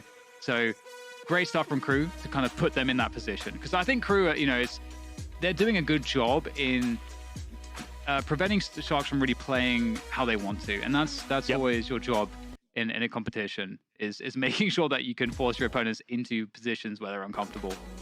Exactly. You don't have to play the guessing game. The tables have turned pretty much. When they played against Fnatic, yes, they won Pistol. They won the converting round on the anti-eco. But anything after that was just seeing how Crew was getting punished just every single time by Durka, especially on Haven, pushing down towards that site. So as we talk about them trying to evolve a bit towards that meta and realizing that they need a little bit more than just not learning the compositions, but to elaborate a little bit that play style and to have more variations on that defense, at least a term of variations on defense, is definitely shining on this matchup, or in this matchup currently versus Sharks. And like I said before, it's a play style that they're used to right now because of the regions that they're in, that they're fairly close between Brazil and Latin America, and that play style is fairly familiar when you're looking at, for example, game leaders, right, with Envil Uzira coining the play style of shooting, the way that they're playing aggressively on the Brazil side. It seems that even in Latin America,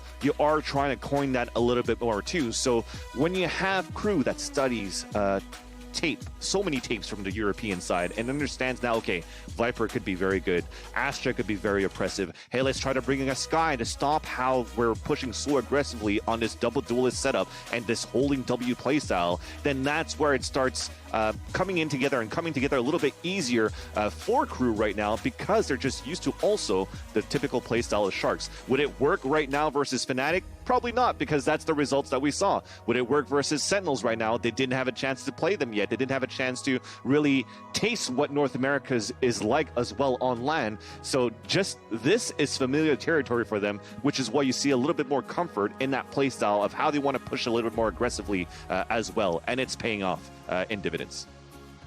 Yeah, love to see that. I'm always a fan of an aggressive playstyle. Be quite an aggressive player myself, coming from the world of Quake. But we were swapping a PC and Raze non-stop, right? You keep playing Raze right now in your ranked games, just trying to push satchel charge kills. Double satchel in your face, an operator. You know it. But yeah, we're just swapping out a PC. It should be good to go in a moment here, and back into the action shortly as we get the settings all loaded up on that new PC, and away we'll go. But yeah, I think it is really interesting to see the Brazilian teams, because they are, at least in the Counter-Strike world, synonymous with this is like aggression. You know, that you were expecting them to be extremely aggressive to a fault, and happily so, knowingly to a fault. It's almost like it doesn't, we'll compromise everything so that we can make sure that we can have this really oppressive, fast-paced, aggressive playstyle and really make that work. And it's pretty amazing in a sense that once, you know, in that scene, at least in Counter-Strike, we got to saw some amazing talent coming up through that. It wouldn't necessarily produce, let's say, like world-beating teams, but when you're taking off all of the limitations just so you can play very aggressively, you really get to discover new things which other teams and players might not ever get to discover about themselves in terms of the kinds of plays you can make and the peaks you can actually make work.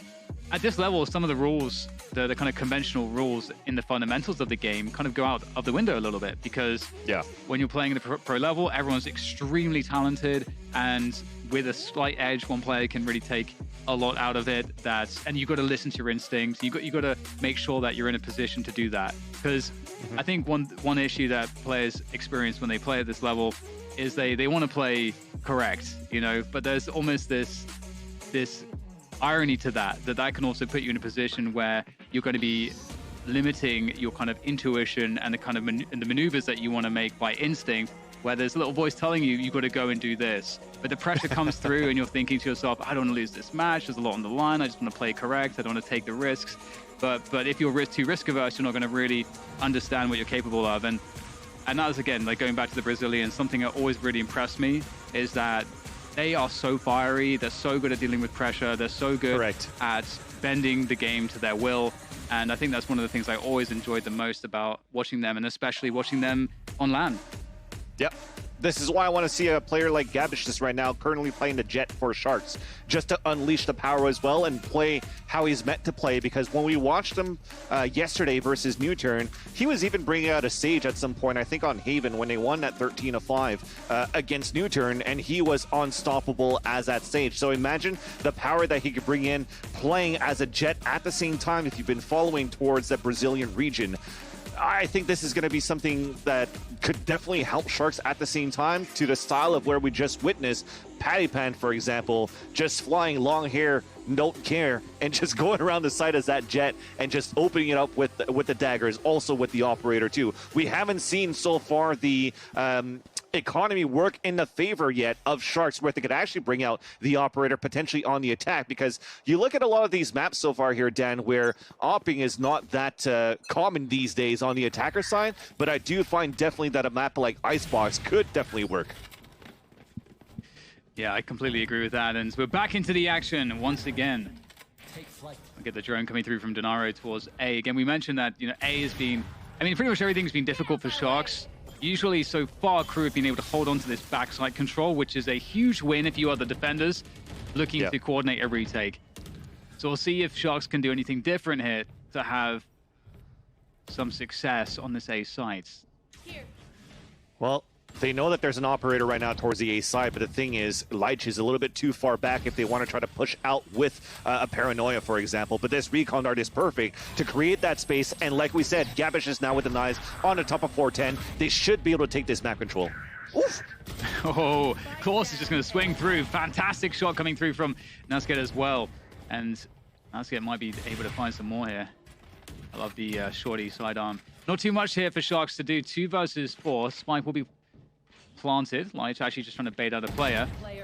And B&J will take down Prozin in the meantime. So looking pretty impossible indeed. Wow. Sharks will go down. And again, they're just unable to get control, like full control of the site. Yeah.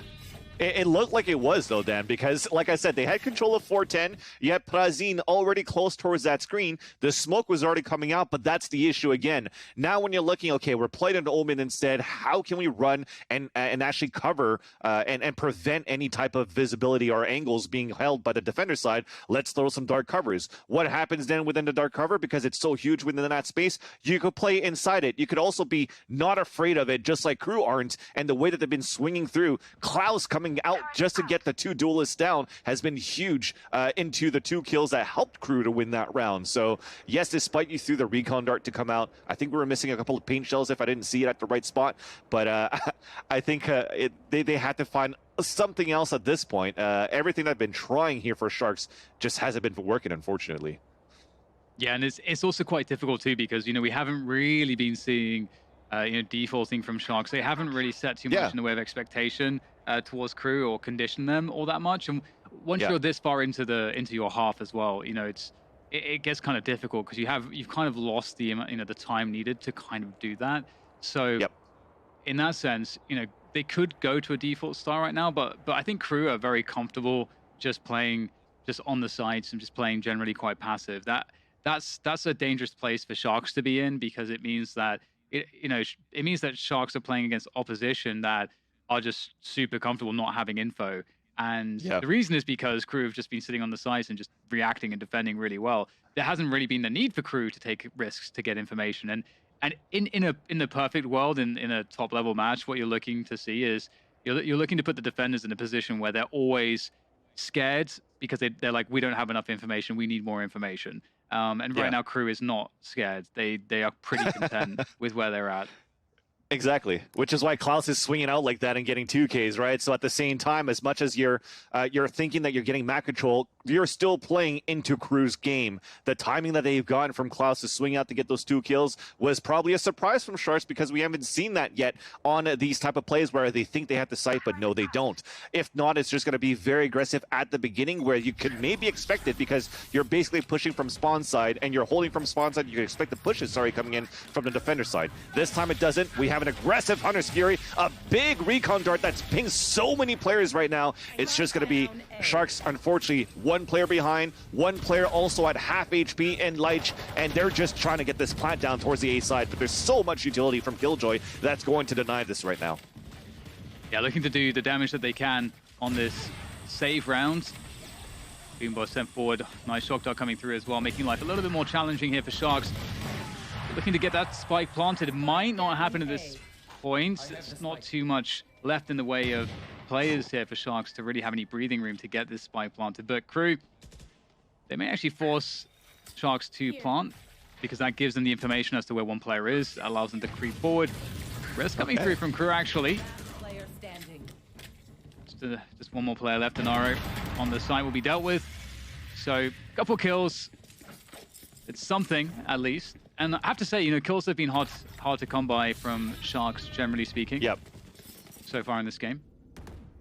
Definitely. And I think it's not to the detriment of Sharks' skill right now. It's just the positioning has been very good, right, for how Crew has been setting up. Because you saw that operator, he didn't really want to commit going out towards that window when he knows that Donato is right there by the ropes trying to get a default plan, trying to go for a fake plan. And they're swinging, they're jiggling, they're peeking at the same time. While he's doing that, another attacker is coming in from the left side at screens just trying to get that angle, which is why I kind of see where Fra wanted to pull out the res. They wanted to bait it out and force the operator to come out at the same time. But Crew, they just didn't bite the bait. It was just easier. And you know what? When you're playing a bait versus the Sharks and it's not working, there's something that shows the confidence from Crew's side. I like the delay here from Crew as well on this B side. We can see that Sharks have set their sights to attack B, and we've got that Viper wall ready to go, the Killjoy utility as well. And this is just going to slow things down. Wow, okay. Oh, God, Crew have just annihilated Sharks. I don't even know what happened there. But now there's just Brazen left, and he's stuck, and that's going to be good for the Prime Gaming Flawless for Crew. Wow. Yeah. Definitely. I mean, they had the toxic screen up on the defender side, and I don't know if you've noticed the little X's on that minimap when they died. Everybody pretty much lined up very close to the wall where they hoped that they weren't going to get wallbang. Look at this, right where it was. So actually, they spotted the enemies before the wall even came up. So now you have 2 players now spamming from site, 1 from Snowman, and it's just a shooting gallery pretty much, where unfortunately for Sharks, they're not, nothing is working in their end. I'm repeating myself at this point too, but it's just like you want to have some sort of hope right now for Sharks, but any type of like light at the end of the tunnel gets immediately shut down here by Crew. It's just darkness all the time. Yeah, and Sharks will try to eliminate things with this A push. Keeping it quite simple and straightforward. They're just going for 4 pushes to one bomb side or the other. Gavashi's able to take down that turret and trying to hold onto some of these forward positions. Crew happy to fight though. Drone coming through as well. They saw that backside control. We talked about how important that is, and the Hunter's Fury will come through to deny the lockdown. Denaro able to do some good damage there. Crossan able to finish off 1 with that showstopper. But this is looking very difficult right now, once again for Sharks. Spike is not down, and we've got Crew just marching through the site on the retake, and they're already down a single player at this point. Man, the confidence here from Crew is something to behold as they go 8-2 on this defensive side.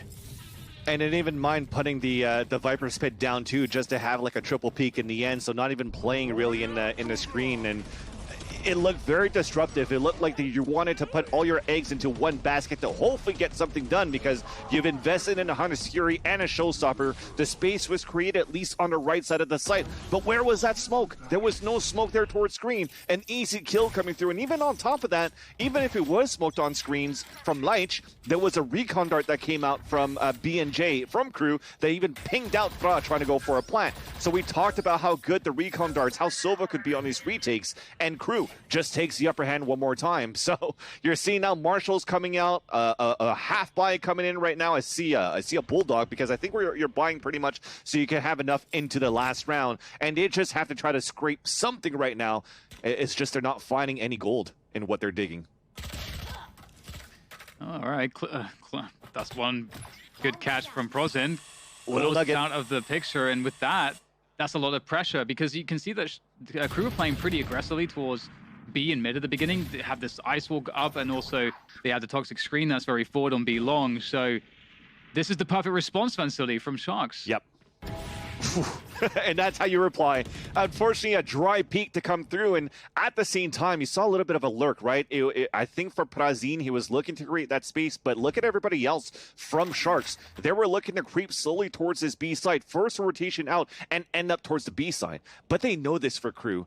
Mazzino is just playing all the way back towards Snowman, where they were able to open that gallery range before, the shooting range up towards the long side. But with this Marshall, can they open it up here with Gabishes? Yeah, you really want to see some impact from this Marshall. The dark covers are going down, though, to cover opportunities to get that spy planted. There might be opportunities here as well for Crew players to sneak through, but in fact, Sharks going very aggressive indeed, but it's going to be Delzik to pick up a double. And that's going to make life quite difficult. The spike, oh, is there going to be enough time here? That's it, going forward. He will get the denial on the plant of the spike, and that's going to be good for the round victory. Like, only man standing, but last round in another round to Crew. That's it. Yep. One more to go. I mean, you are so close to almost getting around. And I did like what I saw, though, from Sharks, right? They tried to do things a little bit more aggressive, a little bit more of a surprise play, pushing through the dark cover from Leitch so they could get towards that spawn. And that's where I think having a Viper instead would have been so good, because we're seeing this a little bit more at the same time, where you're throwing a toxic screen from green all the way across to the B site and all the way across the spawn at the same time. So denying that vision, pushing through that instead, and then using maybe if you have a Sky in there for flashes, allows you to get the control towards that B site and play a much stronger post plan, just as we saw actually in the last series between Crazy Raccoon and X10. That said, though, last round of the half, we're just going to try to go aggressively, hold W towards this B site, the recon dart towards the back of the site, Klaus going for an Odin Vandal in the back of the spawn, but it's still going to be Sharks getting the first blood. Claus is in a great position. Oh, the lineup there. Only good for the one. B&J from up high there, looking to make his way through kitchen. And there's not a lot in the way of ults here for either side at this point. We've got Gauchi's there with the blaze bomb if required, and shock darts coming through, taking down Frazan. And B&J's been great with those shock darts so far. Getting this, I swear, getting the spike down in this matchup for Sharks has been very difficult, very traumatic. Masino just charging through there, spraying wildly. And it looks like Sharks might be good for this one here. They take advantage on the player numbers. 3, well, now 2 versus 2 as Nazget pushes forwards. It's not really planning for them either. Caught by the paranoia. The pressure comes through, though. There is the defuse, is actually sticking it towards halfway. There goes the cloud burst. Oh, there's nobody peeking or spamming this. In fact, Crew are going to steal it away. Oh, no. Lice does not get the challenge in time, and that's a 10-2 first half in favor of Crew. Oh, it just seems like Sharks had so much trouble getting a spike planted, having to come off of it so much.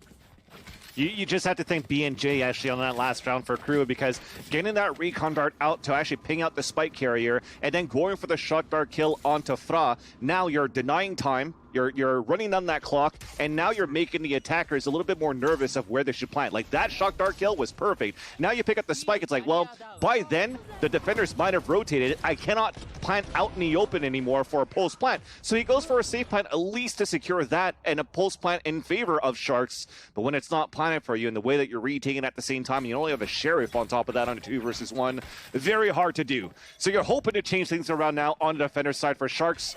Let's see if it pays off. Yeah, Sharks looking to go aggressive here with Gavshis. We'll see what he's able to actually do. Gets quite deep in this position. Finds Mazzino. That's a nice early open for Sharks. But the push towards the A site is where the real action is. See that Frazan has really delayed things with that ice wall and really caused pause for thought for Crew as they look to rotate back with the spike. A 4v5 situation here for Crew. It's not fun, but at least on the attack, it's, you know, you can choose where you pile in those numbers. And you can see that on B, Sharks are playing retake. In fact, they're playing retake really everywhere. Very passively, yeah. You even have B&J all the way back towards that spawn side, so you can look up towards if anybody's going up on the tube side, because you still have the Jet alive here, right? For Gabishis at the same, for Nat Zet at the same time.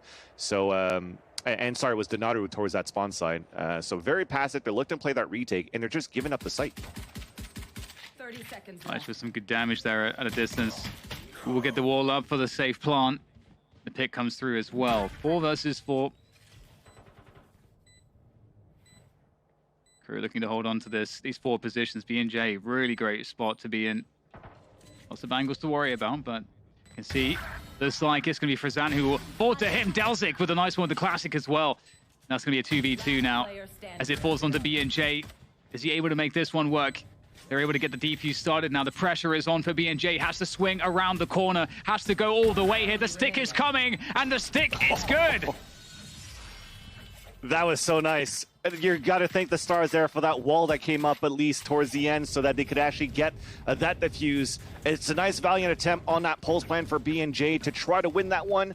Yes, the round comes in for Sharks. It was a much-needed pistol, but you've lost every single one of your players. And I think because you have so much of a cushion and you're so comfortable right now on how the results have been here for Crew, I wouldn't be surprised if you actually have a force buy going into the second round right now. You could definitely force up the Spectres. The Stingers, even though you think that the Stingers might not be as good, it's still damn good right now in this meta, in this patch. And you see it. Spectres all across the board, full shield, small shields on the attack. So even though here, Sharks, they won that round, they're still going to be in a tough spot. Definitely, and you can see that there's early information there for Sharks. And you can see also that Scavishis actually wanted to try to punish based off of that, but maybe going a little bit too deep. Gets caught out, and that's going to be a pretty decisive advantage coming in now for the likes of Crew. You can see right now, Crew are really trying to punish the lack of information here for Sharks. Sharks don't quite know where this attack is coming. The last information they had was towards A, but Crew have cut noise entirely. Yeah. At this point, I think even at the same time for Sharks, stacking up more towards one extremity seems to make sense because, again, no Sentinels. The only way you can get information is from a Sova. You're trying to recharge the Recon Dart just to try to get the information. Now they're gambling towards the A side, and that's where the hit is coming. Right, and they're able to defend 1-for-1 at least. Looking quite good here for Sharks so far. Naro from up above there with the shock darts could do a lot of damage with this one. Ooh. 2v3 for Crew. Lich will make his way around 410. Has to be careful though, Lich is somewhat isolated from his teammates. Oh, Frazan able to get it going there on the flank. And a 1-for-1 ensues there, leaving Mazzino in a 1 versus 2. Donaro with that high ground advantage, able to take it down. And Sharks, they pick up a defensive round. Really nicely done, especially given that they lost Gavishis very early on in the round. Yeah.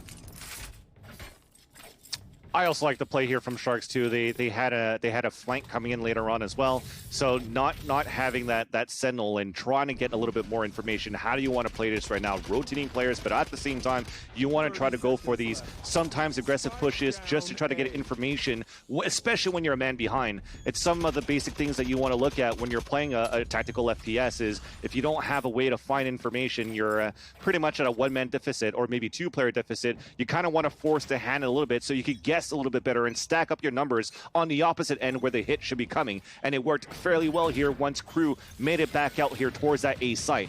And with that, the force buy that came from Crew on that previous round, even with Spike Plan, it's not enough for them to go back into a situation where they could hurt the economy here from Sharks, and they're going to have to go with Sheriffs. B&J falling on belts already. And Gavashiz wants to get in on the action, finds a nice little timing, catches one. That's Nagzet's done. There's 3 sheriffs to go. There we go. The sheriffs are scary, but looks like the danger is almost gone. Just as I say that, of course, Klaus able to take down Gavashiz. You can see that Gavashiz really wants to get in on the action. Yep. Well, we've mentioned it before, right? Like, unleash it, try to gain that confidence, especially against an anti-eco.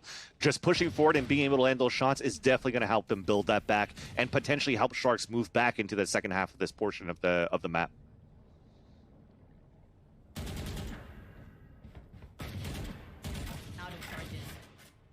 Getting closer now. Really looking for that damage. 30 seconds left.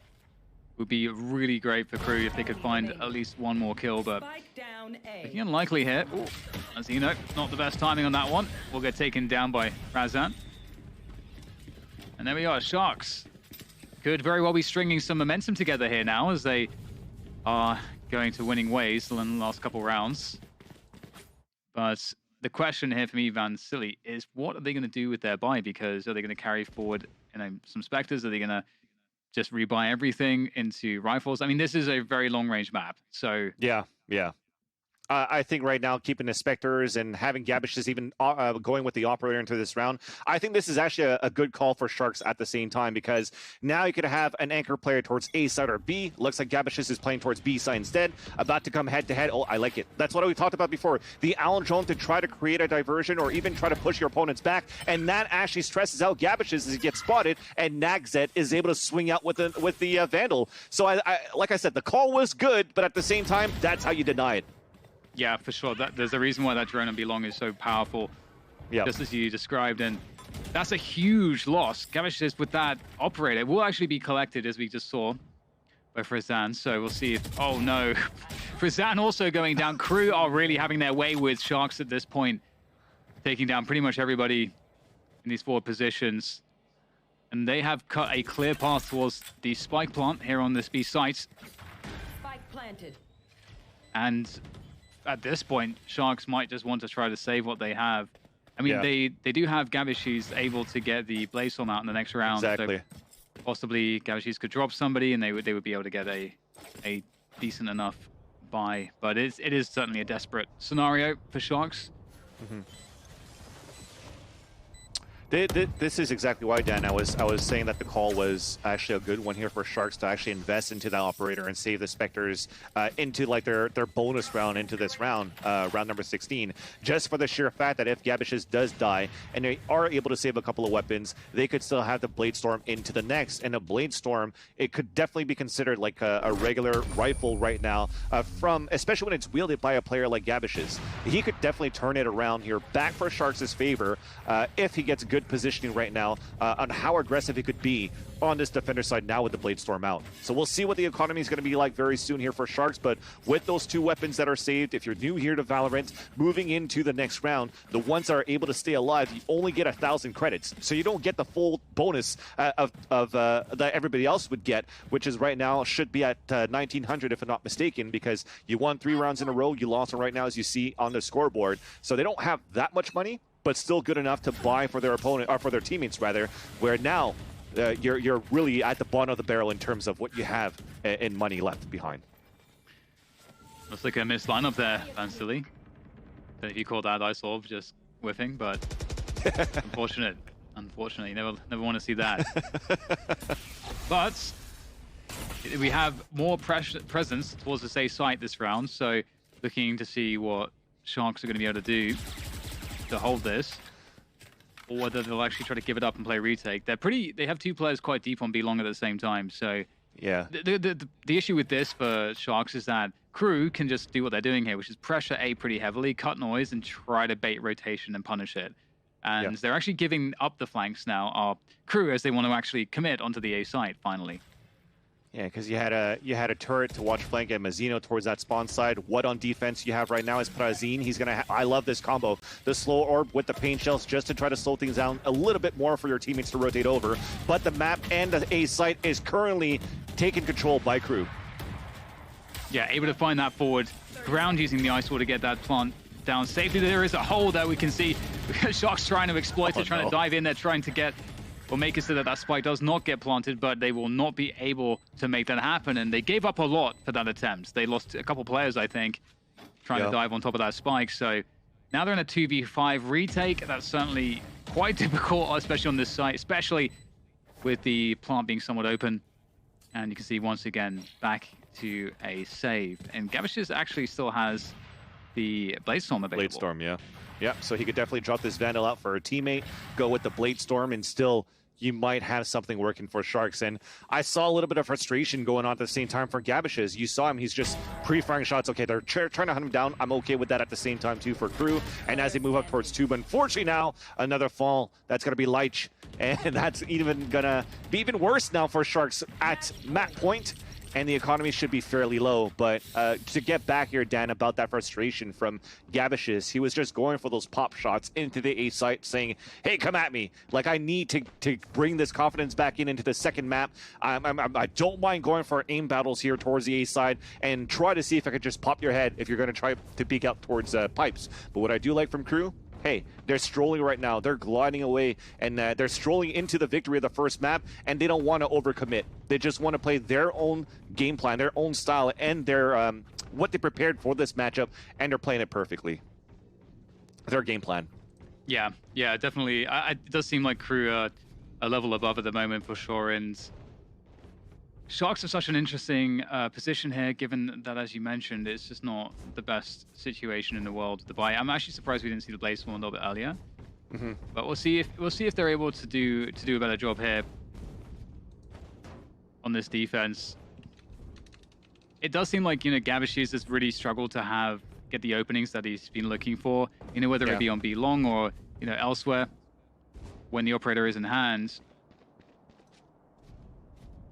And I feel like I like Crew's approach. We saw a more conventional approach from them in that previous round where they create some presence across the map and then they start pressuring the A side of the map much more heavily, and they kind of cut noise for a little bit and just see what their opponents will throw at them utility-wise, maybe see if they can punish rotations before finally, making the full push a little bit later on.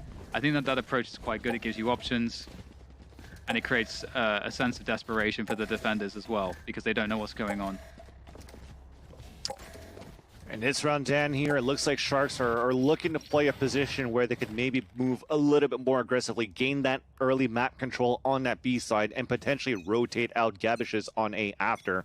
Usually I see like an Omen trying to anchor out on his own towards B, but it's actually going to be Gabish's that's going to try to push forward first. With that, though, a default being held by Crew, expecting some sort of aggression coming out from mid side, from A side, and it was so close. You saw Donato inching over and decides to fall back, and he's able to just survive for a bit and really keep it on the 5 versus 5. But the Aldrone comes in towards the A side. They have a Hunter's Fury too. This could definitely help out to open the A site.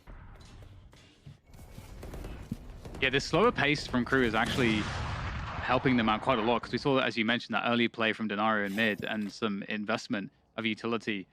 And Aldrone's going out in the mid round now in mid from Denario to try to find out what exactly Crew are doing. Oh, the timing on the toxic screen couldn't have been better, but doesn't matter. Gabish's is there to punish, and Mazzino goes down. And there's 40 seconds to go to get the spike planted, and at this point, Crew are starting to feel perhaps some desperation. They need to get all of the bodies on a site. It looks like B is going to be that site. And because they have a res too, I was going to say it could be stressful at the same time too, because they drop Mazzino, which means they don't have a toxic screen to go back towards B. But forcing that res and just booking it back towards the A side, it could keep Sharks guessing, but they still have 2 players inside the site with great angles so far. And here we are, we're going to get Mazzino just charging forwards. There's the Viper's Pit from up high, gets taken down immediately. Hunter's Fury gets sent through the side as well. Spike is coming down, the lockdown sent out by Klaus as well. And time is of the essence here to get that plant. Just enough time for BNJ though. Gabish's all on Gabish's. Out comes the blades! The right click is not good, it's going to be locked in by Crew. BNJ with the final frag onto Gabish's. Crew looked fantastic from start to finish in this one. It is just map 1, but from what I've seen here so far, Vansili, I am really enjoying how confident and how beautiful and methodical the gameplay is from Cruz at this point. This, Dan, is definitely night and day from their matchup against Fnatic. We've seen the level of comfort, the aggressiveness that they come out on the defender side, and also just playing numbers, playing passively on the defender side too. It has been working well for them. Off timings have been working well for Crew at the same time, and look at the smiles that they have. They're confident right now into this whole series. They know now they have what it takes to continue such a deep run here in the lower brackets. And it starts off here with a dominant victory on Icebox. And now Sharks, pressure is on. Yeah, it really is. It was such a great performance from Crew, and it's interesting too because we do have Bind next, I believe, and you know, Crew are actually a team that do like to ban both Icebox and Bind a lot of the time, so it's fun that we've seen these ones coming up for them. Obviously, you know, everybody knows how to play these maps.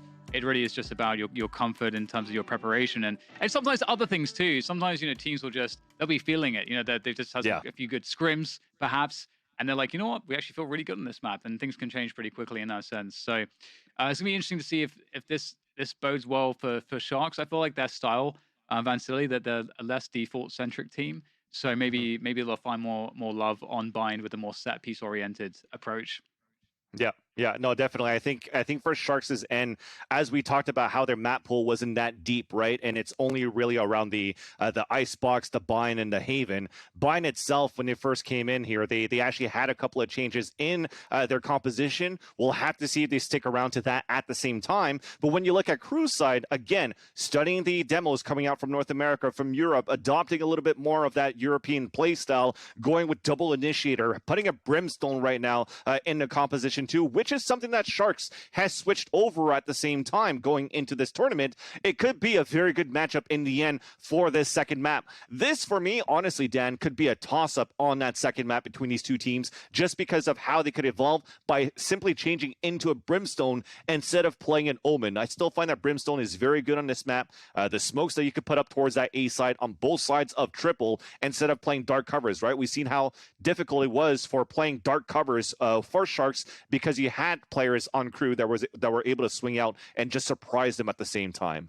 But overall in this first map, you definitely have to turn the page, put that behind you for Sharks. And this is not unfamiliar territory, Dan, because at the same time, when you watch the series of Sharks, it's always like a 13-5 for against them or a 13-5 for them. And we've seen that against Newturn. So I still wouldn't be nervous if I was a fan of Sharks. I still think they have what it takes to bring this to a third map.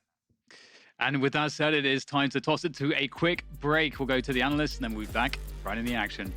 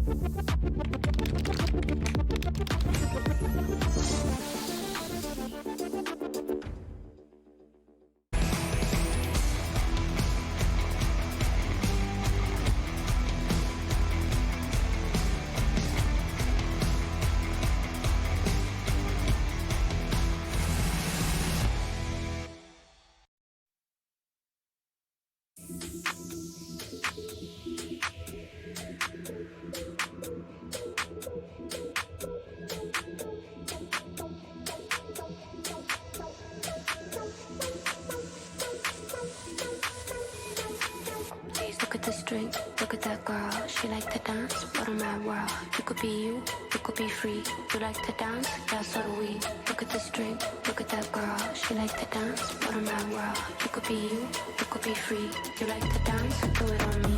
Wow, mix up, mob go crazy. It's like, wow, keep up. These boys get wavy, they're like, wow, keep up. These girls get freaky, so let's it's all I stay in the sun.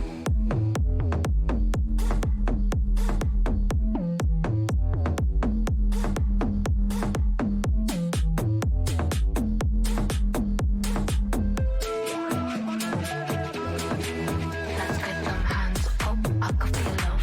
Pass some mass, we stay up, the back doors. We can make noise, the big bangs, we got control. Hands up.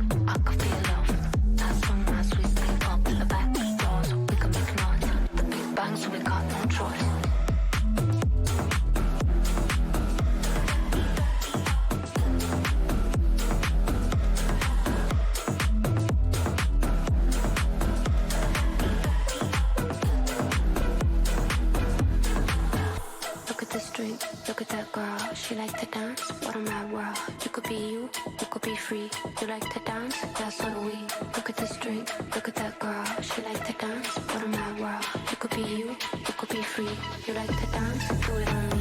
Wow, fix up, mob go crazy. It's like, wow, keep up. These boys get wavy, they're like, wow, keep up. These girls get freaky, so let's make it so I stay in the sun.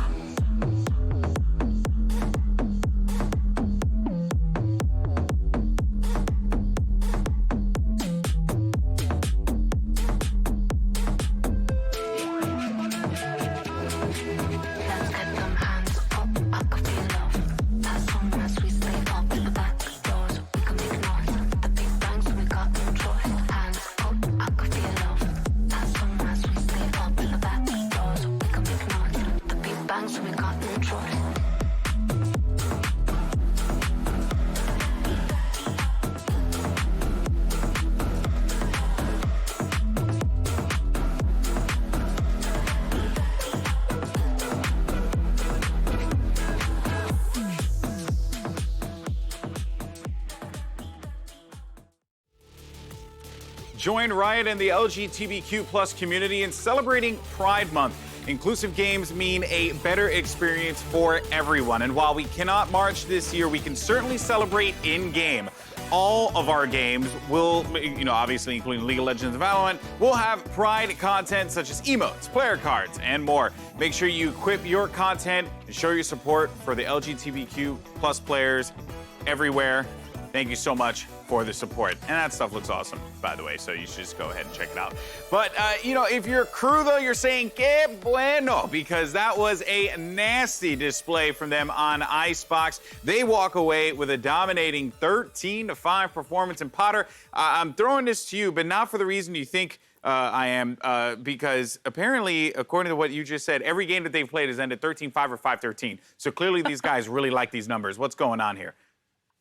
I don't know. Honestly, I like these numbers too. 13-5, that's sounding mighty fine, especially if you're Crew this time around, because BNJ on that Sova, the intel that he was gathering, the recon, the timings of it, it really kind of neutered the Sharks, guys. We saw Prozen starting to heat up, starting to have that honing in on that aggro style, getting multi-kills because of his forward position. But when BNJ has his timings right, the jig is up. Sharks, they were getting sniffed out time and time again there.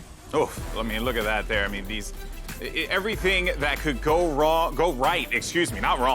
for Crew went right. And that's the reason why, as you see here in these Prime Gaming map highlights, that it really felt like Paper Thin Crew had everything figured out. And what's even more startling is that this team, according to some of the stats we've seen, they've played Icebox 4 times. Yeah, they've been pretty good on Icebox, though. They were 3-1 on it. Just haven't had a lot of chances to play that, whether that just be it not being a favored map in their region. For example, there's just a lot of teams that don't like Icebox, so it just doesn't get played a lot. But I got to give a lot of credit here to Nagzet on their defenders side, doing a great job working off the info they have, cutting off the rotation routes of the other team. You saw there, I think it was on round 4, where he pushed through into mid, caught 2 members of the Sharks moving through their spawn, and just had a great spray transfer on him. Yeah, and here you can see the players making their way in. This is going to be the Sharks, but I think that one startling bit from that game for me, Lothar, was Gabshe's ineffectiveness. It's very clear he was having a hard time picking up the pieces throughout that entire matchup. Oh yeah, that wasn't his match. He had 5 first deaths in this match, and that transferred altogether to 13 first bloods for Crew. And from those 13 bloods, 11 were converted into a winning round, right? So that's 85% conversion rate on a first blood on Icebox. It's actually huge. It's insane. And I think this is why we have seen a completely different Crew than we have seen against Fnatic. First and foremost, they banned Haven. That was a map that definitely didn't give them any favors. But on Icebox, they knew exactly how to hold angles and how to postpone planting of a spike. So we have seen on B, there was so many good utility usage to just not allow the opponents to plant it and just have always the advantage. Because if you have a first blood, it's so much easier to play, right? But big kudos here to Klaus, because he was able to get those first bloods 5 times. And what is more even important, he was holding the lanes. He was the guy that was holding the sidelines. He was holding them really long and consistently. And he was just getting those lurkers, you know, he was just hunting them even without moving. It was absolutely phenomenal. Yeah, husky, you hear me? Hunting, I need coffee. Those pesky lurkers, you love to see it. Well, folks, that means we're going to send it over for game 2. At first, there was Benifer, but now there's Dan Silly. I'll let you guys take it from there. Thank you, GB. Yeah. I don't know. I mean, this is awesome, man. Dude, I mean, through all these years, I finally get tossed by GB. What they call us Dan Silly. I actually haven't had a chance to cast with you, Dan, in an official match since we first met in London in like 2013. So it just brings it all back, and we're just having a good time right now. Yeah, definitely. Don't think I was ready for that one. So shout out to GB for that. Really threw me off, but we're back on track here, and Sharks, they need to find their way back on the track as well, because they're facing elimination. Should they lose this map, they are done and dusted as far as Masters 2 Reykjavik is concerned, and we're going to Bind. And, you know, Bind is a map where, you know, maybe they'll find more success. It's really hard to say. I once again, it's hard for me to feel like, you know, having a lack of a Viper is really going to do them any favors here. Especially given how well Messino's been playing with that Viper. I think it was just such a clear demonstration of what you get for having that in your composition. And on Bind in particular, Viper is just so good. I mean, maybe you can just say that about every map at this point, but there's a lot of really excellent answers that Viper has in so many different scenarios. So already there's that for them to contest with. Yep.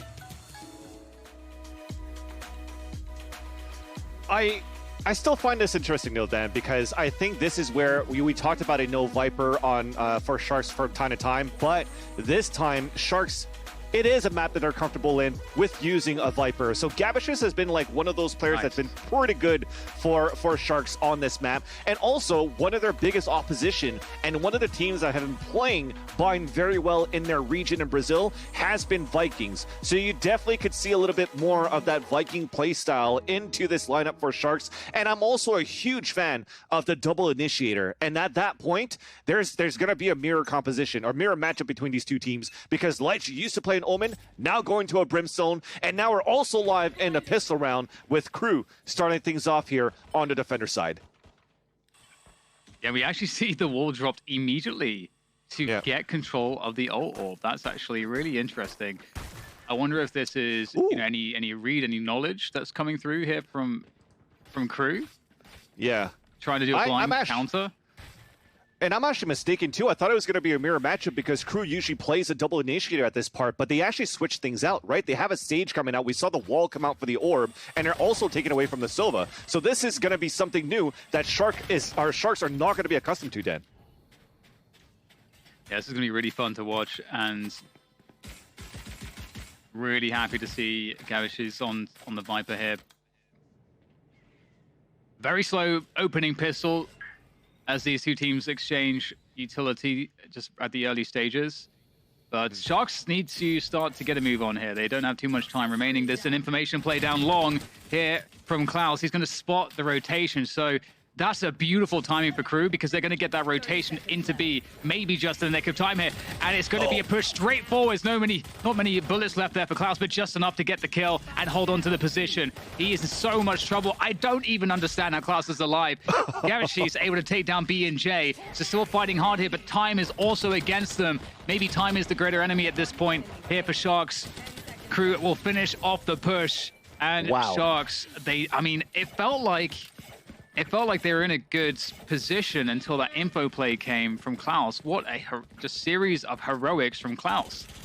and he still stayed alive, Dan. At the end of the round, he still stayed alive. He got a kill on top of that onto Gabish's and really slowed things down on that push. And I think even though, yes, the timing was perfect there for Sharks to get out from the hookah into the B site, what really slowed them down was not only the frenzies, but that toxic screen, which is why it's also okay to like keep that hookah area open when now they're pushing out towards the site. You had the wall come out, the frenzy's gonna melt them down, they have the decay debuff. It was just very powerful with how much bullets, even though he didn't have that many left for Klaus, the rotation order came in at the same time, and it just like, you saw Sharks literally melted at that point. But the wall gets broken, and the lineup comes in for Nagzet, and that's 2 kills now, make that even 3 for Crew Esports. Yeah, this wall seems to be a thing right now, actually working out quite nicely for Nagzet, as you highlighted. Yeah. It is interesting, the wall there, because, you know, normally maybe you just throw in a smoke, but really guaranteeing the ult orb. Again, it is a question of investment. That's a 400 credit ability that's got a huge amount of utility in what you can do with it. So I'm not sure if I'm a fan of it just for the ult orb, but if they understand that this is a great way to deny how Sharks likes to default, then there's a lot of additional value there that we wouldn't necessarily see.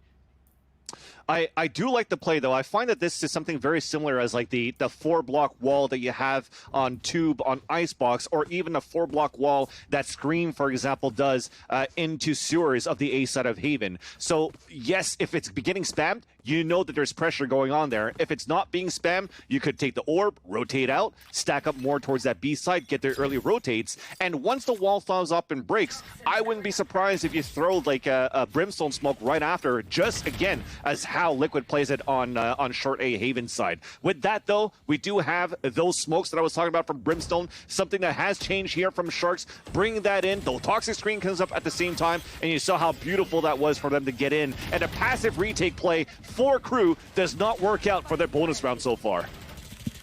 Yeah, really nice push from Sharks. They've dealt with every position really effectively here.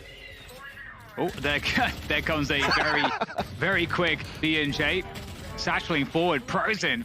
Fantastic finish there with the Vandal.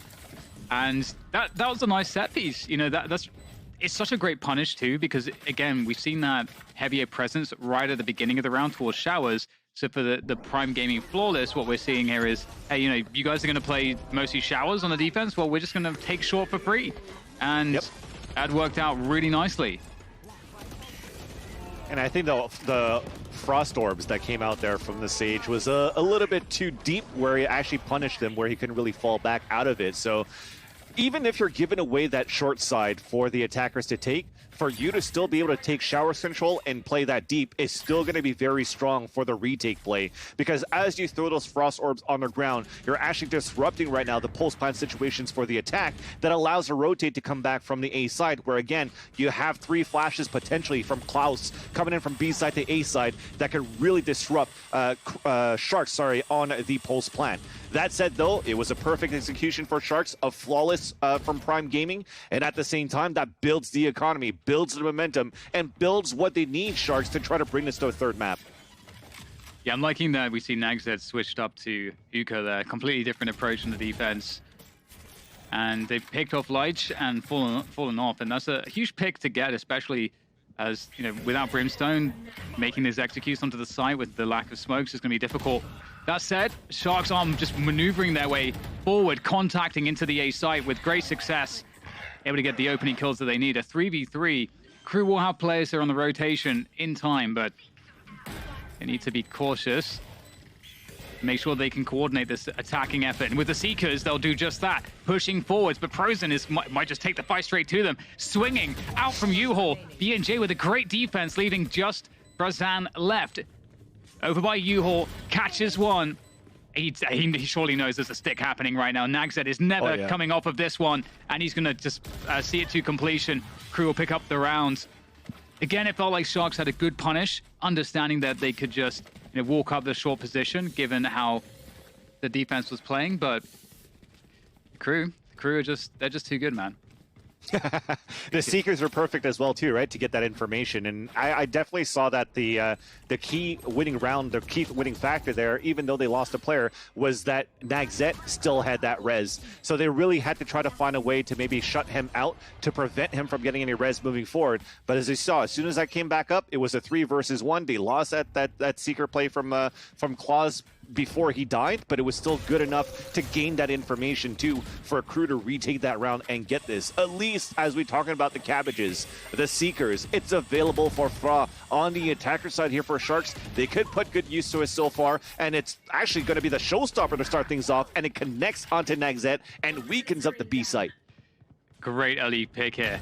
Mazino asking questions of short. Again, there's been so many lurks through that short position. It makes sense, but Klaus is actually going to go straight through the Viper's toxic screen. And there go the Seekers you were mentioning. It's going to get the information, also allows you to gain a lot of ground as it can just service some forward cover. Absorb some bullets for you. It's going to chase out all of the defenders from the sites. BNJ actually peeking beyond the smoke on Heaven will get taken out. That's an unfortunate loss for crew. 3 versus 5 retake. Not looking all that likely here. They're going to save. Very sensible. Yeah, it's because it was looking to be another Prime Gaming flawless, but this time on the end of Sharks, and it was a very nice execution, right? Disrupting now, Brazin moving in towards that B-side hookah, and also taking down a key member into Nagzet, who the one that's able to slow things down on any type of B-side aggression. Also, he was there with Klaus, and they still have the toxic screen, though, on that B-side. So this is what I've noticed as well from crew actually playing on the defense. It's not very often that you see them throw the wall across for like the shower side control, only from time to time. But when I'm looking at other teams, it seems to be like a basic and most common thing to want to put down towards the showers, just so that you could slow things down on early aggression executions into the A site. But now as you're using all that deniability, the slow ability from deniability ability, from Sage and also from the Viper inside the hookah side, you're really weakening up the A site. So as you force to rotate over, it's easier for Sharks to just explode into A right after. Yeah, they've been really enjoying that so far. It's been really helpful, I think, for them. And I'm enjoying how much crew are mixing things up also on their defense. We're going to see Nagzet once again towards showers, so you might see that wall. But there's a few players here. There goes the bird flying through. Snake bite. Nice little combo. Some assistance. Yeah. So I wonder if they're going to try to bring this a little bit more, this combination between Mazino and to Nagzet, just to try to slow things down quite often, not only with the slow orbs, with the snake bites, run down that clock and really force the hand for Sharks to move maybe on a later time when you know that Sharks plays things very aggressively. Yeah, and it's been really interesting as well because Denaro has been waiting for a push towards B long, which you could have expected given how much presence was around showers. It wouldn't be too unlikely that crew would say, okay, hang on, it seems like there's a lot of players towards A, let's try to get information towards B and confirm that. But they didn't push at all. Klaus is going to be able to flash a lot of players there, so they are going to understand, well, crew, exactly what Sharks are doing at this point. There is some utility to delay. Even having an orbital strike available, oh, they're going to hit up the TP. Quick rotation through there, straight through showers, but an ice orb to slow things down. This is actually a huge problem. Nagzet holding onto that position. And again, the orbital strike is still available. That could buy key time. There it goes into the showers. That's the spike now down on the ground. Mazino takes a forward position in the corner, and they have no idea that he's there. Beautiful play from crew, controlling the movement of Sharks. The whole map. It's back to Icebox again. When Sharks thinks that they have map control, when they have actually forced rotations or whatnot, and are able to sell a fake, it didn't happen because I just mentioned a big flank. While all of this was happening towards this long B side that they were flashed out by Klaus with that guided light, you also had BNJ that pushed down towards Sen and was already going for a big flank at the same time. And I like it because if they were going to get pressured later on at Octagon, well, maybe they have less force numbers, but again, they still have that toxic screen. And now that you hear all this teleportation come out towards this B side, you know it's coming towards B. You still have a slow orb combined with the orbital strike to get those kills. It was just beautiful play for Crew to save their abilities and use them at the right time to just make, like, they didn't even have to bring that many gunfights to be able to win that round. Yeah, they're doing a great job in just managing the information, managing the utility. Completely agree. Frazan there, getting some information on Hookah. B&J actually not being pushed out of Hookah, but instead pushes further in. Flash comes through. And they have a sense that B&J's got to be in this position. There goes the snake bite. B&J commits to the fight. Oh, God. Actually comes out with the showstopper. Gets denied, unfortunately for him, by the snake bite. 4 versus 4, 40 seconds to go. A rotation from Sharks, looking to finish on this A site. But again, this utility, very annoying to deal with. Nagzet, great defensive kill there from Triple. And the delay again is just so difficult for Sharks to get past. They can't deal with this utility. 20 seconds to plant the spike. The 4 rotations in here now from Crew. Once again, they look like they're in control of everything. Just have to hit the shots, but it's Sharks who might be a little bit better on that one. Delzik with something to say about it. Quick rotation, though, from Frazan through to the B site. It is a sprint. It's a race. Frazan might be able to just about plant this one. Oh, no. Oh, no. Well, there's no more time for that. Nope. Gambling on the push. A push that never came. Oh, my. And that's exactly it. Just this deniability again from Mazzino and also from Nagzet. This time towards short A. And I even saw that coming, that if they were forcing the hand and the attackers were like, well, screw this, we're going to go through the teleporter and go towards B. If they actually still had their Viper alive, the toxic screen again is going to come out. So just having them, they're basically like flies right now for Sharks running into the spiderweb that's being pulled out here by Crew, and they're just feasting right now onto Sharks, unfortunately, at this point. And now Sharks, they're realizing this. Okay, the fakes are not working. Our huge hits seem to be the way that they have the most success, I guess, the most success rates to just go for the all-out attack. I think now it's just try to determine how they want to do this right now. They have a Viper's Pit. They have a Hunter's Fury on the attacker too. Is this going to be a way to try to flush out Mazzino and Nagzet should they play towards Lamps one more time into the A site so they could get a Viper's Pit plant into this A site? Yeah, that would be really cool to see. We haven't seen any Viper's Pit action just yet, and with 2 of them ready to go, fully loaded, it's going to be fun to see how that goes down.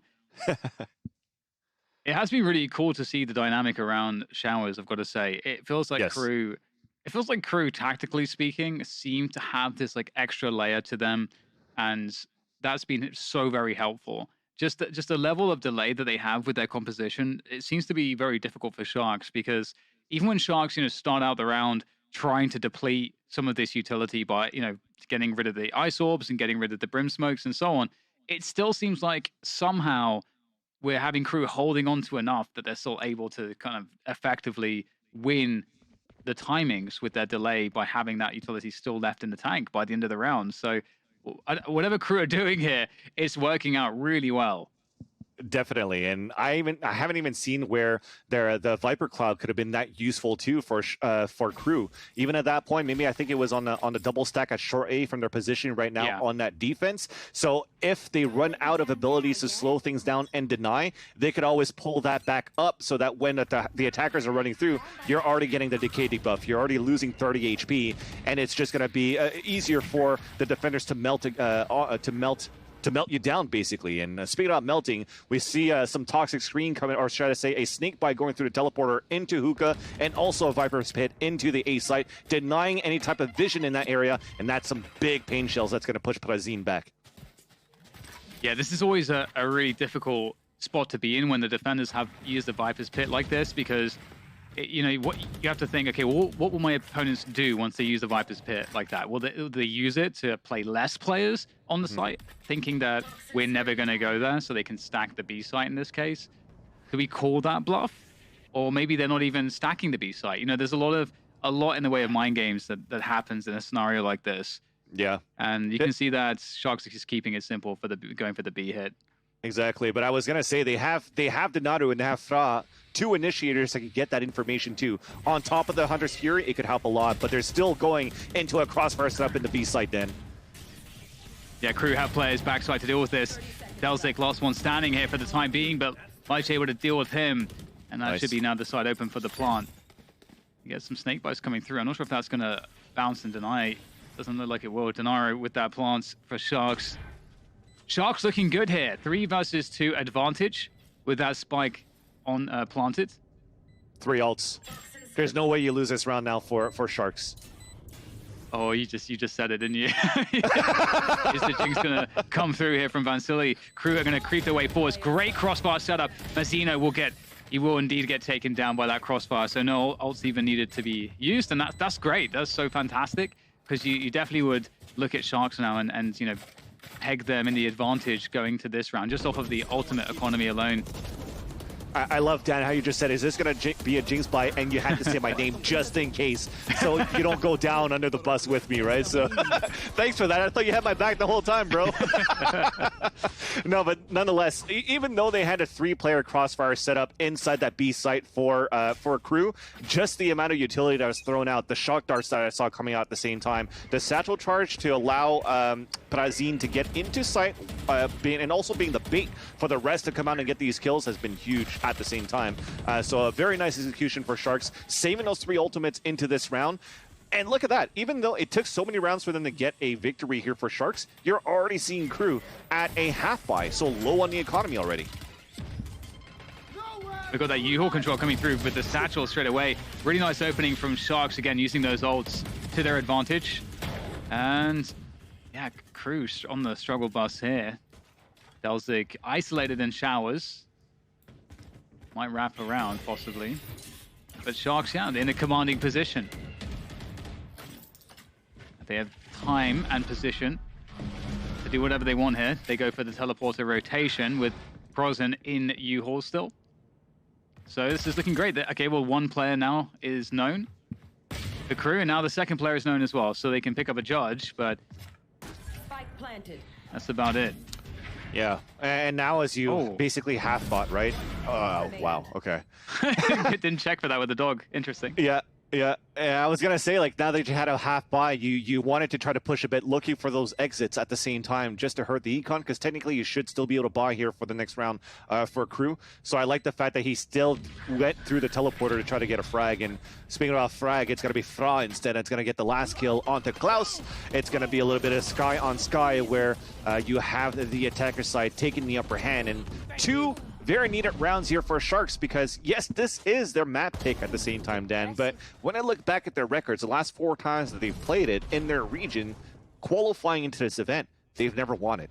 So this is why it's also very surprising for me that Sharks wants to continue to play on Bind. I think they're very confident with the lineup. I'd be confident with the lineup that I currently have as well. Again, being a fan of double initiators, to get information, to play for information, especially on the defender side too, is going to help a lot.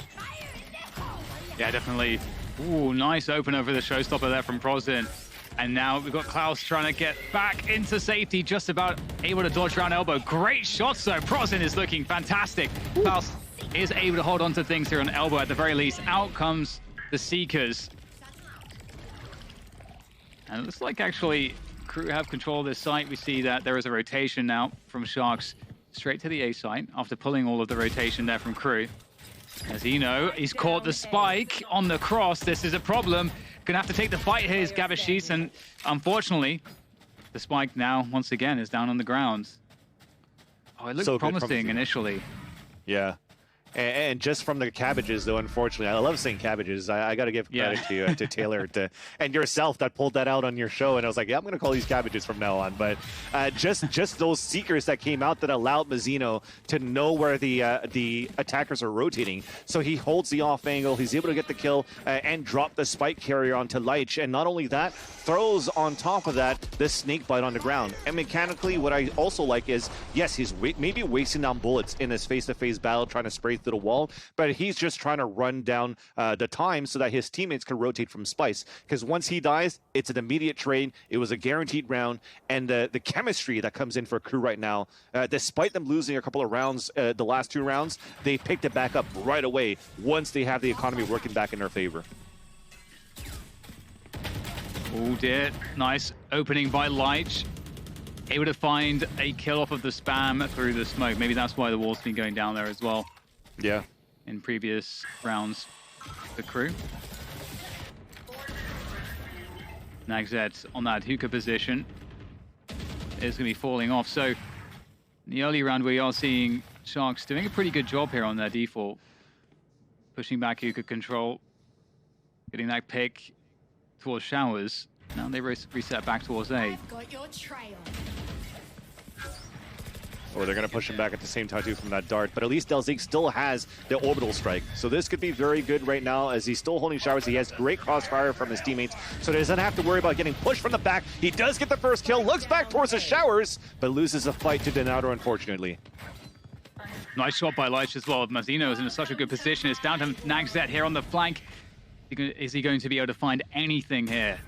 Oh, Leitch again. Really good round from him so far. Definitely looked like Nagzet was on top of that one.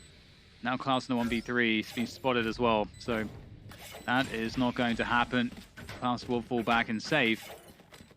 And yeah, I feel like this round is all about Leitch. Just getting these two kills towards short were just hugely impactful. Mazino really looked like he was about to put a stop to the shenanigans, but Leitch with a quick flick was able to deal with that. And those were a couple of kills that that brought him on the board on that previous round. I think when he got the 4K was his first 4 kills of the game. Now tying up to these, we talked about how Sharks, we wanted to see them find their footing. We're starting to see this right now. This is a whole different game from that first map on Icebox. And getting 5 rounds so far, tying it up on a 6-6, I'd still be pretty happy for Sharks when things didn't look like it was starting too well by losing that pistol round. So now you want to see Gabish's popping off at the same time too. But speaking about popping off, the abilities, the usage right now being used by Sharks on the attack, on the execution too, has been very good. Like this wall continues to come out towards the A side. I haven't seen it really being thrown anywhere else. So keeping this wall up and keeping them guessing really conditions crew as to keeping them guessing where Sharks might be attacking, where they want to try to fight on the attack. But now that gets fully denied by a Viper's Pit that's thrown out by Mazino. And we have, once again, Nagzet going back to Showers. And we get the Viper's Pit dropped on short as well. So really deterring Sharks from going there. Nice flick from Prozin, able to take down B&J. Really great opening there. And there's so much time left in the round to work with as well. This is certainly an IGL's dream. You're in a 5v4 with more than a minute to play with. The question is, what do the defenders do? They have that Viper's Pit still available on short A, so they're definitely feeling somewhat safe there, but they don't have any information right now. Yeah, I feel that you're somewhat crippled too for crew because of that Viper's Pit. You kind of want to stay in there, so you have a little bit of more of a weakness. You can't really stack rotations, so you're forcing even your Sage to stay Nagzet inside the Showers just in case a hit's coming in towards that A side. So this is looking very good for Sharks here on the attack. The drone is a great counter to Viper. If you can find the Viper and Tagger, that would be great. But Mazino able to dodge the drone, picks up the kill onto Prozin, pushes further forward, leaving Sharks in a desperate position. Leitch able to get control of Showers with that pick onto Nagzet. But there's still much more work to be done here. And Mazino, and just such an annoying threat here, is going to be completely circumvented as we see the rotation towards B. But Klaus, how many times has Klaus done an excellent job in this position? Takes down one, the second, and the third! Klaus is so damn good! And now there's only one left standing, and there's no time. Mazino finishes off Leitch, and that's a 7-5 finish in favor of crew at the end of the first half of map 2. Wow. And IGL's dream to start things off early on a 5 versus 4, where Prozin continues to do an absolutely phenomenal job on the on the hookah control and getting those first bloods. But again, it comes down to the combination of just one player inside the site, getting and fighting against Decays of potentially a wall coming up, and Klaus on the off angle in that last round to mow down 3 and deny the plant has been huge there for crew. So yes, it does cripple Sharks in terms of the morale moving into the pistol round where you thought you had that advantage. But still, taking the defender side now, we talked about how they could elaborate their defense and how they elaborate their strategies on this map for Sharks. It could still very much be doable.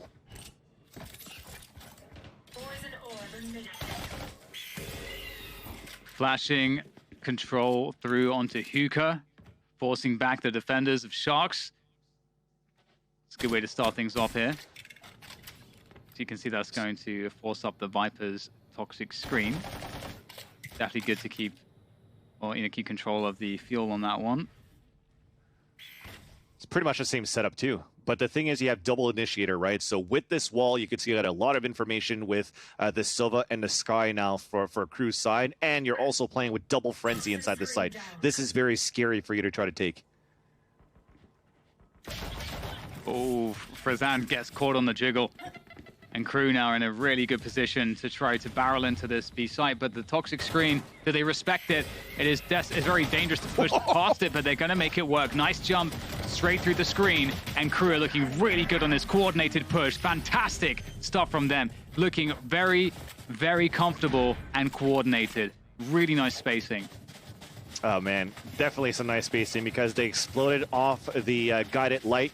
You saw like they jumped out the toxic screen, something very common to do. The first player to come in, go for the jump, so you pull off the crosshair placement on the first player holding defense, and the second one could swing out no problem, exactly like that, and even kills him through the toxic screen. That was huge there from NextZ, but that's only 2 players that swung out towards that area. The other 2 ran out towards that hookah, and they had the same type of spacing. They all focused inside that shed just to make sure that light couldn't hold anything there, and then it was an easy sight. And this, wow, super aggressive Dan on Sands.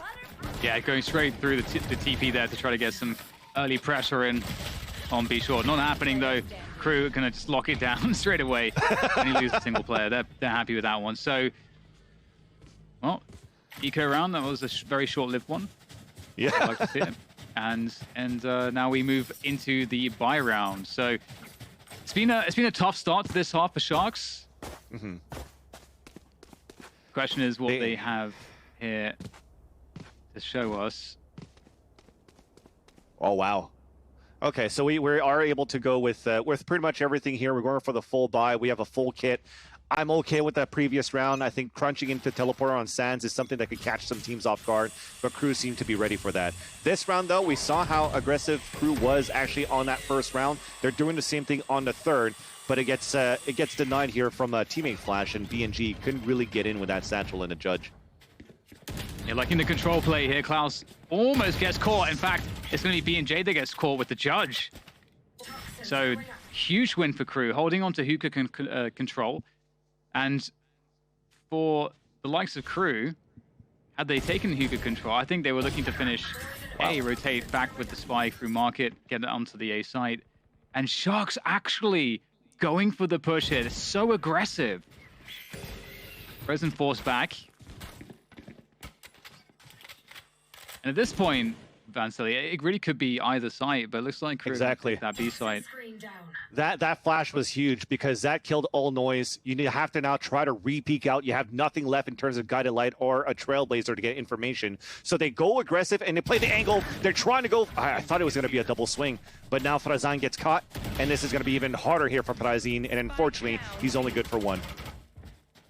Really difficult spot here. Light's going to just swing onto Klaus, goes down as well. Denaro with the Phantom, unable to make anything happen. Ooh, big result there for Crew. Very nicely done. I was really liking what we saw on the defensive setup there from Sharks. I think it made a lot of sense, putting 2 players on long and just playing retake on the B site.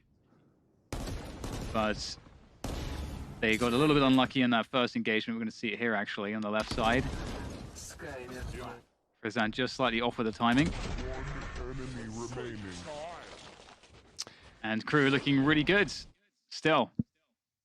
Very, very good. Again, another, I think it was a first blood that came in favor of Sharks, right? But then it was a bonus round here for Crew. They still get the victory in the end, and I was scratching my head a little bit. I'm not against the fact that Frazan actually pushed down towards Sands, but what caused him to push down towards Sands when you also have 2 initiators in your lineup? Again, I'm gonna get back onto that to try to get the information. So I know he was trying to go for a flank moment, but was there something else that was being thrown here out from the initiators to get that information to have Frazan try to move forward? And because he falls back, not only he surrenders Sand, but he also surrenders Hookah when they had that perfect perfect double stack in the beginning and gain that map control. So giving that away, forcing to reposition on the defense, and then gambling on a crossfire setup on B side where you don't have information. Again, it came back to Fra, forced to peek out with his body and also losing his life in the process. So Crew doing a good job continuing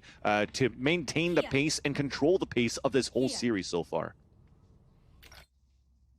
Yeah, I've been really enjoying the ways in which they've been accomplishing that, and just also how active they are. Also, just it was great to see in that previous round, holding on to hookah control and then actually still deciding to go for pushes afterwards to try to catch Sharks off. So for Sharks, they never feel safe. There's never really a moment where they can feel safe. Ironic from their opponent. Because you're Sharks. Yeah. And we actually get aggressive play around A Short and Cubby here, getting Prozen in a really deep position. We talked about that aggression. Has the judge as well. Perfect weapon for the job. Yes. And I don't know if Mazina is going to have a good time here. This is looking... I'm very afraid for Mazina.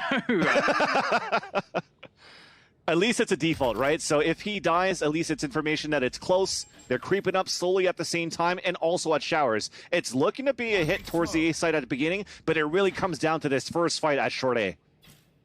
Oh, and Prozen's going to be moving into the Brimstone smoke as well. This is, again, feeling quite dangerous. How cognizant might they be that Sharks have placed Prozen in a forward position? Looks like he'll finally ease up a little bit as the smokes go away, but still very dangerous with this judge in this position. Oh!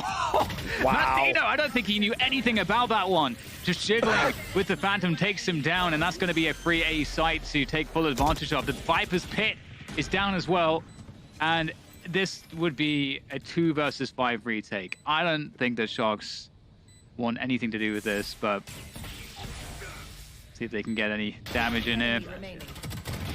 Well, wow. It's a Prime Gaming flawless from Crew. That was even on top of that, not only for the kill, but a beautiful execution. Yes, you did play against a half buy only, so technically you do have the advantage here for Crew.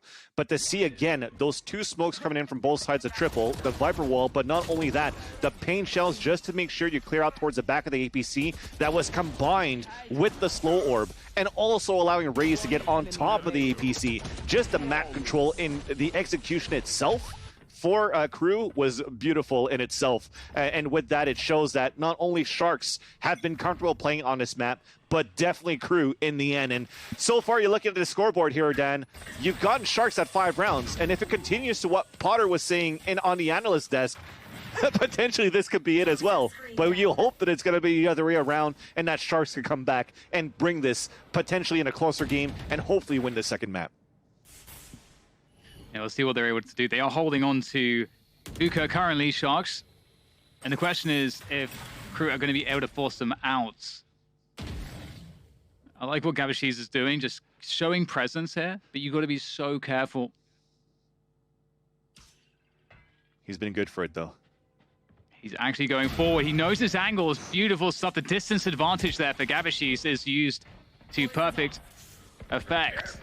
And able to fall back and away now, and this is very scary because it looks like we'll get Crew starting to try to swing onto the side. The toxic screen is there. It goes down! Gabashis, great stuff from him. What a round so far from Gabashis, looking to finish it all off, but will get taken out. Done more than enough, as Brazan is the one to finish off Klaus for the round for Sharks. And if we're going to get a comeback, that's a great round for it to start. Fantastic play from Gabashis. This is where it's going to get dangerous. You want to poke the sleeping bear, and that being Gabashis himself. Despite losing by so many rounds, despite not living up to the performance as we watch from Gabashis, he doesn't care. Still continues to push forward, still brings in the confidence, and that is exactly what you want in terms of this LAN setting. The pressure is on, but you don't want to demonstrate that. You still want to play the same game as if you're playing online, as if you're playing from home, and he brought some amazing results there. This could potentially keep Sharks into the game so far, as they have a full gun round in this round. They have a Viper Spit that controls all of showers, actually. Another different way to run the Viper Spit towards this map, actually, on Bind. And now you could focus players, a stack, towards the short A and also towards B. And the Seekers will actually allow a clearance there for Gabashis once again for showers. So at this point, it's going to be a fast adaptation. We get the drone coming through from Denaro there, just trying to see, okay, well, we've taken over so much control around A, surely I should see something around B short if they're rotating to B, but Crew are playing quite slowly, and they're actually, they might be calling the bluff here and looking to just send it towards this A site. Spike is still down on the ground towards Market, and oh no! Huge! Big paint shell kill onto Mazzino. And it's the desperation play into the B site. Will Sharks be able to defend it? Oh no! Denaro goes down on the peak! He has a Hunter's Fury as well, but still, it's looking good for Crew as they make their way in. I can't believe it, Dan. It was looking so good. Again, they had full control of showers to kill onto short. They had smokes on hookah. They didn't use it. They got punished when they were rotating back. And now Crew, they've turned around over. That's back on a 3 versus 3. They have a crossfire set up into the site. 2 players inside hookah. Very difficult for Sharks to take this back because they have no flashes. Such a great setup. Now down to Frazan to try to keep the dream alive here in this round for Sharks. And they are making it as painful as possible. Our Crew at this point is forcing him, just off the flash. There we go, Delzik finishes things. And Crew, as you say, Vansily, it just really felt like that was such a good round for Sharks to be able to just close down. But some of these peaks, you know, it just didn't go their way. It just started with Denaro losing his 1v1. Peter Hunter's Fury as well, so yeah, would have had the ability to use that to delay. Delay, retake. You have, again, your Sova, right? Owl Drone, Recon Dart. You have so much into your utility. I'm okay with giving that up. Giving up the B site when you think it's lost because they took the teleporter into B. Just have your teammates come back. You still have a numbers advantage. Go for that instead. Oh, this is scary. Mazzino's got a great angle there. The spray transfer is almost good for it. Sharks will take down Mazzino. Nagzed is investigating. Oh no, they line up! And that's the res as well. If it wasn't bad enough, they get an extra player out of it too. And Nagzed's gonna just lock off U-Haul. Denaro there with that Hunter's Fury. Able to pick off one, but it's still a 2v4 here. And this is it. Vansily, if they lose this round, if Sharks lose this round, they're out. Well, you have Orbital Strike, so this is something that could maybe help out. Lich hopefully could get something in terms of map control by ulting towards the U-shaped hallway, and then they could push out from that. There you go. They force it out, but BNJ comes out of the U-shaped hallway with a showstopper, and this is going to be almost game over here, Dan. It's looking like it right now as Sharks will try to make something happen. Denaro making his way forwards.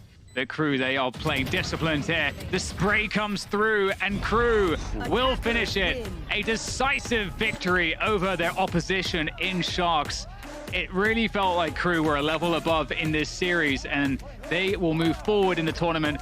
And unfortunately for Sharks, they won't get to do that. They are done here in their time in Iceland. It was a great showing from them. We got to see a lot of really cool stuff, but Crew, it's all about them. Exactly. For the Brazilian fans, obrigado to Sharks for such good games. It was a great series on the day yesterday against Newturn, but unfortunately their run ends here. And we had that question mark. Paper Thin was saying the same thing here, Dan, going into this matchup. After seeing how Crew performed versus Fnatic, the question mark was there. How are they going to play? What type of potential can we see from Crew? Because Vikings themselves, in an interview with the Plancha boys, Sassi and Sadak were saying, Crew, they're probably even better than Sharks at this point, but we didn't see that on our first day. Now we finally do. Crew, they definitely have the teamwork. They have the strategy. The executions were beautiful here on the sites of Bind. And now we see how far, or we want to know how far can they go. It's not over now. There's still so much more Valorant to be played throughout this bracket, and also some tough opposition. Yeah, totally agree with you there, Vansily. I think this was a really interesting showing for me with Crew as well. Also because we're thinking about, based on what we saw here against Sharks, what does that indicate against the opposition going forward? And for me, when I watch Crew, I am seeing a lot of really great reads of the map, really great tactics, strategy. They are definitely on top of this latest meta as well. And so for me, it really does feel like they could cause some serious upsets here moving forward. Yes, definitely. Even for me, looking at Crew at this point, predicting how they would move into this bracket, into this tournament, I would I wouldn't be afraid to say that not necessarily they would be a dark horse, but they could definitely be a team that comes out of left field into the lower brackets that could potentially upset one of the favorites moving into the tournament. Is it going to be a top 4 finish? Maybe not. But again, just like the Asian scene, just like the Asian teams that we've watched since yesterday, Dan, they're definitely a team to look out for, and you don't mess with them. You underestimated them against Fnatic, you can't underestimate them now. Definitely agree. And it's also one of those things too where these teams are getting more experience, they're getting more comfort, Yes. Finding their place on the stage and on LAN as well. I actually haven't really talked to too many people about how it feels playing LAN just yet, but I'm sure it feels pretty damn good, and everyone's getting used to it, which is really the difference. Yeah. So, any final thoughts on that one before we go to break, Vansily?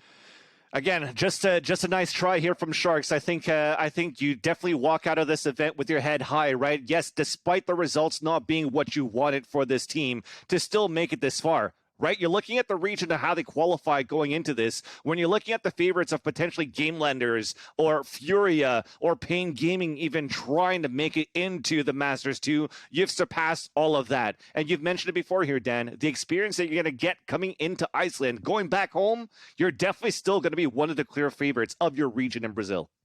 For sure. And with that said, there's a lot more talk of Valorant coming up after the break as we chime in with the analysts, and we're going to hear from Nagzet in our Verizon post-match interview.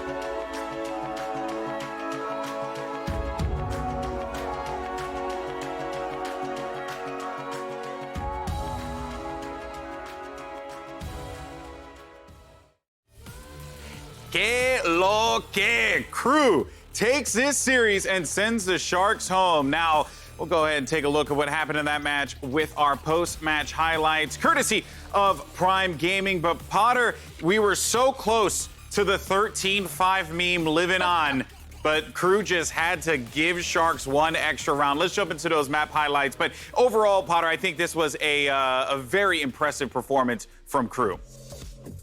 Absolutely, indeed. And man, I mean, we first have to just put Mazzino up on a pedestal because the way he was controlling the entire map on Bind, not only on the A site where his body was, but extending that wall over towards B, giving his Sky Klaus a lot of room to work around with those birds. It was just a beautiful, beautiful map control. At no point did Sharks even get any shower control because the Sage wall was down. It was controlling that area as well. It just seemed like if Sharks didn't five-man contact the site and Frozen getting an insane entry with the multi-kill, they didn't really stand a chance. They didn't really get close to planting that spike. Yeah, Lothar, it seemed like these Sharks did not have any teeth in this fight, and the Crew lived up to the name. They stuck together despite the loss against Fnatic, showing us that clearly other factors could have gone into play, as well as Fnatic being a fantastic team, but Crew looked like a whole different squad.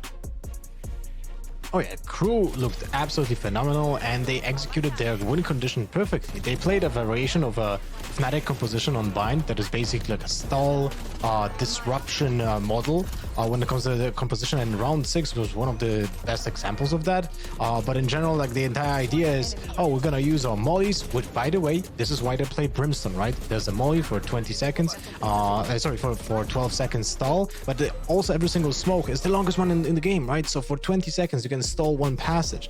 Then when you combine that with the Viper utility that has the fuel, you just basically slot in the utility from the Brimstone and the Sage to slow down the pushes when the fuel is being revitalized by the time, you know, passing by. And that is a perfect example of how you play to your strengths, and Crew executed that perfectly. I don't know where that Crew was when they were playing against Fnatic. Was that nerves? Was that just, you know, being maybe a little bit afraid to play against one of the most known teams in the world? But they played absolutely phenomenally well. Yeah, you know, let's not forget, it's not just that you're playing against the players, but there's also the brand as well. Fnatic is a storied name in all of esports, so I totally understand, like, there could have been, and you also were the first match of Masters too as well, so who knows, that could have been it. We'll hopefully be able to hear that when Dash goes to his post-match interview. But though, Paperton, to bring you in on this, you know, there was an awesome moment in this battle. It was actually our Verizon high-speed moment, and I think it's safe to say that Klaus definitely thought on his feet very quickly, kind of like Verizon's amazing network. Why don't you go ahead and guide me through this? By the way, that ad-lib was genius. Just throwing it out there. I mean, Klaus was absolutely nuts from start to finish here. We're getting a few shots of some other situations going on with Light coming around. He had some really good moments. Light started out pretty rough on this. No kills until I think it was around 8 or 9 or something, and then came up with a 4K and really picked it up. But here comes Klaus waiting for it around the corner. Gets one in the head. They start to come out the window, just lines him up, knocks him down for the triple. You love to see it, and he showed it right here. He can do it long range, he can do it close range. You know, on an Icebox, he was holding down those long sight lines extremely well previously, and getting it done up close and personal on Bind. Yeah, a very impressive display. Klaus may not have been the flashiest player, but he was probably one of the most clutch players for Crew. Now, I don't want to put Twitter and our analysts on the hot seat here, but if you go to my Twitter, someone asked me if who I thought would win, and I predicted Crew. So I don't know. I think I should be, you know, a talking Please head on this. Explain yourself, though. Why would you pick Crew after the Fnatic match? Time. That's why. Well, for one, obviously, there was a lot of positive reactions for Crew going into the event. But I think that, as we stated numerous times now, right, like there was a clear stress that they had playing. They did not seem like themselves. I watched a lot of those Latin American games. And honestly, it just felt like Crew were missing something. And it was very clear that that confidence needed to be had, and they were able to secure it. There was logic behind it, Lothar, in case you're questioning my judgment. I just wasn't doing it for the likes and the retweets. Just so you are aware. Just so you are aware. I tip my fedora to you. Well, sir. thank you so much, sir. I tip my fedora to you as well. All right, guys. Well, we're going to go to a break. But when we come back, it's going to be our final match of the day. We're going to see Sentinels take the stage yet again against the Vikings. Don't go anywhere. We'll see you on the other side.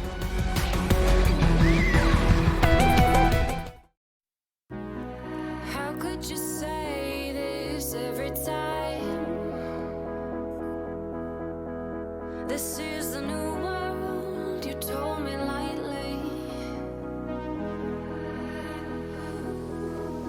Oh, and how could it end? Let it fall in my lifetime. I don't really like that. I don't really like that. And how can you paint all the colors of my life? And I don't really like that. No, I don't really like that. Waking up in the morning, I can't remember yesterday with you.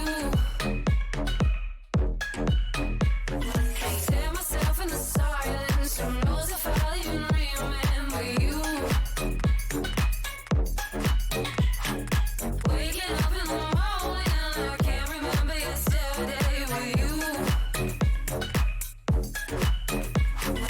Tear myself in the silence. Who knows if I'll even remember you?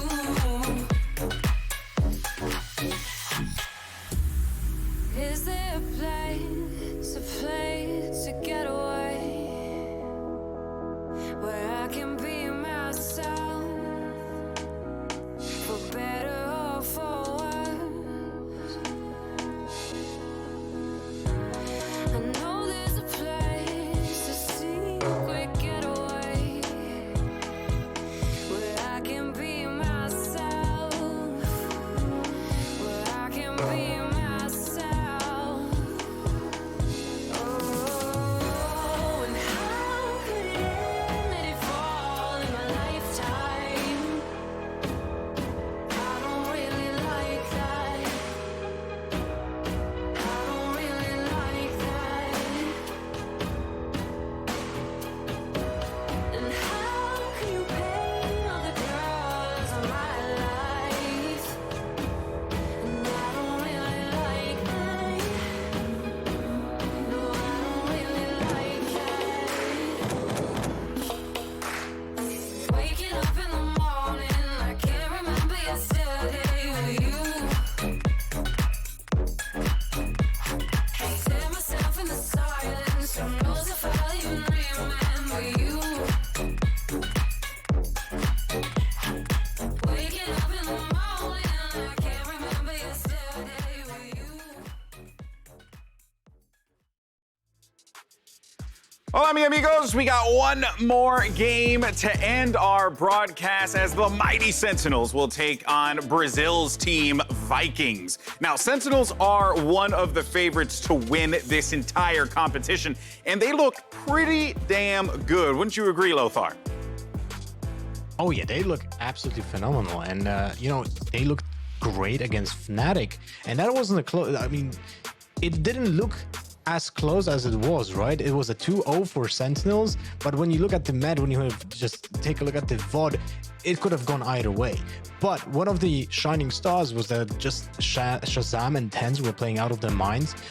We talked about before, but Sick and Dap, they didn't really have much to do because Shazam and Tens were just basically making so much work.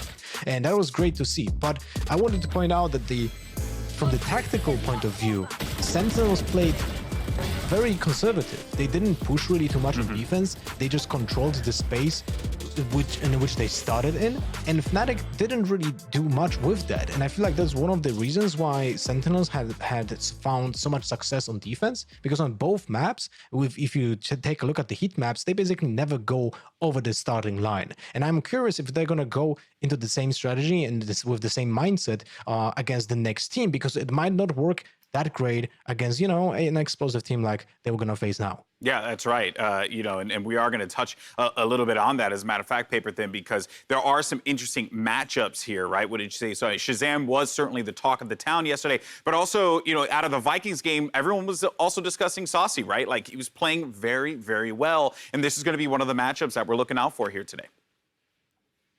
Yeah, I mean, Saucy really impressed on the Sova, a guy that you can rely on towards the end of matches. Kind of reminds me of like a little bit of what we saw from Neth earlier today from Korea. Suggest is this kind of lockdown player at the end of a round who can come up with these big 1vx situation wins for you. But Shazam yesterday, man, on that Jet on Icebox was absolutely ridiculous. 20 kills in the first half there was just insane, with the operator in particular was just landing all of his shots, finding great angles, finding great timings. I mean, it was just a absolute amazing performance that he put on for us. Yeah, and on the other side of the field there for Sentinels is going to be Vikings, and they're looking to get that extra saucy. See what I did there, Potter? Potter, it was good, right? Proud of you. Yeah, it was decent, Golden Boy. We're all just a bunch of boomers up here, people. Okay.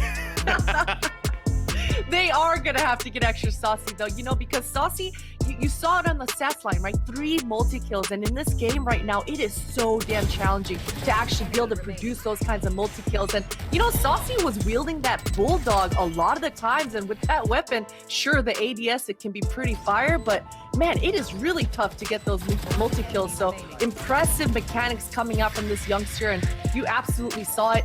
Unfortunately, Vikings, they weren't able to showcase exactly their game plan. A lot of the times you saw that they were getting kind of choked up. New Turn had a lot of answers for them in that. So I'm looking for them to, I think they will match up really well versus Sentinels, though, because Sentinels, they love to fight.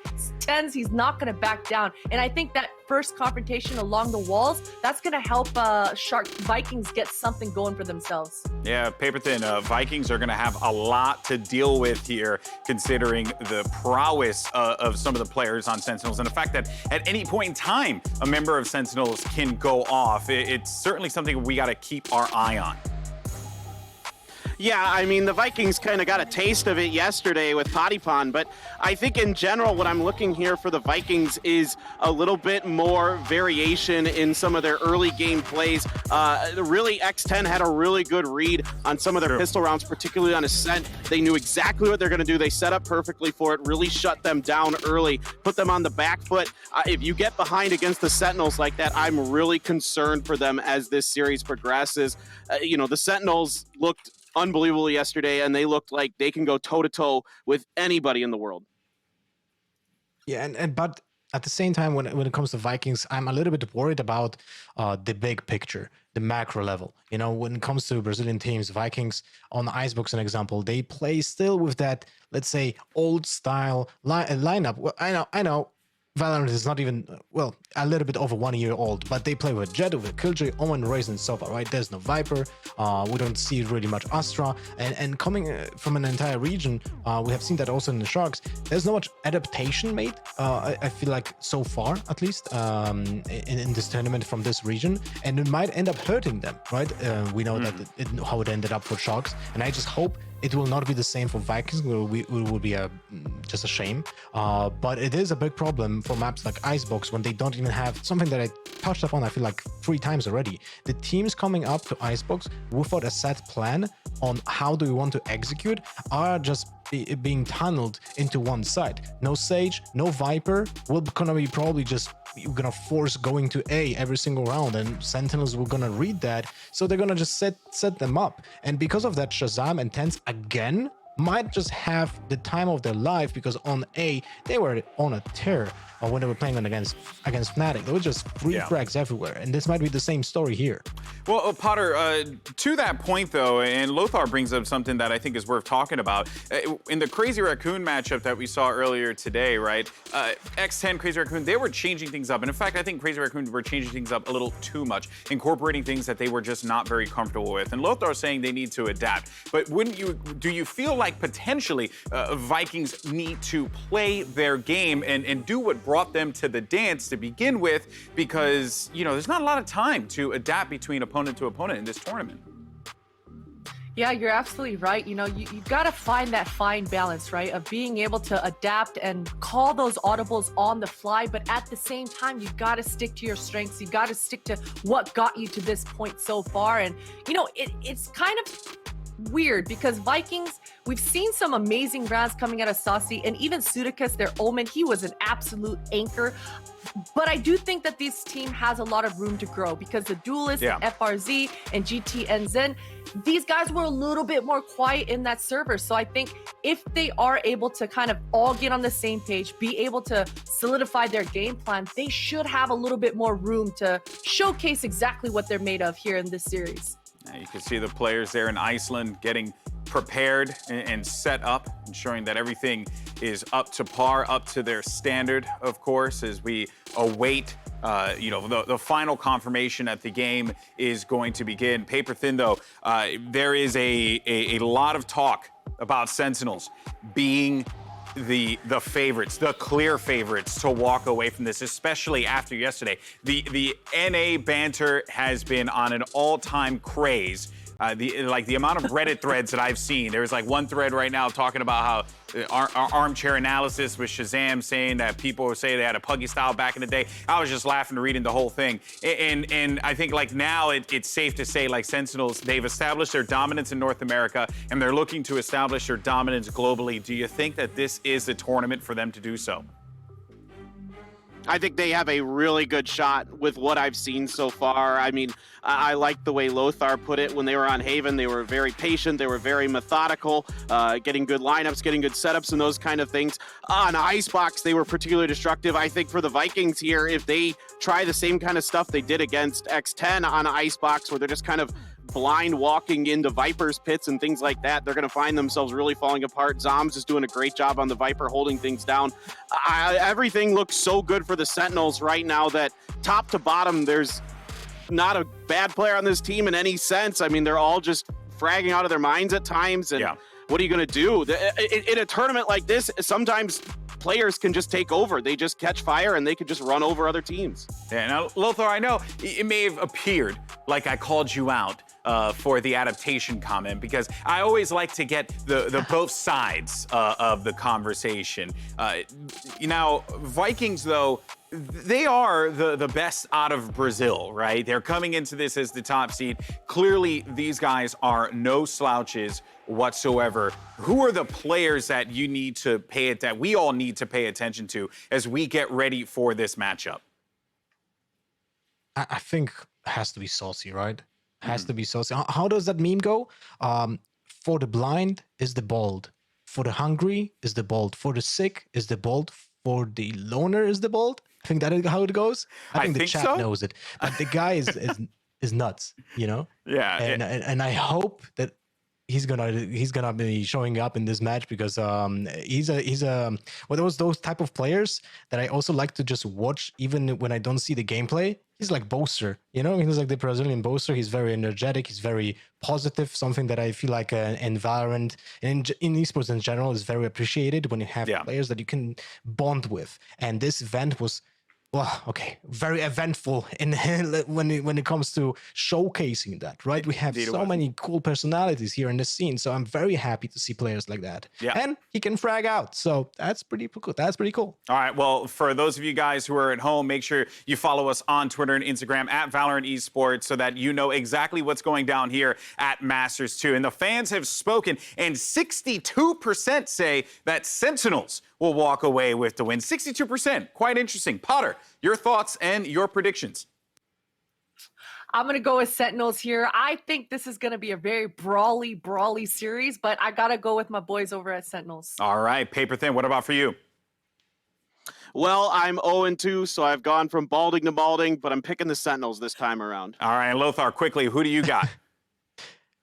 Yeah, I'm just going to go with the flow, Sentinels. All right, well, you heard it here, folks. Sentinels, everyone believes that they are going to win. Map Select with the coaches is about to get underway. It's the best from Brazil and the best from North America. Let's send it over to your casters and get this game going. Thank you, Golden Boy. Yes, here we are once again. We get to see Sentinels, but this time they're going to be playing a Brazilian team. This is such an interesting one. We talked about Brazilian teams and how they are. We have to watch out for them. And lots of people posited that perhaps the Brazilians would really shock us here at this event. Going into this one, Vansili, they're up against quite a tall task. The Sentinels are certainly not to be trifled with.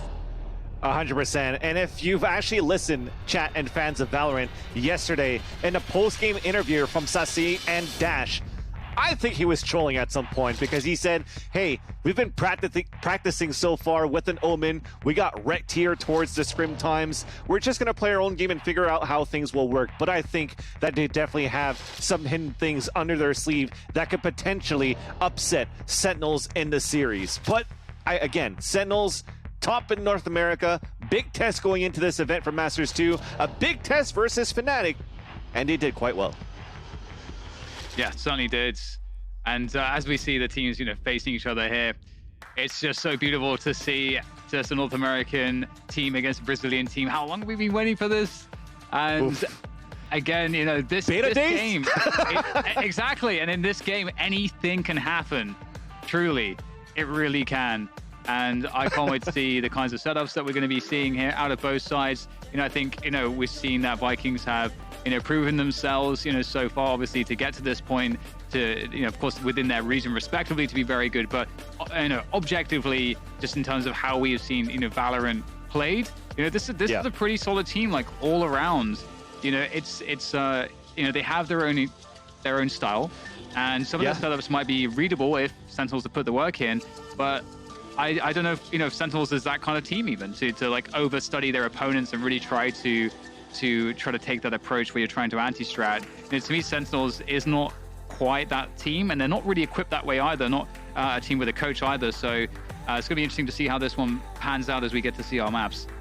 Yeah, I mean, you don't need a coach when you have a 4-head that's like a 10-head with Shazam, right? The amount of practice and studying that he puts into all of these teams and just applies everything just perfectly for Sentinels. It may look like they never switch a lot in terms of their compositions for Sentinels, but just one small thing in terms of an agent composition, for example, with Astra now coming out for Zoms, it's good enough to still continue to dominate for the whole scene, at least in North America and so far in Masters 2.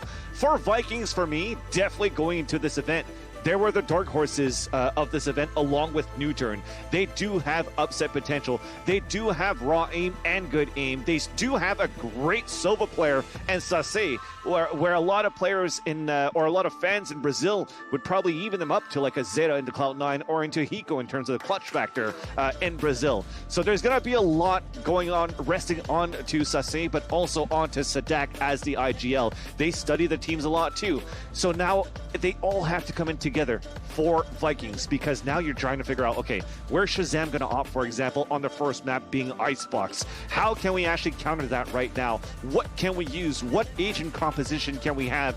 And what role every single piece will have in this series? Because Dan, when you look back at Icebox, when he played against X10 yesterday, just as Lothar said, they were playing no Sage, no Viper, but in the past, qualifying here into Masters, they also played with a Sky.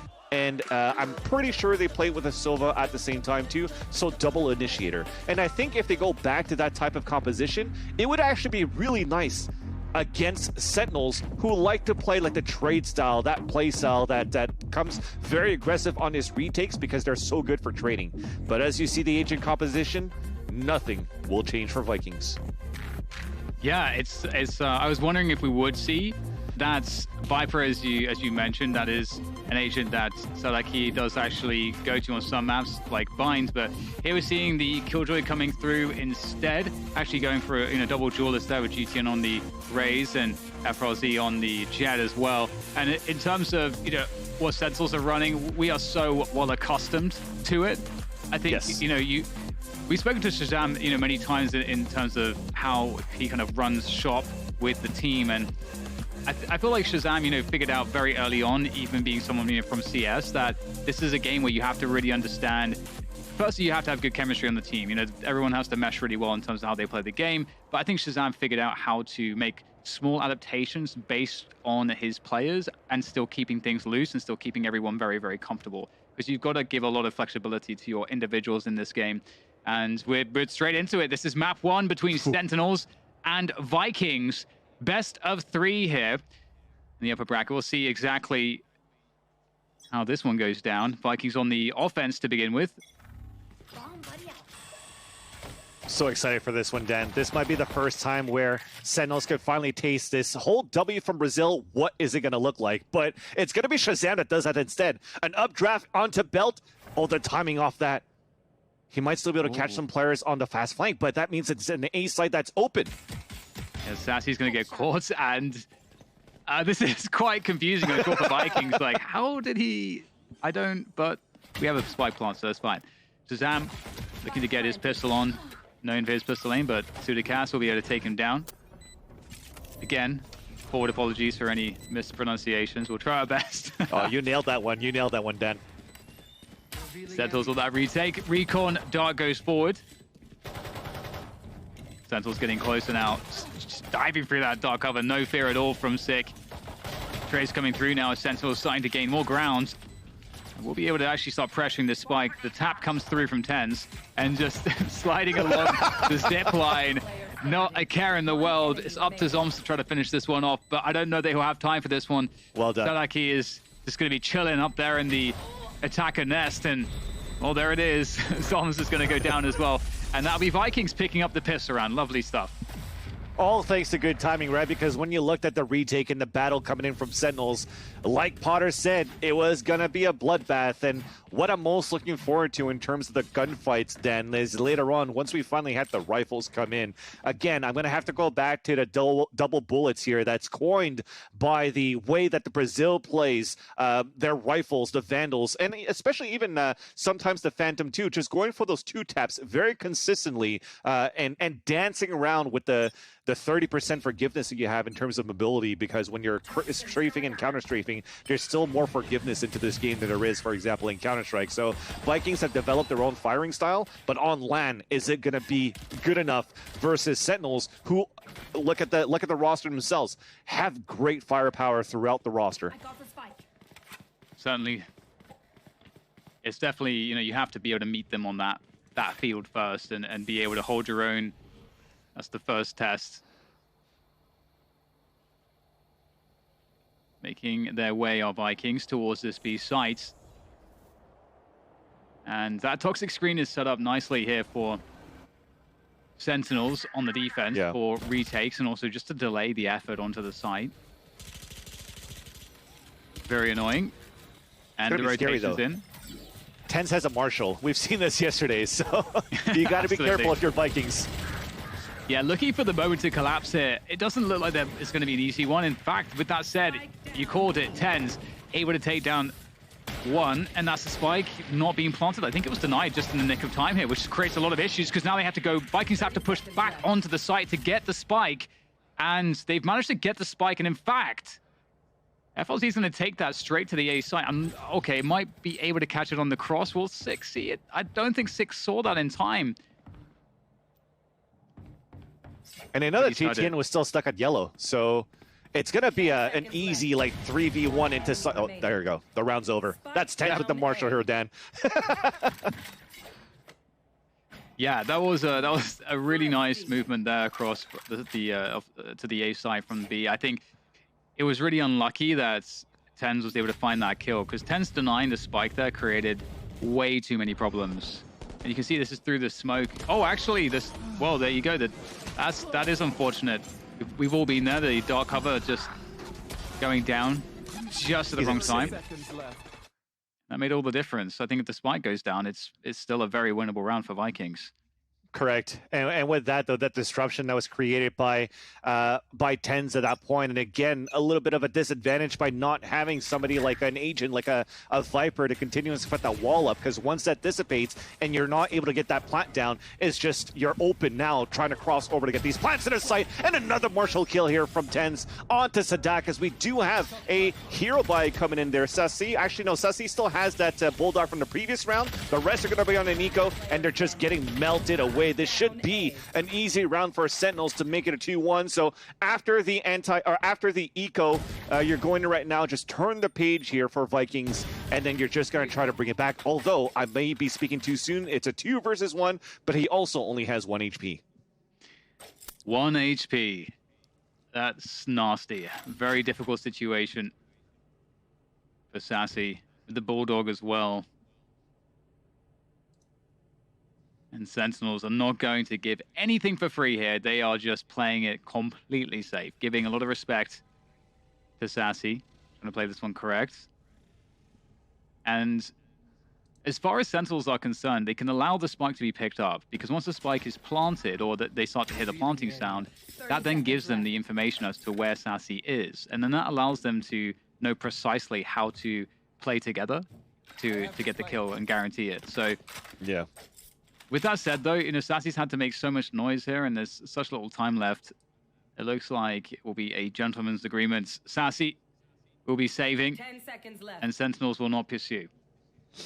So 2 rounds in a row here saved by Sassy. So he was able to get 1,000 credits, another 1,000 credits, plus all the ability that he's bought in the last 2 rounds. He probably doesn't have that much going on. Maybe enough for shields and buying stuff here for maybe a lower buy for one of his teammates. But this has been very good here for Sentinels. And again, I thought that we might see something a little bit different for Vikings from pulling at least some flashes. If you don't have a Viper, if they played a Sky before in the past, this would have been very good if they want to try to take sites over, for example, on the A side. Because again, look at this medium map of where Shazam is currently being placed. He's with the operator towards the A side. Who else do they have to face against? They have to face up against Tens. And when you don't have any flashes to try to push him back, it's going to be easy for Shazam to land these shots, as we've seen before in different days. Gen 10's up there, large and in charge, but taken down actually without getting a single kill is certainly going to create some issues. The dash comes through. That's going to gain some very quick forward space here for Vikings. 6 managed to creep under the rafters, and Shazam's starting to peer out now as well, looking to see what he can find. We know he's quick for the flick, but it doesn't look like he's going to get any peeks here. Dapper, though, taking down Sassy, makes it a 4v4. Sentinels will have to go pretty deep here, though. But the Nano Swarm's up on the box to delay. No peeks being given. Shazam's quite deep now. Spots one. Has to dash away. And playing the post-plant shenanigans, the lineups are there. Are they able to deny this, though? The diffuser's coming through. Oh, has to come off of it. Beautiful work there from Vikings. It felt like they just put Sentinels in a checkmate position in terms of the post-plant with the way that they had the lineup set up. Looked like Sentinels, it looked like they had a chance, but in reality, there wasn't really an answer. Mm-hmm.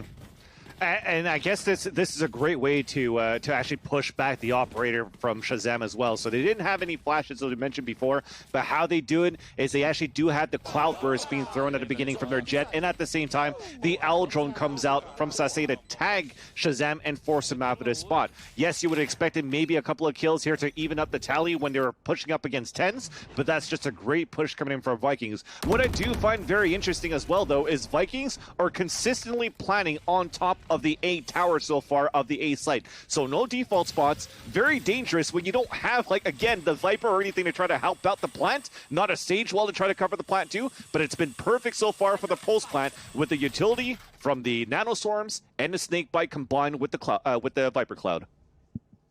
Oh, and interestingly, the lockdown looks like it might come through here, and Sick is 1 away from Hunter's Fury, so he can't actually deny this. Now the question is, will they sacrifice one player on the defense Sentinels to try to get some kills? Tens is the man to do it. He's going to be able to take down one. In fact, a second kill coming through as well. Traded out by FRZ. And Sudicast towards B, just lurking on through. And wow, this is interesting. 40 seconds. Oh, trying to get out of there, out of the A site, on the rotation towards B. And Sadiki will be lost, and Tens is going to be rezzed. So this is getting very interesting now. This is a very difficult situation. 30 seconds left. Oh no, Shazam is going to find a perfect timing on this one. There's nothing that can be done about that. We'll get taken down by Sudicast, but a 1v3 now in store for him. Here's the stepping, plays through the smoke, tries to punish. Now they know exactly where Sudicast is in, and he's going to be in so much trouble. There's a good attempt at a recovery, but Not good enough in the face of Sentinels, it seems, and they're going to pick up the round 3-2. Yeah. Danny was definitely a good attempt at that point. I think on that 4 versus 2, you wanted to try to gamble a little bit at that point, right? To move back towards B side was the right call, and it comes down to where the positioning of Sutikas was at, actually on our rotations from Sentinels, because he pushed all the way out towards Snowman, towards that spawn side, hoping to catch some players from Sentinels at Boiler, moving into the kitchen side. But after that res, everybody went towards that mid, under tube, getting back from oranges to go for that defuse. So a little bit unfortunate of where the positioning was at, and you just want to get the plant down at that point in a 4v2. At least that was successful. Yeah, it's really cool to see that they had the lurk kind of there to be activated in the first place. That extra dimension to their game is going to be very beneficial. Yes. As we see that almost amounting to an opportunity to just save the round entirely. Ooh, the Hunter's Fury coming through. Doing some damage. Shazam down. Ozzy trying to find what he can there with the Blaze Storm. Trying to punish the Hunter's Fury now. There goes the Cloudburst by 410. Trying to just create a path, and it's going to work out. Tenz goes down. Wow. And this is looking like a struggle here for Sentinels. Oh! Once again, finding himself 2 unlikely kills. Just finding that perfect timing to create all kinds of problems. But he's alone against 3 players. Is there any extra damage to be done here by Dapper? Absolutely not. Sassy will take him down, but it was a good attempt, and it will keep the money honest here for Vikings. Wow, that was very well done there for Vikings too. As we talked about how Sentinels are very good of like switching the tempo of how they play this game. Sometimes you want to play aggressive, play for the trades. Sometimes you just want to play more conservatively, just like the other series we saw. And for me, who's more accustomed to that stereotypical Vikings, hey, let's keep pushing forward, or just Brazil in general, for them to just hold default towards spawn side and punish an early aggression from Sentinels towards mid was actually very key for them to just open up towards the A side after. A blind, I think that was a blind Hunter's Fury too from Sassy to get that kill. So expecting the position of where Tenz is currently playing, always around that 410, caught him off guard, disrupted also the site, allowed for Vikings to get in, and to get that win was actually quite huge. So a 3v3, the battle comes back and forth. An Owl drone that came out just to scout at the beginning from Sick into the mid side, but it's not going to surmount to too much information, except for this recon art potentially that could see towards the bottom of the tube. It's just going to be hidden away by FRZ at the bottom of that ramp. So you could still lurk up towards this side. Shazam's in a great position right now, though, if FRZ decides to fall back. So a very not necessarily default, but they're holding angles very aggressively here for Sentinels just to try to pin down FRZ. Yeah, I'm loving this opening from Vikings. As they make their way back towards A, though, in the late rounds, we're going to see that Tenz will pick off Sadiki. FRZ there in mid will be spotted as well. I feel like Sentinels have a pretty good read of what's going on at this point. Yeah. Where is Tenz? Just trying to contact through our Vikings. Tenz is in such a good position, especially with the bait there. Empress popped by Tenz. And there's still 5 players here standing for Sentinels, and the spike still needs to go down, but there is just so little time to do it. FRZ trying to fight against Tenz, and the delay is just so much at the same time for FRZ to try to contend with, as he just walks into the angle that Tenz is holding with Empress. Not going to be able to withstand that. And Sentinels pick up the round, and we're back and forth here, I have to say, Van. I mean, 4-3. It's been great to see that slow down. I liked that from Vikings, putting more emphasis around mid in the early round there. That was cool to see. Exactly. Something that we don't see quite often throughout the matches that we've witnessed casted, where mid control seems to be left out in the open kind of, and working the extremities, the standard of running out the Owl drone or the Sova utility to try to push back towards the B site. I like the presence towards mid from both of these teams. And with that, though, getting that positioning, as we mentioned before, pinning FRZ in that tube side, Tenz playing from where he is right now. You always kind of guess, is he going to play a Raze? Is he going to play Arena? Playing Arena on this map seems to work wonders for him because of these aggressive plays, and he could dismiss aways on his kills, sorry. Oh, Sick doing a great job from the backside, and he's going to just go into completion here. Shazam up on the high ground. Ooh, just barely able to dodge that one, down to 10 HP. 2v3 here for Vikings. Make that a 2v2 as Toms goes down, and there might be some space, some breathing room after all to get the spike planted. There we go. Shazam creeping around, might find a timing here. Very dangerous. Dapper makes his way forward, goes down. It's up to Shazam here, 70 health. Can he make it work? Absolutely not. Denied by GTN. Great round again from Vikings. We talked about the back and forth, and we get it here once more. Little things as well from seeing Dapper throwing those slow orbs on the top of the A tower, right? I think they do that quite often, especially on the post-plant situation, so that nobody could really get into the tower and move forward to create like a one-way angle so they have verticality over players running towards spawn side. And even this is actually really good against a team like Vikings, who in the first 2 rounds have been planning a lot towards this A tower side.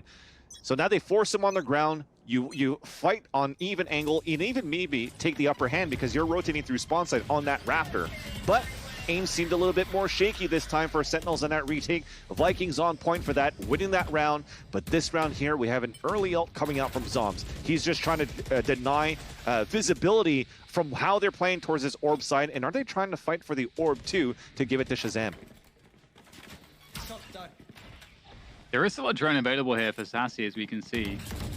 That can obviously be a good way to deal with a Viper's Pit, but they're going to ignore it entirely and just go for the run towards B. And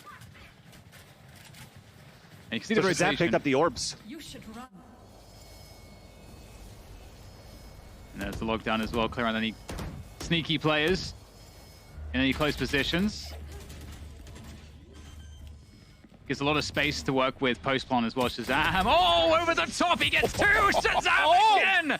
He did it yesterday, and here he is once more with the knives causing problems. Still more players to go. Shazam, he wants every last one. This is a problem. The defuse now is being pressured. Vikings are surely going to have to start to push forward because they don't know what's going on. The Hunter's Fury comes through from Sassy, but there it is, Shazam looking for the 8. Out comes the Sheriff, can't pull the trigger in time, but the defuse is coming through from Sick, and there is no time to stop it. Tens with the cover, and Shazam again, the X Factor with the Blade Storm, is going to give Sentinels an extra round.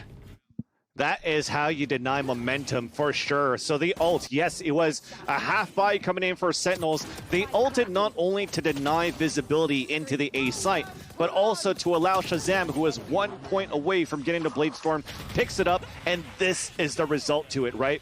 You've mentioned it, Dan. Yesterday has been key with the Blade Storm against Fnatic. Well, he does it again versus Vikings. Unfortunately, couldn't get that ace, but at least it's good enough for spacing and allowing actually the scaling from Sentinels on that retake into the defender spawn back into the site and giving them the lead again into the first half.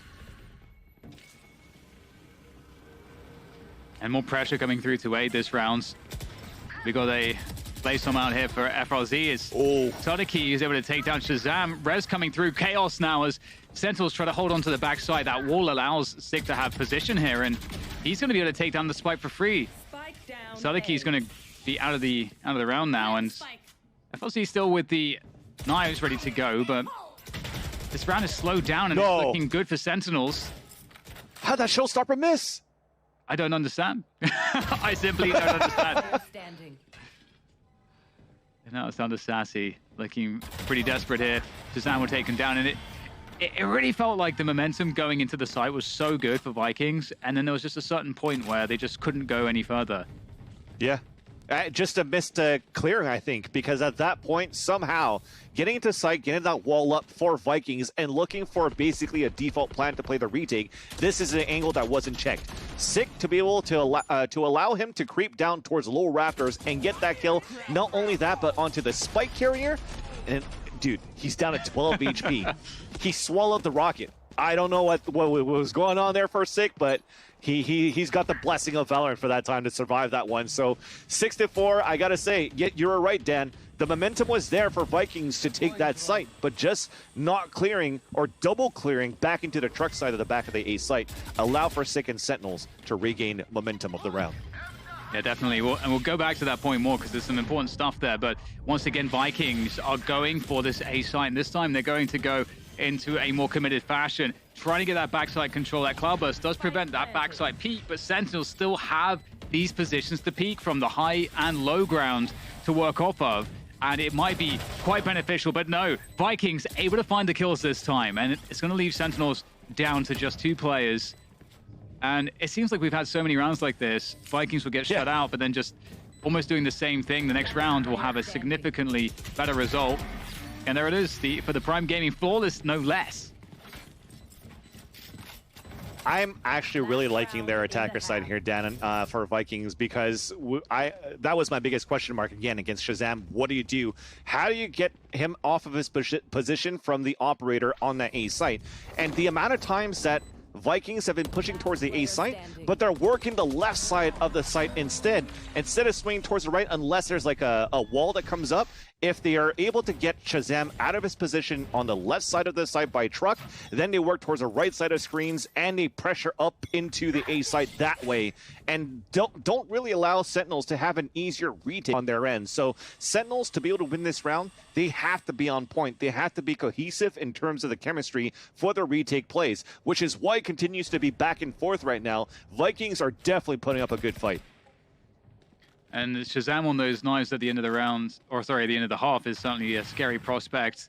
To 100%.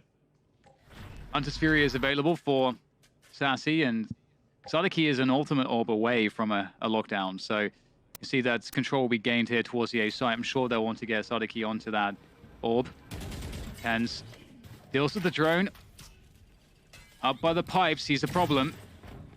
And Tens will actually drop down on to 410, trying to escape here. They're actually trying to run him down. They are having success, in fact, forcing him away. Still Shazam backside, waiting for his opportunity with these knives. And that's Killjoy ultimate. The lockdown does come through to force out Sentinels from the site, which will give a lot of post-plant positioning here for Vikings. And with that Hunter's Fury, they're going to have a lot of strength in this post-plant. Yeah, and small detail too for Shazam to be able to escape without using a dash could still be huge right now for the retake. All coming through actually around 410. This is getting quite hairy here. Sudicast will try to dodge that Hunter's Fury from Sassy as it goes forwards, and Shazam is still waiting for his moment, going forward with the knives, and does take down one. Ten's also able to do some damage. It's up to Sassy now. There's no more util after this shock dart. Will it be enough? The shock dart, oh, down to 6 HP Dapper. He survives, and Sentinels end the first half 7-5, just a mere 2-round advantage, and it feels like they need it. Vikings are playing great so far. 100%. I do agree with that, Dan. They're displaying some great Valorant right now for the region, really representing Brazil so far in this clash of some would actually call Titans, right? A lot of players or a lot of fans are considering Vikings to be not only underdog dark horse, but could potentially win it all, especially if you're a Brazilian fan. So to go toe-to-toe right now versus Sentinels in this way, look at the amount of utility that gets popped off, and it's so hard to cast because at the same time, it's just trade and a kill after kill. So the spacing and also the trade ability from both of these teams have been on point. It goes back and forth onto the scoreboard, onto the kill feed on top of that too, and I'm loving such this close game that we're currently witnessing so far. Definitely, and straight away in the second half pistol, we're seeing the drone used by Sentinels to get control towards B, get that information, get the ultimate orb, and the rotation's coming through for Vikings as well. They're looking to meet this before it gets to planting a spike, and my goodness, Dapper takes down Sudicast. He had a couple opportunities there, didn't quite work out. Wall goes up for Dapper to get a plant, and there it goes. Not really an angle here, I don't think, for anybody to abuse. Sassy does try with a reveal, but as we follow Sadiki, we'll see if he'll be able to do anything here, pushing forward. Post-plant positions are strong. Oh, that's an excellent shot there from Sadiki. What else has he got in store for us here as he goes forward, getting really close to these players? Dapper takes him down, and it's just FRZ with any workable amount of health here. That frenzy up close, and it's just not working out. Dapper is delivering frag after frag. And it's just a matter of time here for Sassy. One bullet will do it. And there is that bullet, and Sentinels pick up the pistol. And that's great to see as well, because, you know, you love to see the pistols traded. Yep. I believe Vikings won the pistol in the first half. Yeah, and even at that point, it was you're kind of happy that Dapper still stayed alive, because I was chuckling a bit. He got into the B site while he was having his burial wall up, getting ready to throw it onto the B side, and suddenly you have a swing coming out from the defenders, and it catches him off guard, where potentially that would have been a spike lost. But now you get, what, 3 kills, a spike plant going on top of that too. Look at how close you're already into the res here. There was a big round here for Sentinels, and this res could definitely come into factor in about 2 or 3 rounds once you have a play like FRZ continue to push forward, trying to fight for these orbs, trying to build up his Blade Storm, and try to build the economy back here for Vikings. But with this round, it's going to be a slow hold for Vikings, stacking up towards the A side. Shazam's the one that's going to try to look for some information there, but the rest of the team of Sentinels are lurking up towards this B side, slowly creeping up. Yeah, and it feels like Vikings have a good read of this now. They're starting to make movement around the map. And this is the thing, though. Sentinels cut noise, and they're rotating back and forth, and so it looks like they're about to catch this push that could be in store here around A main. This is a big moment because close range battle could be favorable here, but nothing doing for Vikings. Zoms will take 2 down, and that's a free A bomb site, and they know it. When you're fighting Classics in no armor versus a Spectre, not easy to get that win. So like you said, Dan, open sight, forcing the hand out of Vikings to push forward and punishing them on looking for that information for Vikings should be looking to be a flawless, almost a Prime Gaming flawless. And there it is. There it is. All right, so 9-5 now in favor of Sentinels. We get into our first buy round here for Vikings. Super curious what we'll see. They're definitely a team that have a lot in their playbook.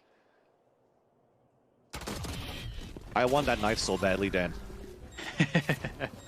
Just like something about dual wielding a knife in this game seems so cool, but I don't know how disruptive it could be on the screen. But yeah, definitely. So at this point, though, a gun round coming in for Vikings. You have a 4-round cushion for Sentinels. I'm definitely okay with them keeping the Spectre so far. The res is already ready for Dapper, and Zoms is 1 away from a Viper's Pit. So if they get a kill and put a Viper's Pit somewhere to deny on a post plant, very difficult here for Vikings to play the retake. And Shazam's actually going to take down Sassy early on here towards the A side.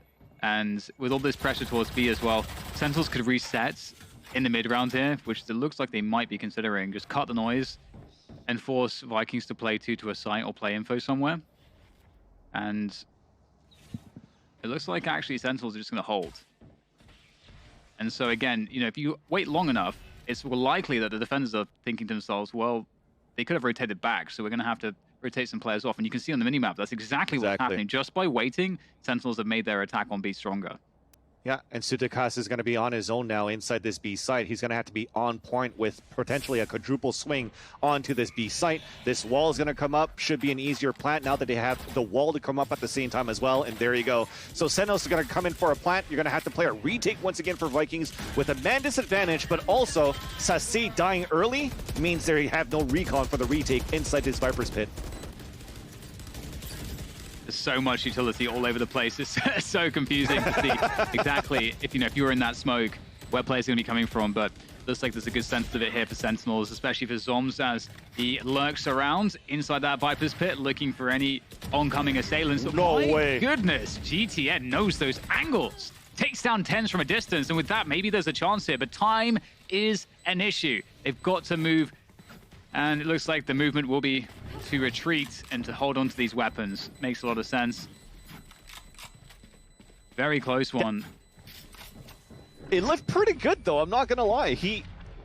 I'd love to see the replay from GTN's POV. Like, we saw that 3rd kill on the top through the Viper's Pit on top of green, but the first 2, I'm thinking that it's also some random sprays through the smoke for those kills. And that is actually pretty good to hurt the economy of Sentinels, who continue to be like pretty much on the run so far in the second half. And there you go. Look at that. That was pretty sick. Wow. All right.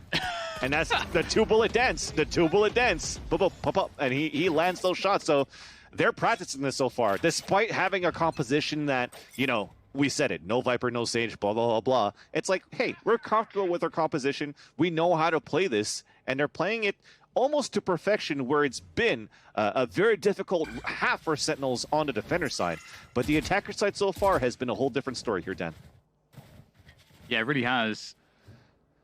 And Sentinels will kick this round off with just defaulting out pressure towards A and B long control. Very scary playing against 10s. I'm very sure that that's quite an intimidating prospect. Team there with a Vandal just ADSing away, looking for the taps. Got to be very careful about giving up kills to 10s in this position. You don't want to do it. And in the meantime, with 10s showing that presence, we are seeing a contact through, and 10s will get the frag eventually. He will not be denied.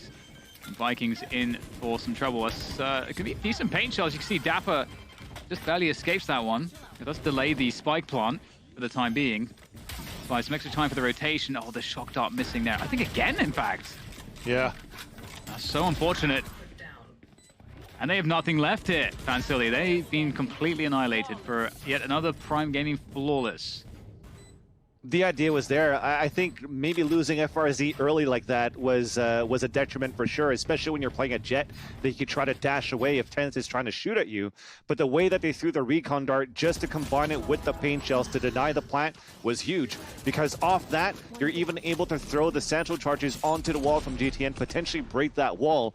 But again, because you've lost a player so early, it just makes it harder. As an anchor player inside the site that you've lost, much more difficult for the retake, and Sentinels just took advantage of that one for sure.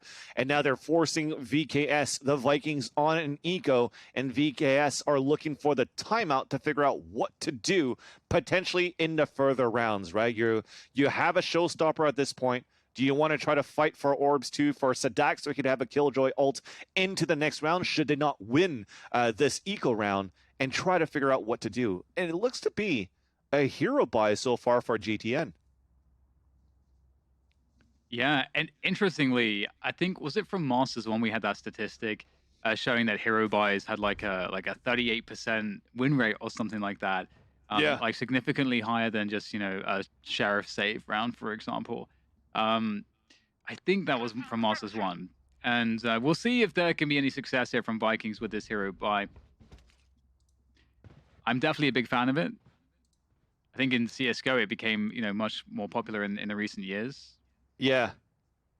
And I feel like it's definitely more doable in this game right now for Valorant. So to be able to have that on top of that, the showstopper. So as you're shooting away and they're trying to run away from the showstopper from Sentinels, and you now have gain map control and switch over to a Vandal to try to capitalize on an entry with that too, it could be very beneficial right now for Vikings on how they want to run this. And coming off this timeout, we're about to resume here round number 17.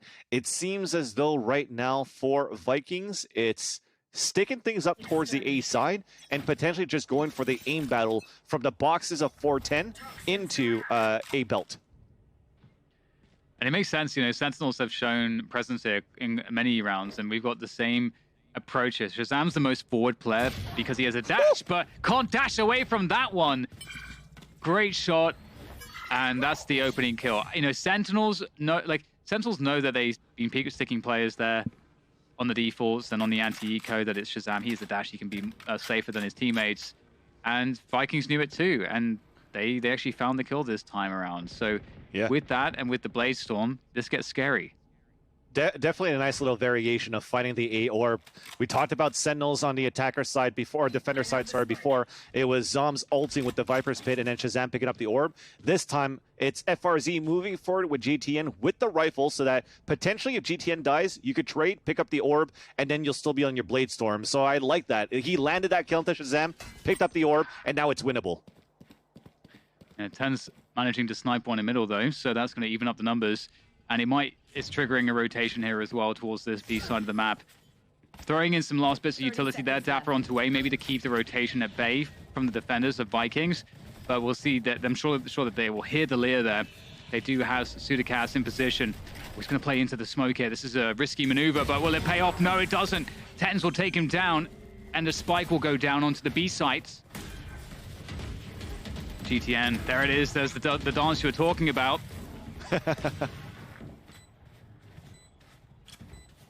That showstopper's available still as well. This is scary stuff here for Vikings trying to press forwards through the toxic screen. There's the first battle. Six going to win it. Huge Zoms with the lineups ready to go. Sassy, oh no, both players running out of bullets. And it's going to be Sentinels that get the better of that one. 12-5 as they are yet to drop a round in this half. I like the idea, at least, of playing inside the smoke. It's definitely a risky, way more risky. I think he had a Sheriff right now inside that smoke at the same time too, Dan. So if he did have a Classic or a Frenzy, maybe doable, but also when you have to face off against 10s inside that smoke, with the way that he's playing and the way that he warms up, it's going to be very difficult to try to win that upper hand. And aside from that, yeah, a little bit awkward in the end, but you're happy that you still have a sidearm versus Sassi, who had nothing left after losing all those shots. So now it's map point potentially here for, or should I say the first map potentially in the bag for Sentinels as they're leading by 7. And with Vikings looking still for some sort of solution, is looking to be an early kill actually towards this mid side. Dan off camera, a peek down towards mid, and that surprised Zoms. Yeah, Sadiki, super brave, going down all the way down mid there to find that one. An unusual move. I don't think that that move has yet come in, which is why it likely took Sentinels off guard. And Sentinels now, they're just going to collapse on this A site, looking to contact through. Information there with the reveal. So that's 2 players that they've spotted. That tells them enough, I think, at this point. Yeah. Kill on the dash. Tens goes down. That's one of the entries just gone. Oh dear. It's looking a bit scary now for Sentinels. 3v5. Don't really have position, but they have to commit to this. They don't have time to go to B. So it's all in on this A site. FRZ is here waiting at 410. Great repositioning. Such a great round so far from FRZ. Will finally go down, but it's done a great deal of damage. Shazam switching out for the Vandal, seeing what he can get done here. 15 seconds to go. Revealed, and it's very difficult, isn't it? Fantastic shot again. Trying to bait out another play. He can actually get a spike plant here. He's on for the clutch. He's going to hit them closing the distance. He comes out before he gets the spike planted, and the paranoia comes through. Sadiki with the finishing shot onto Shazam, and it's 1 round. It's the first round for Vikings in this half. They need to get a lot more. Oh yeah, but definitely a valiant attempt there for Shazam. At that point for Sentinels, losing a player like Zoms so early, I'm okay if you lose Tens or Shazam at that point, but when you lose a Viper that could pull up these walls, that could try to force the rotations, that could play mind games with your opponents, with having that agent down, Vikings playing that numbers advantage, they never rotated. They played the right numbers. They didn't over-rotate at the same time, too. They already had a 3-player stack towards that A side, and the same utility that you see from Killjoy on this minimap was placed on the same way for Sadak. So they played that perfectly on their end, played that patiently, too. But it could have turned it over for how Shazam has been on fire with the knives to start things off and potentially with that clutch. But Vikings, they stay alive. They're trying to hold back this B side as you're fighting for this orb, and Shazam getting the opener. And he's going to say, look, I didn't clutch before, but I'm definitely going to help my team win this map. They also picked up the Hunter's Fury, and this is going to be tough now for Vikings. Yeah, great kill there from Sadiki. He's got the lockdown too, so could cause a lot of problems here. Hunter's Fury comes through as well from Sassy. Oh, gets 2 on the tag, and is able to finish off both players as well. That's a great lineup. And now it's down to 2 here for Sentinels. Sick and Shazam. Oh god, it's looking very difficult. Sadiki's just holding that defuse for days right now. I don't think there's any way they can stop this. Indeed, they swing, it's desperate, and Vikings pick up another round. So they're not done just yet. And you can see the change from Sentinels there, Vansily. They decided to just really mix it up because they've been defaulting so much. You know, and it was good for a pick, actually. Shazam actually managed to find a pick. Yep. And they just collapsed onto the B site. So it looked really good initially until that happened. Very, very difficult, too, when you definitely have to try to dodge a Hunter's Fury from one of the best Hunter's Furier, if I could put it that way, from Sussy in the game. So getting a double onto that one definitely gave that confidence for Vikings to just stick that spike at the same time, too. But that means more ultimates available into this round. Aggressive push coming in from Sadak again, but it gets immediately traded out. They still have a res, so they could get the res onto Shazam. He could still bring out the Blade Storm, and they're going to still be at a 1-player advantage for Sentinels. This could be a great response from Sassy, though. Going aggressive in A main. They've got these deep positions. Oh, just caught before the satchel can be utilized there. FRZ going to whip that one, but cast is good for it. The aggression from multiple sides from Vikings catches Sentinels off balance. But it is not done just yet. A minute to go, and we're in this 2v2. We've got the play being made by Dapper onto the B site, and Sick is able to get a lot of information in this position. Yeah, he's going to hear the footsteps. He could bait it out. He's going to let Dapper know at the same time. And if Dapper fails, well, you have a Hunter's Fury available. There's 6 in a great spot. The timing is perfect for Sick as well. That surely seals the deal here as FRC's in such a bad spot. No help to work with. Very troublesome indeed. Goes through, I respect it.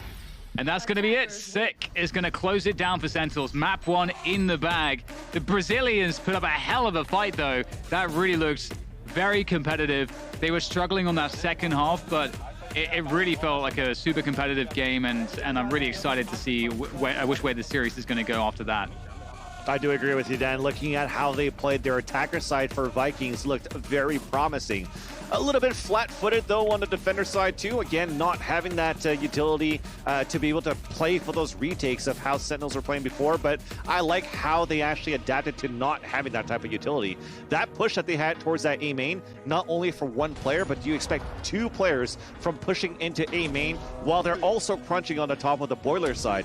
This is something new. This is something unorthodox. This is something that you don't see very often in North America, so it definitely potentially caught Sentinels off guard. But when, again, you look at the Sentinels, what they have on paper, they have so many players that have clutch potential and so many players that just off the back of one single player, either it's Sick, Tens, Shazam, Dapper, or Zoms, they could still get the multi-kills and bring the round back in their favor. And that's what happened, and we do have the first map now in favor of Sentinels.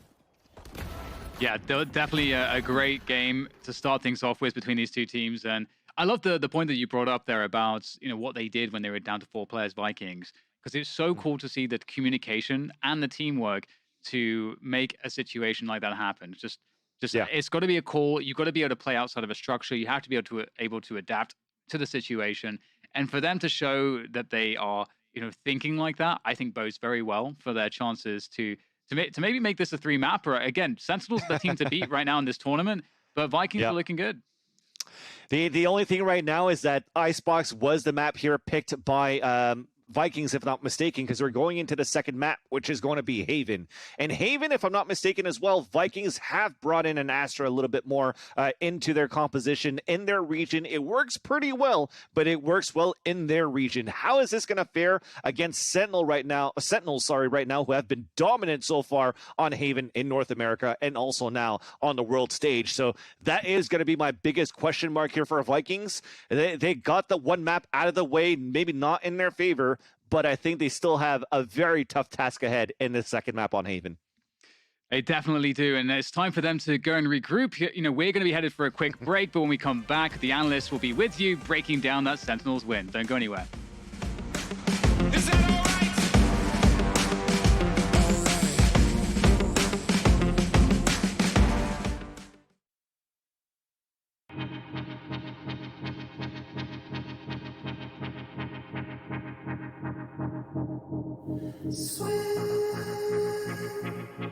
Just swimming underwater. Swim, just swimming underwater. Swim, just swimming underwater. Swim, just swimming underwater. I'm feeling like it's gone too far, and we don't wanna watch you fall. We've gotta get away from here. We've gotta get away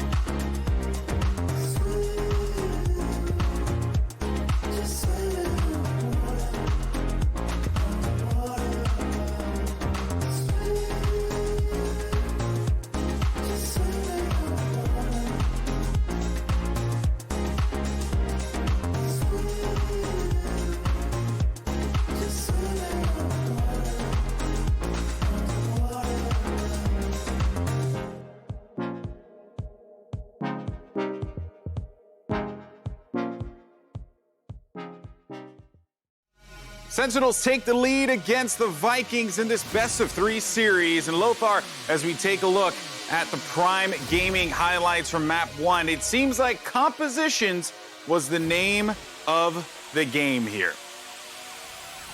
Yeah, and I really like how both of the teams played their compositions to their strengths and realized what they have to do to win the map. Like, they realized what the win conditions are. For Vikings, on round 2, and I think that was one of the most instrumental rounds in the game, was when they won the pistol, went to attack B side, and they just stopped because they didn't have the utility to support their planter, right? Basically, they wanted to plant, but TenZ showed up, killed 3 people with Marshall, and they got punished. And basically, that stopped their efforts of coming to B side. That's why they basically made all the efforts towards A, and this is when Sentinels also changed the way a little bit, the way they played on A. TenZ went a little bit forward, went over the pipes a lot of times. Shazam was holding a wide angle towards A lobby, and because they play agents that, you know, they cannot be punished in case they miss, like, you know, Jet can dash away, TenZ can kill the first guy and then just dismiss.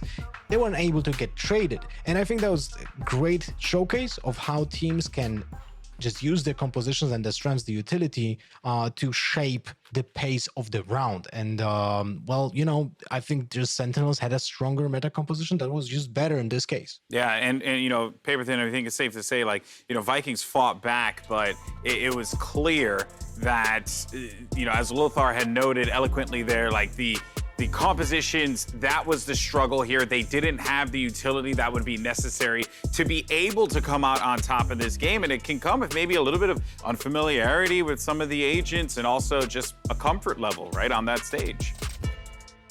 Yeah, I think, to me, I mean, obviously, I think there is a micro difference with the Sentinels, that they're just very talented players mechanically, but also they know how and when to utilize their utility. So when they would go for B-side hits, it's part of this composition like Lothar is talking about here, right? They have the Sage Walls, they have the Viper Toxic Screens, they can cut off B. So the pistol round for them on the attacker side is a pretty easy win because they're able to just lock that side down with all their utility. And anytime they had the Vipers pit up, it's a B hit, and outside of GTN just popping people through the Viper's pit randomly, they pretty much would lock those down for free. So just a really nice job by Sentinels. I got to give Vikings a little bit of credit. They were doing a good job dealing with Shazam over on the A side when they were on attacker's side. Vasily, I think, pointed that out very nicely.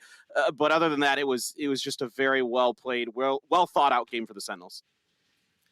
Yeah, I have to agree with that. And I also want to hop on to giving Vikings a little bit of credit because you could see that they had the layers right in their game plan. Even in the last round of this game, you saw as soon as Shazam went down, they knew the res was coming. The A push happened. You saw the Jet getting an opportunity. The timings, man, they were just slightly off by minute seconds, right? You saw GT Zen on the raise, busting out the rocket, trying to get an opportunity for himself. But again, the timings just weren't on their side this time around. I'm hoping for a different story on Haven, though, coming up on map 2 here. Yeah, I'm sure we all are as well. But one player that isn't hoping for a different story and is ensuring that that book is written properly, it's TenZ, and he's actually going to be coming through in round 2 with our Verizon high-speed moment here, and he does so with one of my favorite weapons, the Marshall.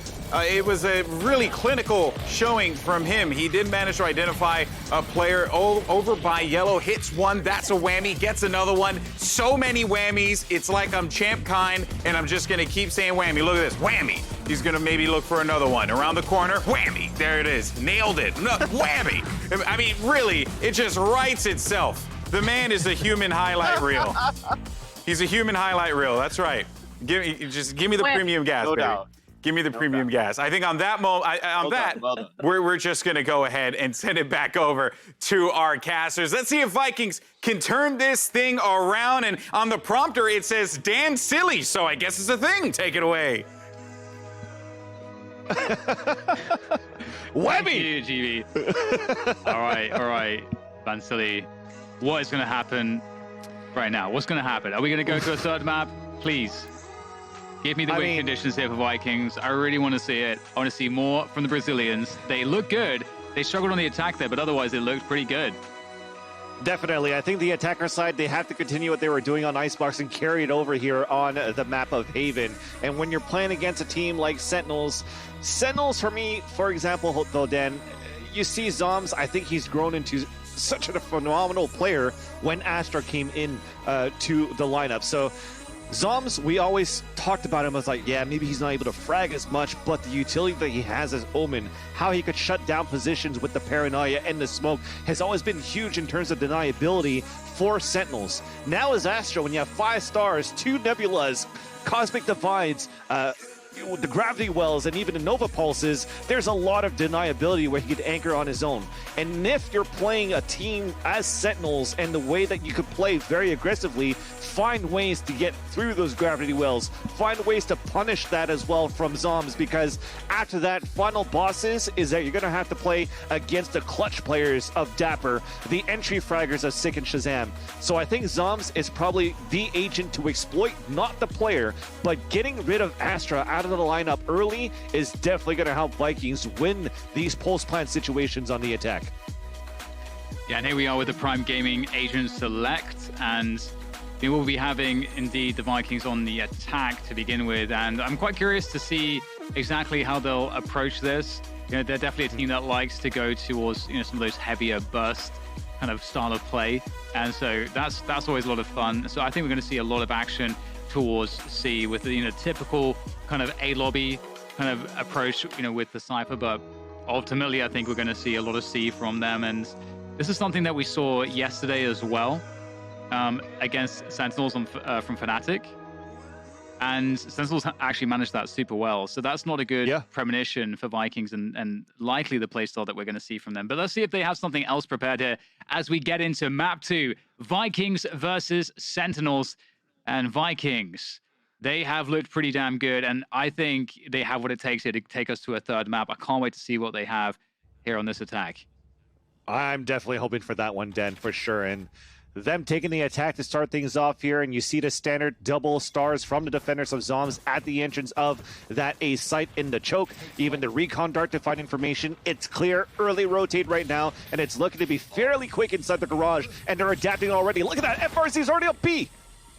And Sick's able to take down one with such a deep position. Sick is causing a lot of problems here towards spawn. He's just holding his position at this point. He's done so much good work. Nice one from Sudicast to try to make things a little bit easier, but it's still very, very difficult. Sudicast with the frenzy, not the best at that range, but making it work for now. However, Sick and Tens will finish things off. Fantastic round from Sick. I think he got 3 out of it. And Sentinels start off with a bang. I'm actually liking this. This is a good taste of what we could expect throughout the rest of this map here, Dan, because Icebox, it was a lot of timing we talked about, and we gave credit to Vikings how they were playing more defaulty, slow, trying to force to rotate out here from Sentinels. But in this map, just off this piss around, I could expect, just because of how many angles you have into the C site, how you could get control of Garage and maybe try to split into B, the splits into the A site. There could be some very heavy splits going on the aggression from Vikings, but as I say that, it's Sentinels that's bringing that aggression instead. Yeah, that's a little bit scary. They're really feeling it at the moment, just going for those aggressions, as you say, on the anti-eco, not afraid of anything. Leaving Vikings reeling after that one. They've only got 3 players left, 2 of which low HP. Yep. And Shazam with a forward position here too on A lobby, so not all that much working here for Vikings. They've got the Sheriff in the hands of Sassy, but also the weakest player on the teams. Yeah, everything's on lockdown. Because now Zoms could actually body peek, he could use the ability. There you go, there's a Gravity Well.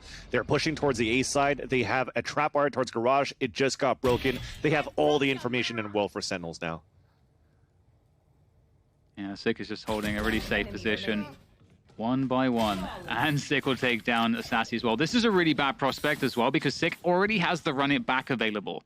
Because of all of the kills he's had in the... I mean, he's got 6 kills, so he's got more than enough kills to get that run it back online, and the Prime Gaming Flawless had a lot of those. And this is where it gets scary, Dan, because yesterday when Sentinels played against Fnatic, we saw a lot of clutch plays. We saw some very close plays, and it came down to the wire from Sentinels to be able to win this map. I think it was 13-11. And somebody that was quiet in that series was Sick, where we know the combination of him and Tens together could be very strong. Cast him in North America, the combination of the curveball with the op coming out from Tens at the same time could be detrimental for any team that faces against him. But now that he's online already with a run it back in round 3, oof, I'm scared. Yeah, for sure. It is very scary. So much momentum here for Sick, a player that they would likely also be just farming the ultimate orbs onto anyway. Yep. In these defaults. Vikings looking for the best way to attack here, knowing that they're going to be against a heavy bonus.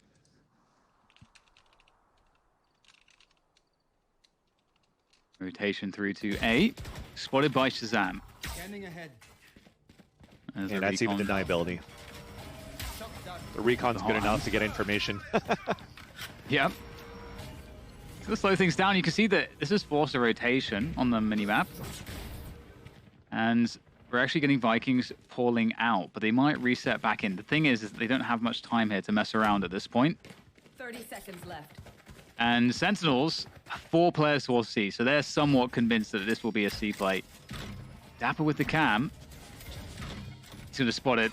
Here comes the play. Dapper's going to go straight in front of it. He's going to just force them to fight in this choke point. It's not a good look. There is not much time on the clock here to get the spike planted. In fact, they might go for a 4-man save. Yeah. In fact, that's exactly what's happening. Oh my. It would actually be awesome if Sudicast could get some frags. Sadiki instead will be the one to get a frag. Ooh, don't give up any kills. Oh. Okay, there we go. So, hey, yeah, you're right. It's a bonus round, right, for Sentinels, Dan, so I get it. It's like, oh, it's so close. Just don't die at this point. You sacrificed enough.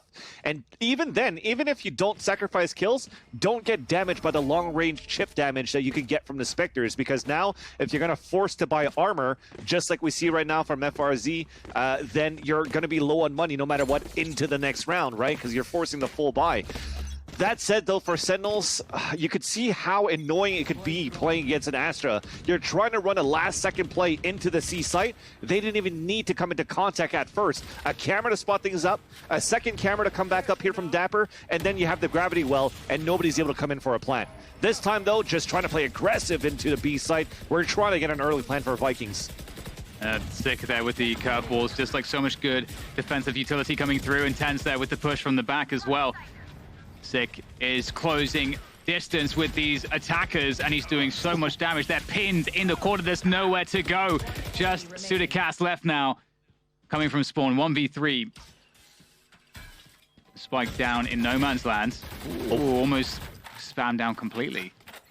And they know exactly where Sudicast is. And there we go. Shazam will take him down. And going faster didn't work here for Vikings. I liked the idea.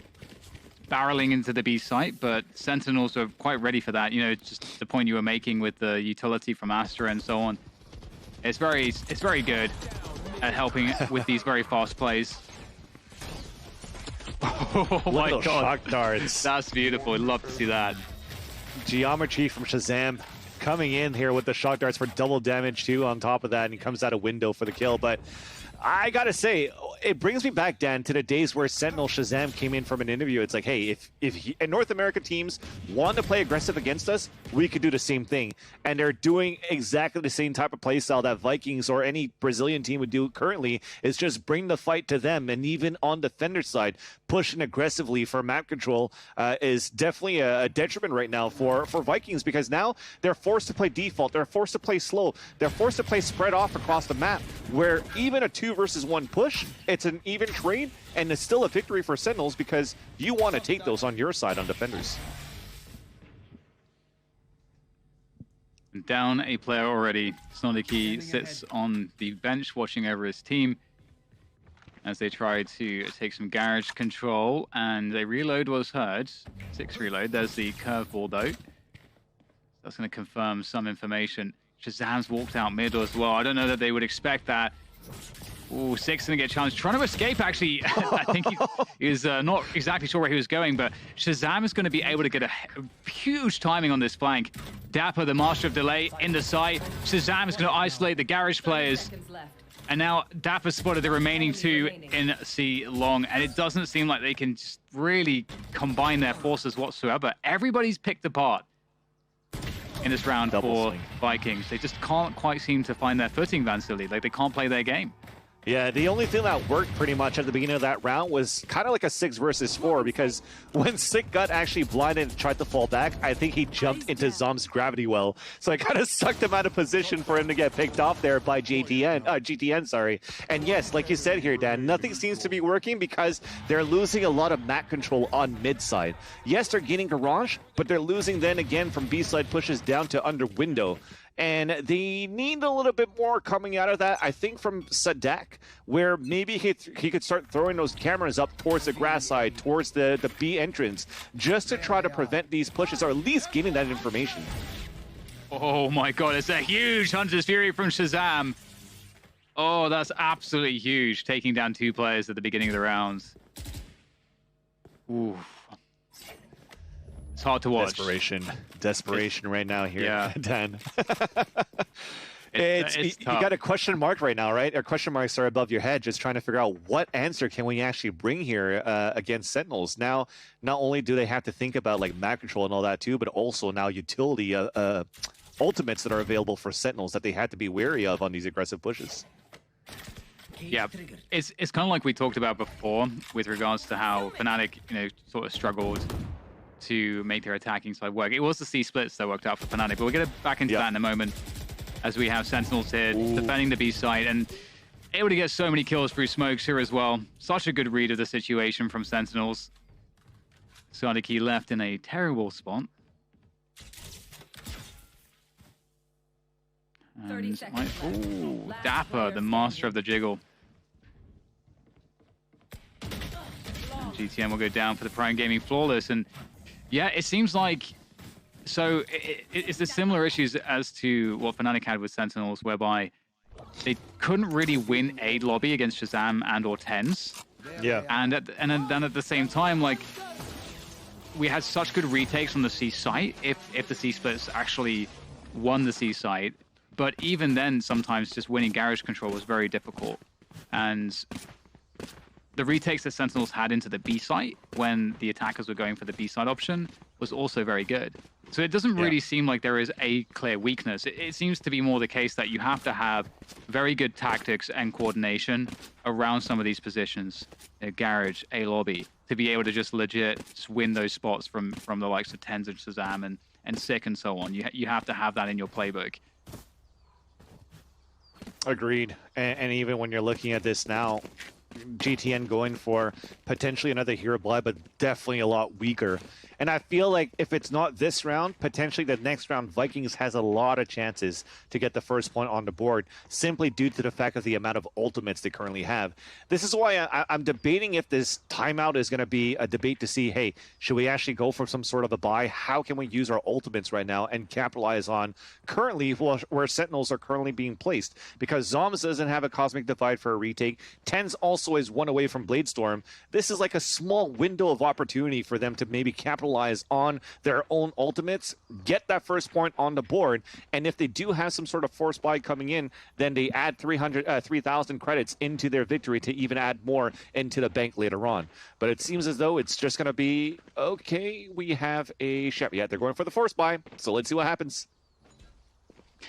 We will see indeed. It is interesting too, because in terms of like how good Sentinels are and how well-rounded they are, I do feel like Vikings did show one successful round previously. We'll get back into that in a moment, as we'll see what the opener looks like for them with this half control there. Probably. They want to fight for A control and potentially just ult everything into the A site.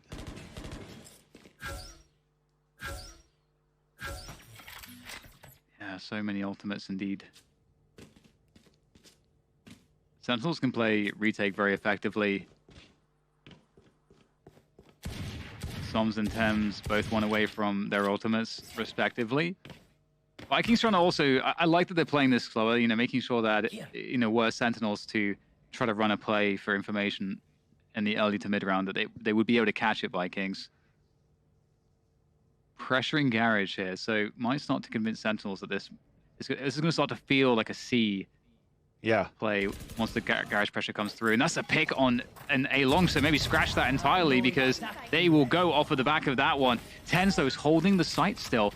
So this is a problem. And a Neural Theft comes through to gain more information. And the spike's down, and they have the site Sentinels. They are still sitting on this one. And it doesn't look like they're able to stop TenZ. He's going to own absolutely everybody that tries to walk into this site. Oof, unfortunate there. Just Sudicast left, and there's no time for this one.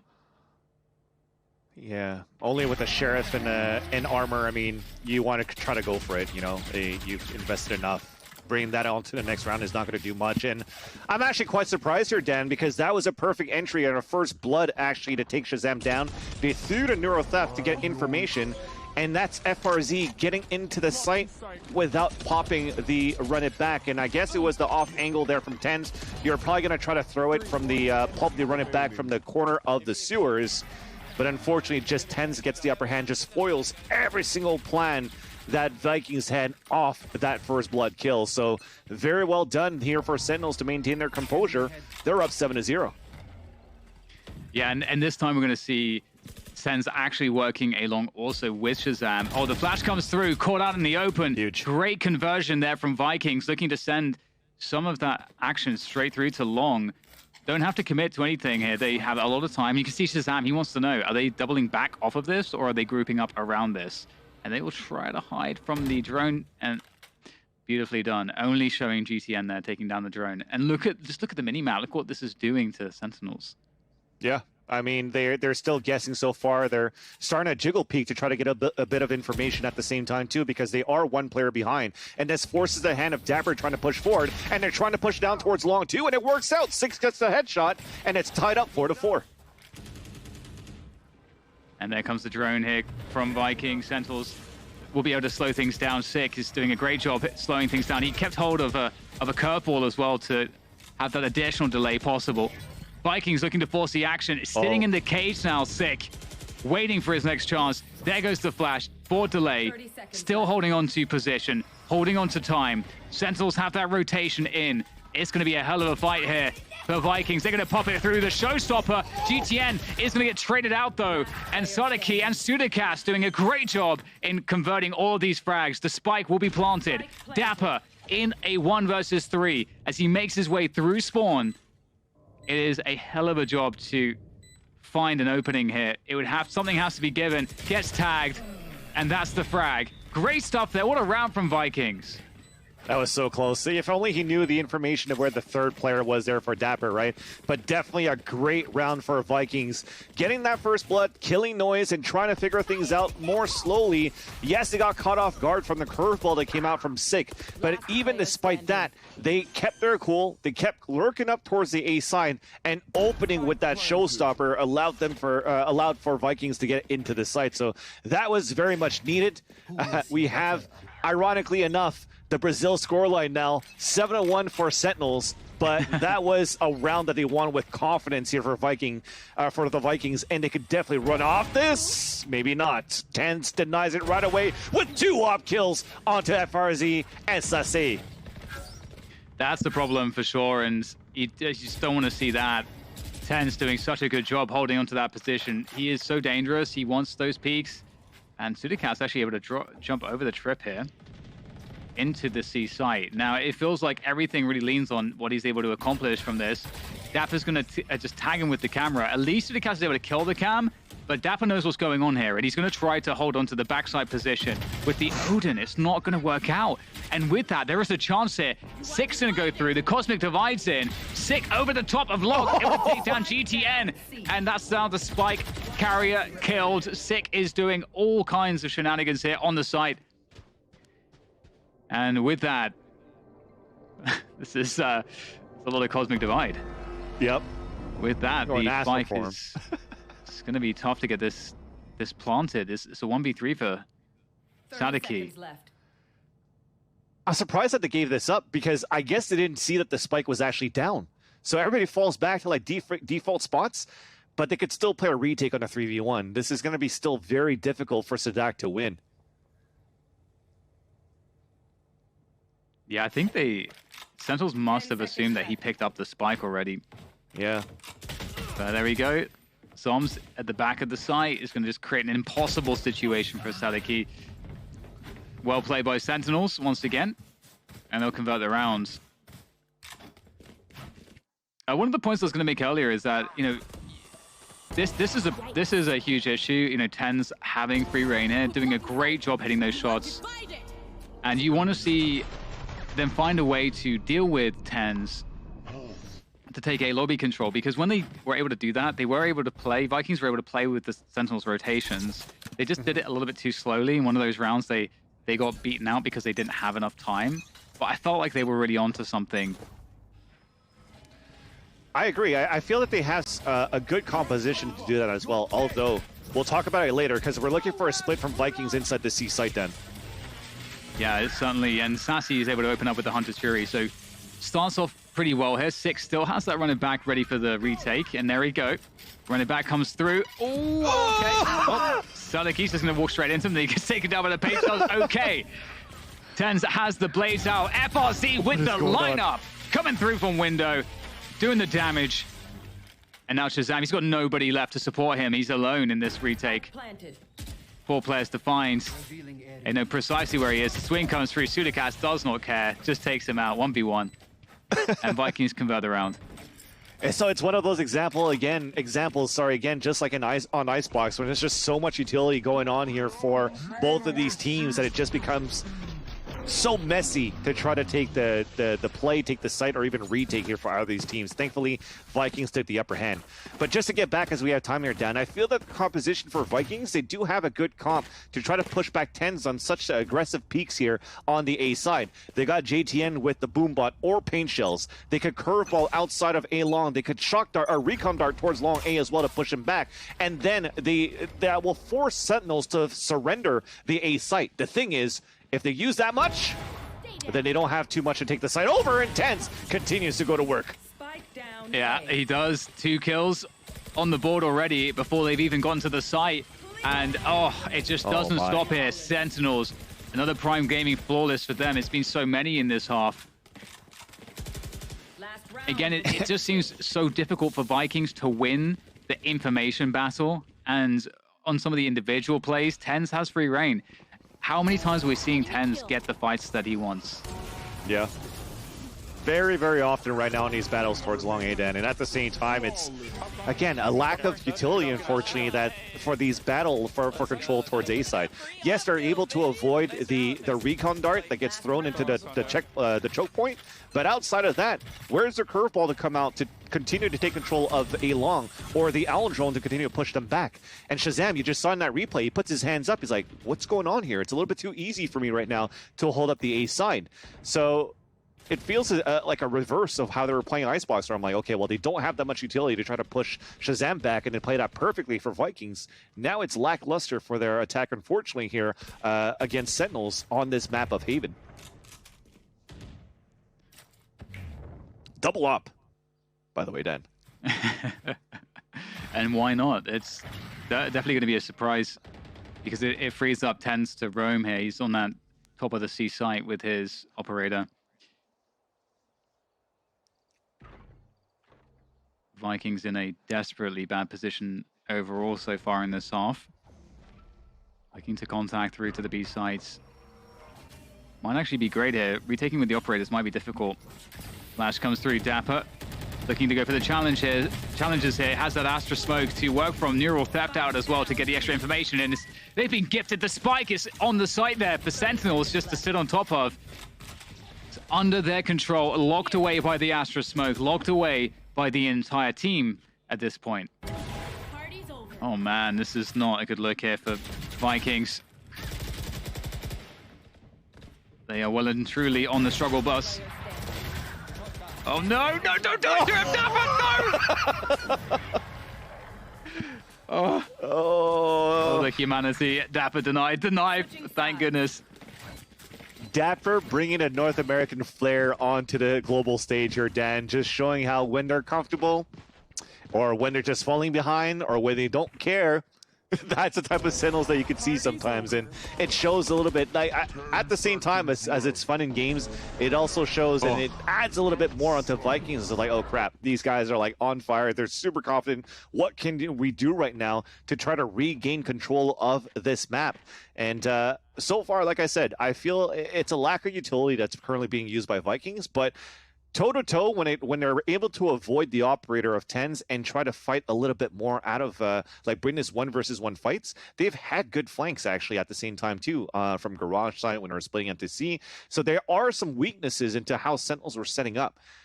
I just find that they weren't able to get that information to capitalize on these type of weaknesses that could have been exploited. Yeah, definitely. It does feel like Sentinels are just chilling right now. They're not having to really do anything special. They're really in their comfort zone, as you mentioned. The fact that they're able to bring out the double operator is just goes to show that that they're feeling super comfortable. It's also a gear they didn't really have to go to as well. They made it work otherwise. But into the second half, we've got a pistol upon us. Vikings on the defense. Sentinel's not with any quick maneuvers though. It's a lurk on A long from Dapper, looking to just contact in. He's just going to see what he can get, it looks like at this point. Spots one.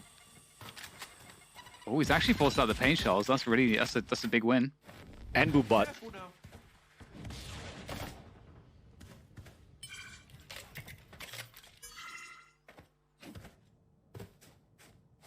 The thing is right now, Dan, though, is this is something that Dapper does a lot, right? Put the camera up, work that A-side choke, something that Fnatic didn't take advantage of too.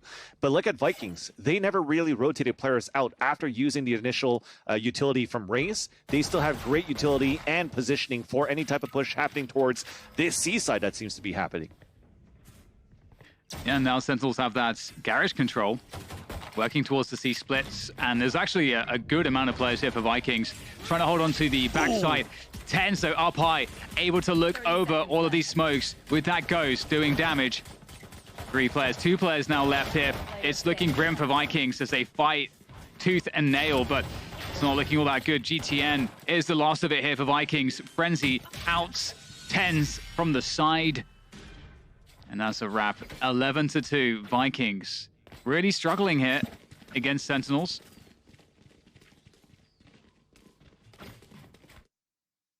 Yeah, when I look back of how that pistol played, it seems, I'm not sure if we saw that recon dart coming out earlier on towards the A side into choke, but trying to figure out how many bodies are currently working towards that A side, I think just a recon dart could have maybe avoided the paint shells and the boom bot that was forced out from GTN. And that was just off Dapper walking up into the A site.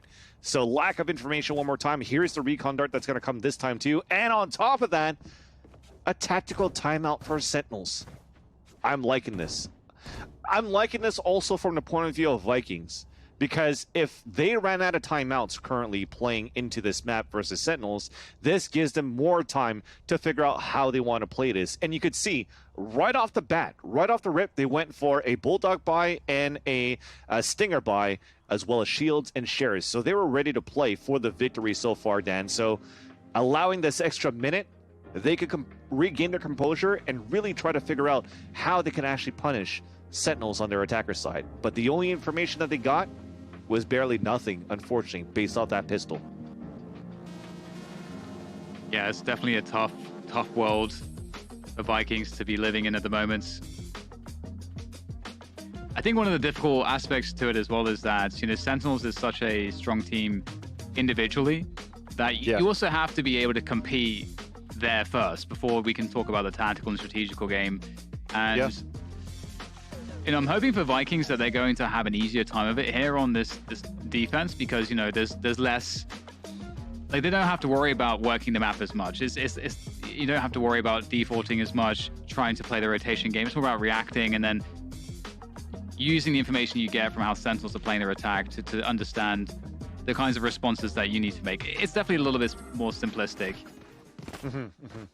Definitely. I find that with the plays or the agent composition here like Sentinels currently has. Like somebody like Sick as this Phoenix is going to take a lot of this mid control at the same time too. And where FRZ is looking to contest it, at the beginning, but he couldn't capitalize on a kill. So far, so good to try to bring that aggression out for Vikings and gain that information, forcing out the Owl drone at the same time for Shazam. But here comes an open B site, at least for Sick to force out a rotation, and Sadak's on his own. Only nice work with the Stinger too. Repping the Stinger, love to see it. But yeah, as you mentioned, Sick in that position is definitely a problem in B. He hits the good timing on the lurk. He might catch FRZ. The timing could be brutal, but actually, FRZ gets a few free shots, unable to connect them. Sick in B, causing problems. Still will try to get out of that spot to help his teammates on the site. Dapper's incredibly low. And Shazam is on the side here with the Bulldog. He is really, I mean, I feel like that he is the Bulldog player, Shazam.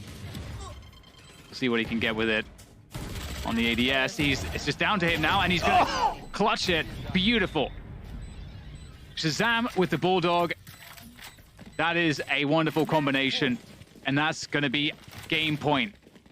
Yeah, even if the banner didn't come out, that was definitely a Red Bull clutch because it looked pretty good for Vikings to gain the momentum back towards that pulse plant because you mentioned it, Dan, a great position that was going to be a nuisance right now for Vikings of where Sick was currently placed inside that C-link. So for them to swing out to get those kills, to make it a 2 versus 2, and potentially even there a 2 versus 1, you're happy here that Shazam is definitely on point with that Bulldog to be able to win that in the end for Sentinels. Even though it's a 12-2 scoreline, even if it was at 11-3, you don't want Vikings, you don't want them to gain that momentum anywhere in the second half, and you just want to close out the series now. So map point, series point, a buy coming in from both teams, but definitely a lower buy now for the defenders of Vikings. Actually, it's pretty even.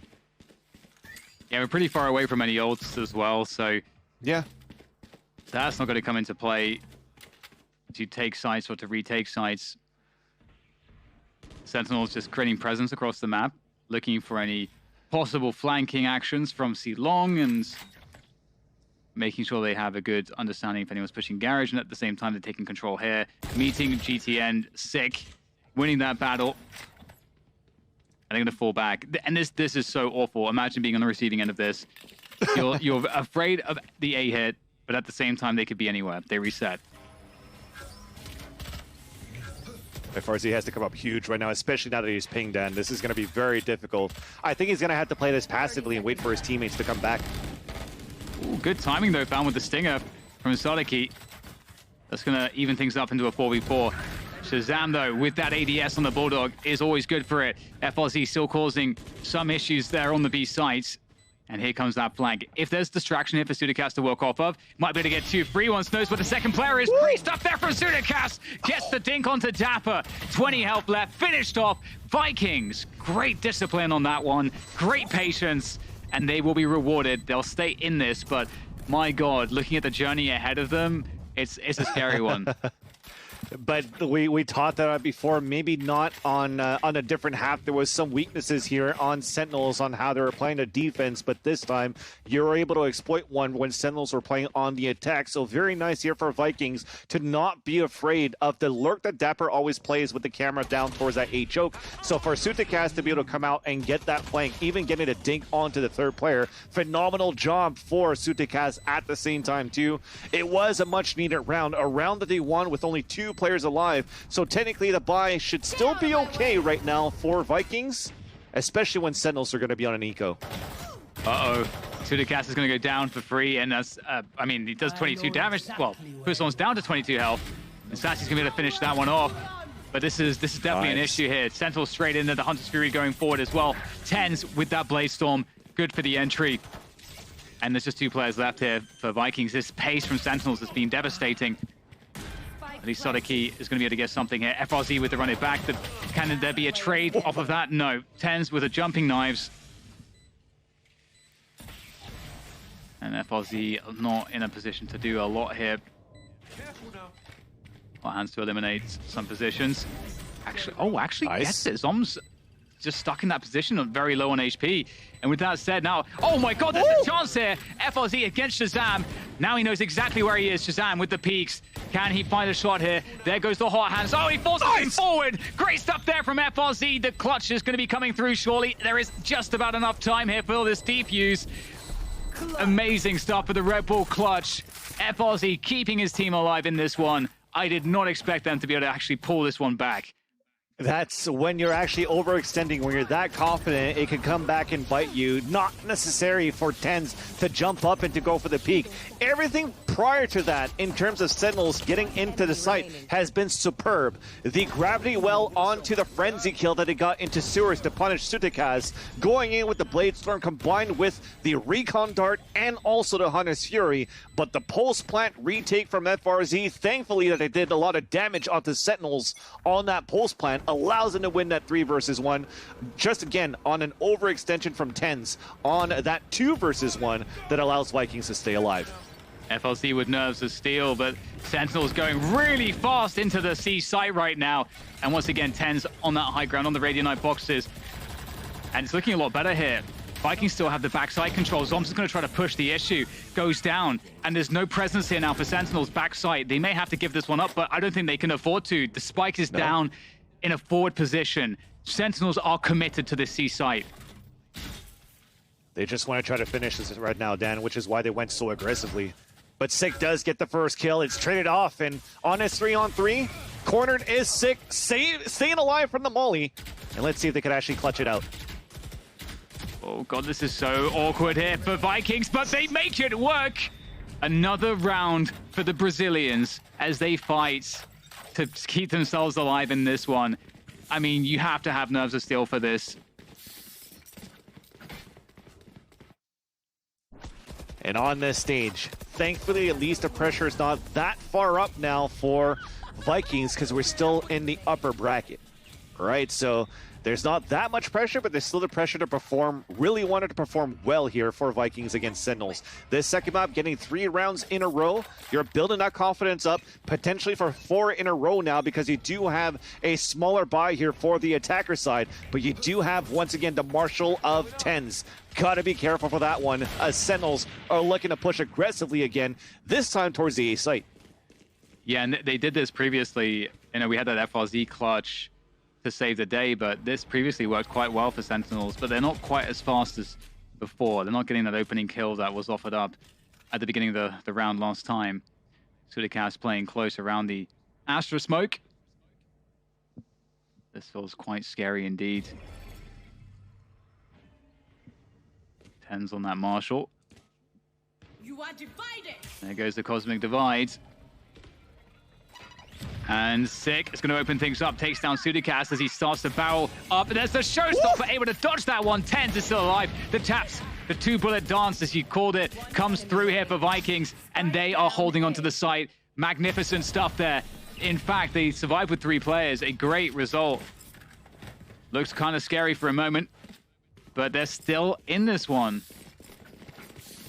And slowly but surely, the ultimate points are also building up here, Dan. Yes, the money comes back for Sentinels into this round off this half buy, but you're definitely happy right now for the defender side that you only lost 2 players, because now it gives you that confidence of, yes, we can finally go toe-to-toe here against Sentinels. Trying to peek out against us, like you said, Dan, be more reactionary. They reacted a lot towards that A side on Sentinels, try to move in. They play the off angles, and they're able to win those fights. Continue in that fashion right now for Vikings. If Sentinels continues to overextend like this, we could definitely have a closer game. But now you have a run it back here from Sick, and he's been devastating in the past with that ultimate on this map. Oh, what a start here coming from Vikings. The aggression from them right now. They're going just absolutely wild with this. Sick looking to answer back into Garage. Soliki with the Odin, trying to spam it. Forwards. Sick with the entry, though. He's got to run it back available now as well. On the side, causing problems. There goes the curveball. Straight through to try to punish these players towards spawn, as Sick keeps himself going on that warpath.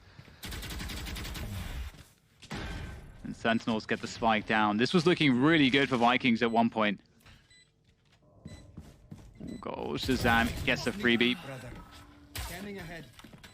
He's going to be able to reposition as well. Just Oh, no. so many issues. Oh, no. Very unfortunate for Vikings, but that's going to be a wrap in this series. Sentinels are going to clinch it. 13-6. Not quite as competitive as the first map, Icebox. But still, overall, I think a good showing from Vikings. Sentinels are still the team to beat in this upper bracket.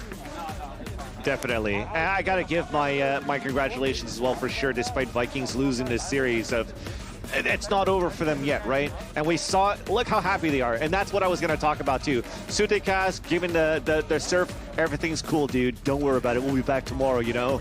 Don't worry about it, dude. But at the same time, Sassi, in his interview, he's just so jolly. He's so nice. Losing, winning, it doesn't matter. They're learning from this so far.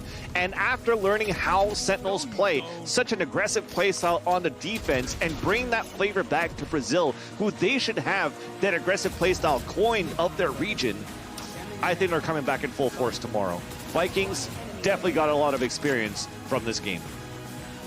Yeah, I agree. I think it is so vitally important. I think you raised such a good point there with that.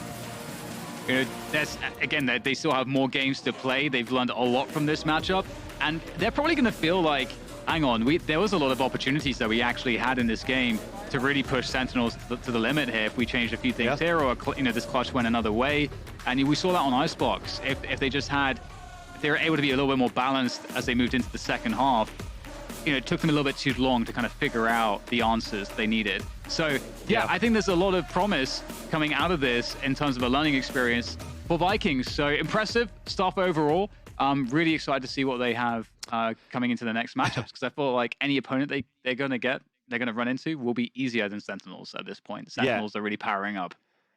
And just on the other side here of the coin, Dan, is just what's next? How can you stop Sentinels at this point, right? They haven't been that tested on those two maps in versus Vikings. So now we're going to look at Sentinels when they're going to play against potentially who knows on the other side of the bracket in the winners finals, and later on inside the bracket. Sentinels have been so good at adapting and switching over to a playstyle that seems to be unstoppable. Because when you look at how Vikings played versus Sentinels, there was a lack of utility, a lack of abilities to try to force back TenZ. TenZ and Shazam have been very good. But once you stop him, once you find the right combination to push those players back, how do you now play against Sentinels when they're falling back, when they're playing more conservatively, when they're playing more turtled inside that site? That is still a lot of question marks that remains to be unanswered. And for a team to only be able to figure that out once the match comes live, I'd be scared. I'd be scared. Yeah, there's definitely a lot of things to be scared of in this one, especially when talking about Sentinels. But we don't have to talk anymore. It does it from us here at the caster desk. For me and Van Silly, we'll go to a quick break. The analysts will close out the day, and we'll hear from Dapper and TenZ in the Verizon post-game interview. See you for that.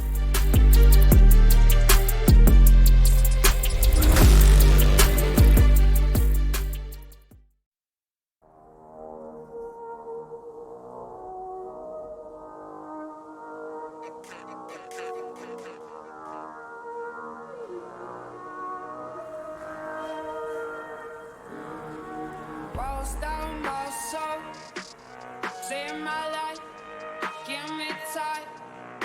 Say rolls down my soul, it's alright. I'ma fight, go and give me all your fight. It's all I need, and I just wanna feel your light. It's all I need, and I just want you on my side. So tell me we'll be alright. Go and give me all your fight.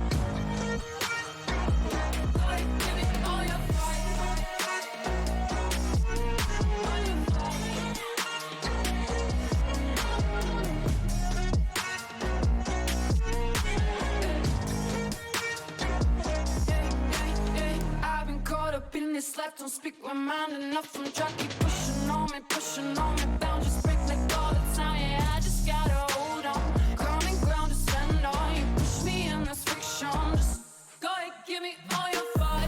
It's all I need. I just wanna feel you like it's all I need.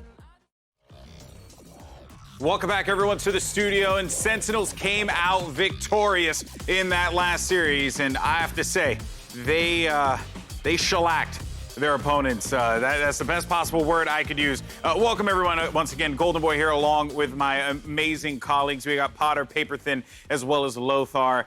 And Potter, right out of the gate, I mean, let's just keep it real.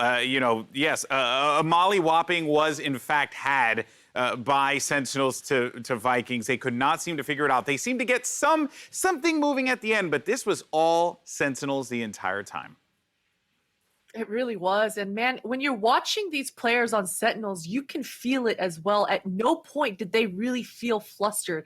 There's a lot of pressure going on in that server. There's a lot of noise cues. There's flashbangs going off everywhere, tripwires. You've got to worry about so many different factors. But at every point, every step of the way, Tens, he held his ground. He knew exactly how to capitalize on the spacings. He knew where the rotations and the help was going to be coming from. So he felt confident. I felt confident watching him. I didn't think he was going to miss, and he hardly did. So this was just Sentinels controlling it and a little bit of bullying in that server, but that's what I love to see, man. Yeah, I mean, clearly. And I never want to play against you in a game of Valorant now. That's good to know, Potter.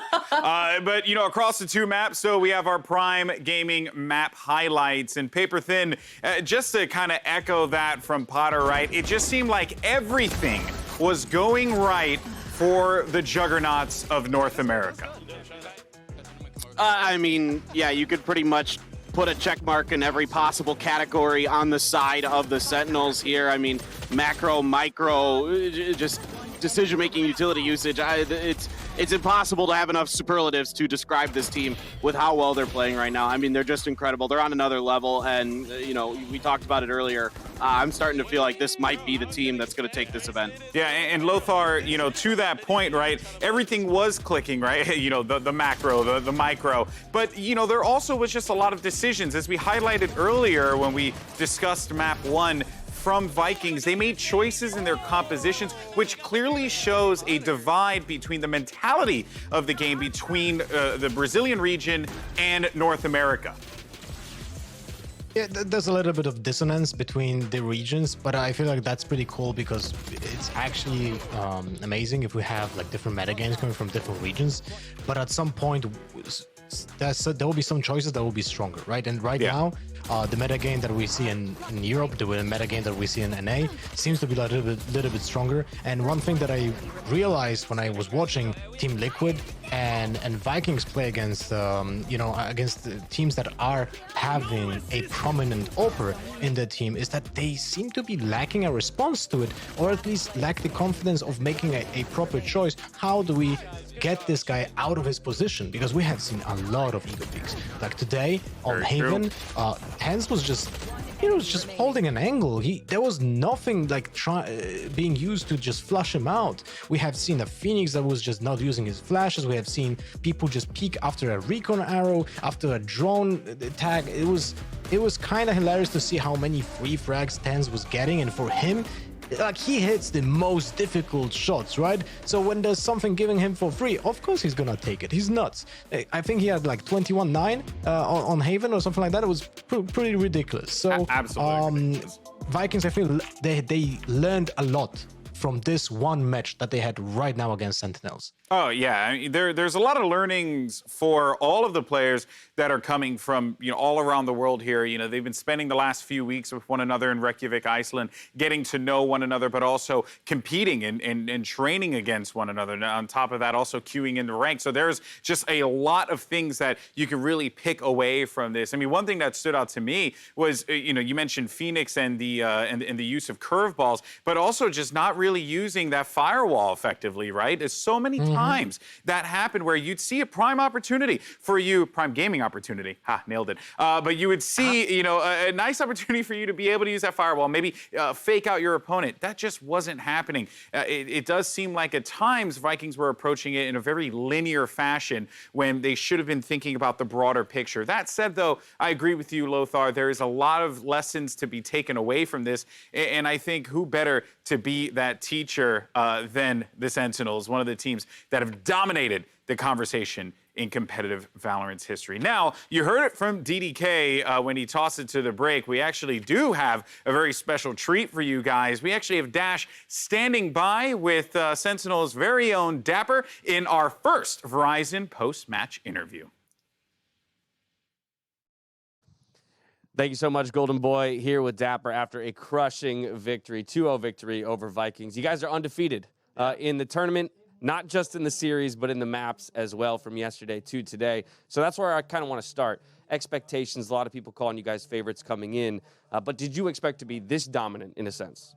No. Obviously, I'm confident going against anybody here. But, yeah, to close out in, like, this dominant fashion, it feels great. So. Well, looking at today's series in particular, it was, again, more dominant than yesterday's. And specifically, beyond the first half of the first map, it seemed like you were pretty much just running away with it. So let's tackle it one by one. First off, Icebox. It was a 7-5 defensive half for you guys. Felt like it was really focused around A site, though, for Vikings. So I'm kind of curious from your perspective, did you guys have that knowledge coming in, that based on comp, based on playstyle, that would be the site that they'd really be focusing? And how did you approach dealing with that? Yeah, so our whole game plan was like getting the B control and then knowing like what Sova utility. We kind of just based around like the enemy Sova. If he used like a dart or a drone, depending on where, we kind of knew they'd like try to 5-man tackle a site. So we had really good reads on that. We rotated utility and like our looks. Like sometimes we're really aggressive and trying to fight them in the face, and then sometimes we're playing like retake. So, yeah, we had really good reads on them, and they didn't really switch up that much from what we saw. Yeah, it seemed kind of like a singular play style by them, but you guys had multiple looks in order to respond to it. That brings us to the offensive half for you. And, again, it seemed to kind of explode open. But, again, one thing I noticed was the creativity you guys had in being able to attack both sites. And so, again, why was your comp necessarily able to do that, whereas it felt theirs was a little more pigeonholed into A? Yeah, I think we just had more focus towards the B side, and once you have like B control, it's way easier to either like just hard commit to B with Sage. I think that's like one of the bigger problems with their comp is that they didn't run Sage, so we kind of had like a little more freedom towards B, because if you show too much respect at B and they have Sage, they could just get bombed down, and that's kind of what they did for us. So we just kept kind of abusing that. But yeah, once you get B control, it's way easier to pivot back to A. And it's really hard to reclear B, but not, I think you just hit A. From there, we go to Haven. Haven was, again, it just seemed to the momentum seemed to grow. We had the pistol round, first 2 rounds, rather. Sick picked up 6 kills, has his ultimate in round 3. Talk to me about the way that can kind of warp the pace of the game when one player's picking up that many frags and has certain utility and ultimates available so much sooner into the game. Yeah. Having Phoenix Ult is just like the most momentum you could ever have going into a half, because it's almost like, it's not a guaranteed round, but it's guaranteed info and maybe even a kill, though how good Hunter is, Sick. So yeah, he got ult at our first gun round, and we just rushed, took A control, and yeah, we just kind of made them just play scared pretty much the whole half. It just sets the whole tone from the half when you get that. Yeah, it was 10-2. From there, we go into the second half. We got a little bit of the Sentinel special with some aggression. Having some fun and try. Yeah, right. Letting it loose. That's all right. Putting on a show for people. It ends 13-6. Again, I don't think anybody was ever in fear, that the map was going to slip away from you. And so from here, I just kind of want to talk about going forward. We don't necessarily know who your opponent's going to be. But again, there's so much focus on the fact that we could even sit and watch a double NA run the top bracket. You guys are going to have to draw blood against version 1 at some point in the upper bracket. So just generally, how you feeling about the performance of not only yourself, but the region as a whole? Yeah, I mean, obviously I'm super proud. We're doing great. Version 1's, taking down Liquid is no easy feat. So I'm really proud of them too. Hopefully they could keep doing their good stuff against New Turn, but honestly, I'd rather play New Turn just because the regional I'd rather have somebody that's not that familiar with how we play than version 1, it'd probably just be like a slugfest. I feel like that's how regional matchup is. It's kind of just like running at each other. So yeah, I'd rather New Turn, but I'm still rooting for version 1. Yeah, of course. I mean, there's a lot of questions about how that kind of utility usage, that creative utility usage coming out of regions like Korea and New Turn might stack up against some of the more brute force that NA has to bring to the table. But either way, you guys put on an absolute show today. I want to thank you for taking the time to interview with me. Congratulate you here on the run you've had so far. Thank you very much. From here, we're going back to Golden Boy and the squad. Sweet. Thank you so much, Dash, for that. And amazing insight there from one of the top minds in the game, Dapper. Really, really awesome stuff. And, you know, Paperthin, I think it speaks to how this roster, approaches the game methodically. There clearly is, an ascended thought that they have when it comes to the game of Valorant. It's a special thing to watch. Yeah, I mean, you could see he mentioned it. They have a really good read on their opponents, and for something for the Vikings to work on is they were a little bit predictable. You saw it with X10 punish them a couple times, just reading their pistol round openings and things like that. But here they were just able to find cracks in the defenses of the Vikings, on Haven in particular, getting great lurks, getting great flanks. I mean, just dismantling them in that first half. So they clearly do their homework. They're clearly a very smart team. Love what I'm seeing from them. Well, yeah, they certainly did dismantle their opponents. And actually, that's the reason why it's time for our HyperX Reflex moment of the day, because we have a string of kills here from my main man, Sick. I mean, just take a look at this right there. A classic, no problem. Manages to pick up one. We go back to Sick. Maybe he wants some seconds. It could be cookies for breakfast. Not too certain. A chocolate chip, maybe an oatmeal. I don't know. What's your preferred cookie type? Look here. The reality is SoCast trying to keep this one close, but that's going to be another pickup. They're beautiful kills across the board from Sentinels. We go back again, and we see this advantage that Sentinels had so many times. And here's Sick, just waiting in the wings, finds one, taps the face, gives him a little pat on the head, tells him hello, and another one for 3. Beautiful stuff. That is a high impact play courtesy of HyperX there. And Lothar, you love to see it, man. They played so well. They're so prepared, and it's scary for anyone else in this competition. It's scary because Sick wasn't even the most impactful man in this match, and yet this is the guy. We remember from the previous match when he had the 4K with the Phantom. And by the way, Phantom difference, right? I feel like more European teams have to pick up the Phantom because it makes a difference. The fire rate, the 5 bullets more in those clutch situations, they come in handy. And Dapper was showing that yesterday with that 4K. And today, with those pistol rounds, he was putting a lot of impact, fueling that orb. Basically the ultimate in 2 rounds is insanely impactful, something that we didn't see from Vikings, even though they had it available for such a long time.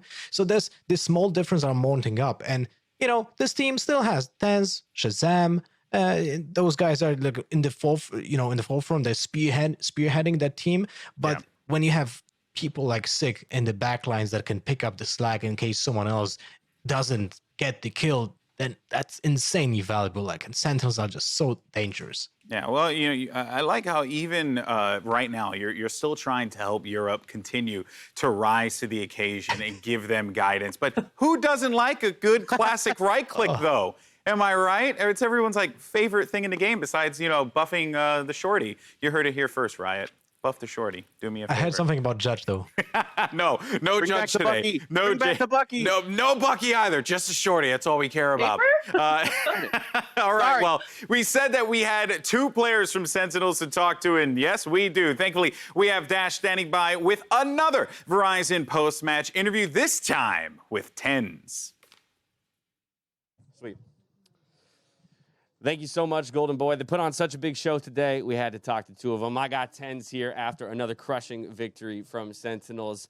Tens, talk to me, man. So far in this tournament, Sentinels has looked on another level compared to the rest of the teams. Quite a showing yesterday against Fnatic, even more dominant today. Similar question to what I asked at Dapper, but did you expect to be in this kind of form this early on here at Masters 2?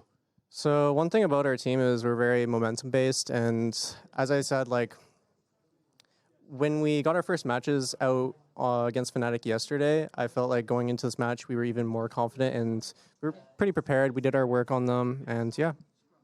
Well, so speaking of confidence, right? First LAN, for this sport. And obviously, there's a wealth of experience on the team, and people are familiar with LAN in general. I think there's always, a period of figuring out how the game changes on LAN. So for you, specifically being a newer member to the team, still probably finding your role a little bit about how you work with people, how has the experience been transitioning to LAN specifically? So for me, LAN has felt really good because I'm used to playing on 60 ping. Something that I had to do was personally tighten up my gameplay a lot. I had to take less risky peeks. Just everyone reacts faster on LAN, especially if I'm taking an aggressive duel. I might not be able to escape as if I was taking it online. Well, that's very interesting because you talk about taking less risky plays, and that might be true, but when you do take those risky plays or you look for those aggressive op shots, man, do they pay off for the team? I'm thinking specifically map 2 here on Haven, holding down A site, multiple rounds, 3Ks, 4Ks. I mean, for you, joining the team, was this something that was actively discussed, the way that you could position in a way that it seems like a lot of other players just simply don't have the mechanics to do? So I just play with a lot of confidence, and especially being around the Sentinel squad, they're amazing, and they definitely boost my confidence even more, so I can go out for those really aggressive engagements. Okay, so we got Shazam as a leader. We got Dapper as well on the flank in a lot of places. Working with these two guys specifically, what have they taught you in your career as one of the younger guys, but a star in the making? So something I'm learning a lot, I'm learning a lot more in-depth fundamentals of the game. And of course, Shaz is really good at kind of putting what's the word for it? As I said, tightening up my gameplay. He's kind of making sure I don't go too ham and go for too many content plays. Yeah, no, hey, look, it's like that unbridled aggression and then having somebody to be able to pull you back every once in a while and say, wait a second. All right, so do you think you add to the Sentinel special? Because there's that whole idea that once we see you guys in position, and again, we saw it on Haven, it was a 10-2 first half, and then a few rounds slip away. Are you helping or hurting in that situation? When we get into the lead, the good thing about this team, I'd say we always have fun, and especially when we're in the lead, we like to kind of play loose, and we always want to smile. So, yeah. As long as you come away with the victories, man, that's all that matters, right? Looking ahead, we've got a possibility of running into the other NA Titan in version 1 or possibly new turn. I'm just curious for you as you look ahead at that run through the upper bracket and looking to lock up Masters 2, how you kind of view each of the teams that are still ahead of you. So personally, I think that new turn might surprise a lot of people and possibly come out with the dub on version 1, but who knows, really? We just haven't seen that matchup yet. So, personally, I would like to play New Turn just because I've always played the domestic, NA matchups. So, I played against version 1, I played against NV, teams like that. So, it'd be really fun to play against a new team, a new region, and I'm sure that they have a lot of surprises. All right, similar to Dapper, we'll let version 1 get, knocked to the lower bracket. They can make the run from there, and you guys will get the practice against another region. Well, either way, Tens, thank you so much for taking the time to interview with me. Congratulations on another very impressive victory today and putting on an individual show. Man, I wish I had mechanics like you. From here, it's back to Golden Boy and the Golden Gang to close out the day. Well, thank you so much, Dash, for that. I mean, look, me and you both, we may not have the reflexes, but you got the hair, Poppy, so you're good. I'm gonna look at this struggle bus. You Struggle City Population 1 right here at the top of my head. Here, also another thing that I want to be very clear about. We are totally going to use content plays now on cast. That needs to become a thing. Potter, it needs to become a thing. Good. But here's the thing, Potter, he's so good, and now he's saying I have to tighten up my gameplay on LAN. But, that was already, super tight gameplay, and now he's even better. That's scary. That is scary. And you know what's even more scary is how self-reflective he is, how quickly he's able to realize what his strengths are, what his weaknesses are, right? And Shazam is in the best position he could ever be, right? As an in-game leader, to have a little pit bull on your left and one on your right that you could just leash up whenever you need, but let loose and go out there and get some action, get into some action and find where the duels are gonna happen. That's the best of both worlds. And I love the fact that Tens is able to realize that at this level, even though Tens is kind of in his own world and he is probably the best of the best, he realizes that it doesn't always just come down to aim. It doesn't come down to those 50-50 duels. He does need to utilize his teammates, and he needs to utilize those crossfires. And that's exactly what we saw Sentinels doing here. Yeah, and what is even more important is that we have to realize as a scene that the game will evolve. The game will be revolving more about the utility, about the gameplay, about the way you're gonna play off your teammates. And the quicker people realize that, the better is that for them. So people with insane mechanics, like Tan's an example, they can focus on that aspect instead of training their aim because they're already on the top. So that only bodes well for the future of him as a player. It's insanely happy. I'm insanely happy to hear that even people who are one of the best players in the world, as Potter said, he's so self-reflective. And and as a joke, I just like imagined Shazam putting a leash on Tens to just not make him go ham, like an animal, like a caged animal. That's what I now envision as Tens and Shazam. Basically, he's the guy that tries to contain the energy that Tens has. There's a lot of animal fights discussion happening here. I don't know how comfortable I am with it. I would like to think of Tens more as like a spider monkey.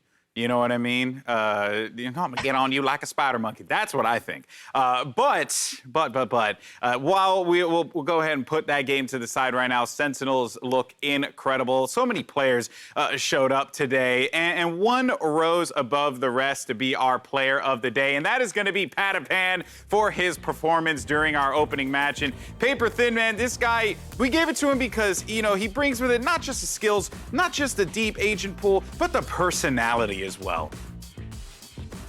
Yeah, the guy's a lot of fun, outside of the game and inside of the game. You could see he's just a good dude. He's having a lot of fun. I mean, 17 years old.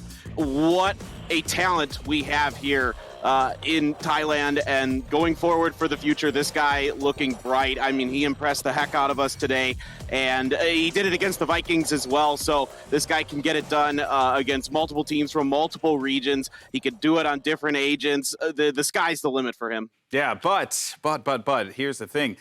This X10 roster is going to be facing their strongest challenge yet. 2 teams have been eliminated. 8 still remain. Let's take a look at our bracket and which match, Potter, stands out to you. I got one in the back of my mind, but I want to hear you.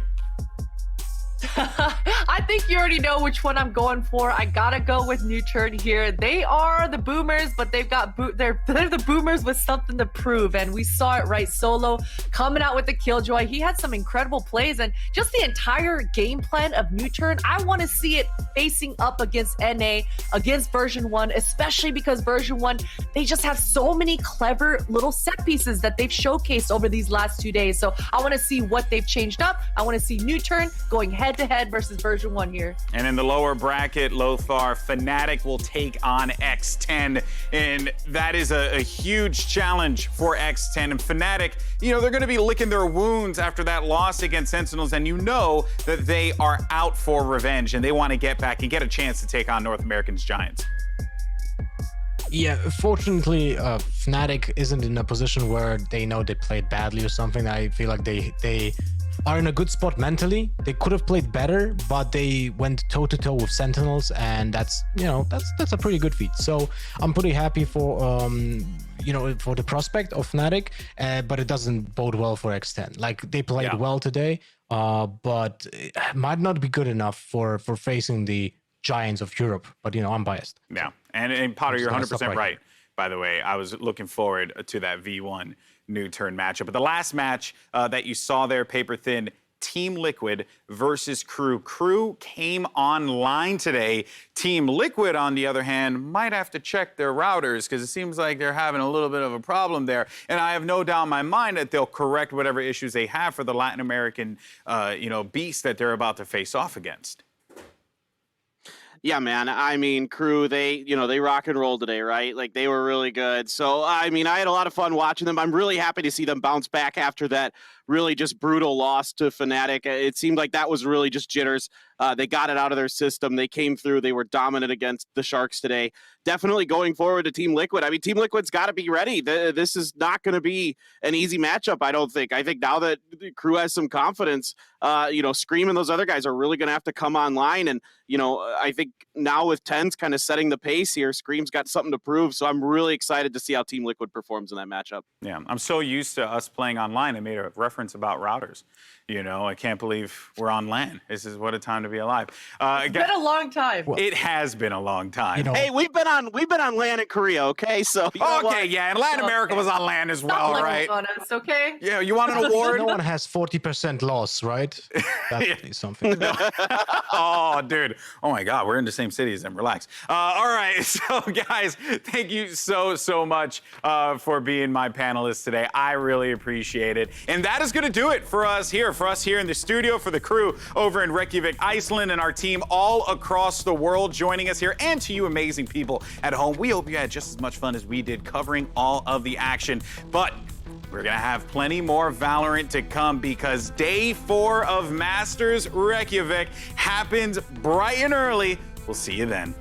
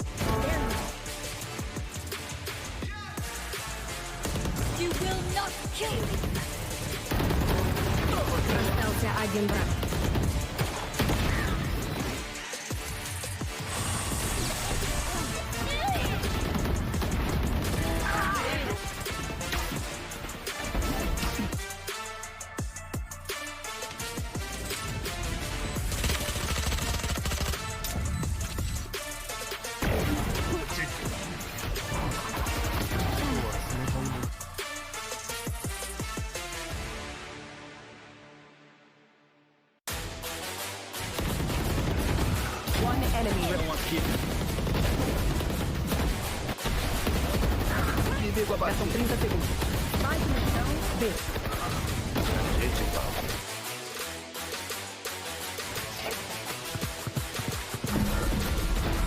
10 seconds left. One enemy remaining. Spike down.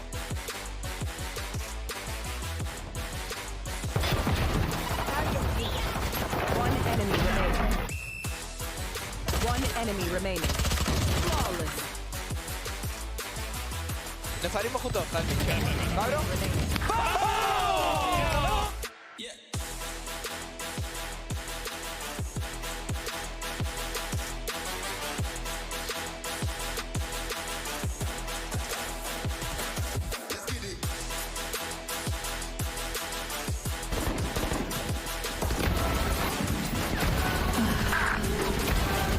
Dude, this is my best gun. Headshot. Spike planted. Run! One enemy remaining.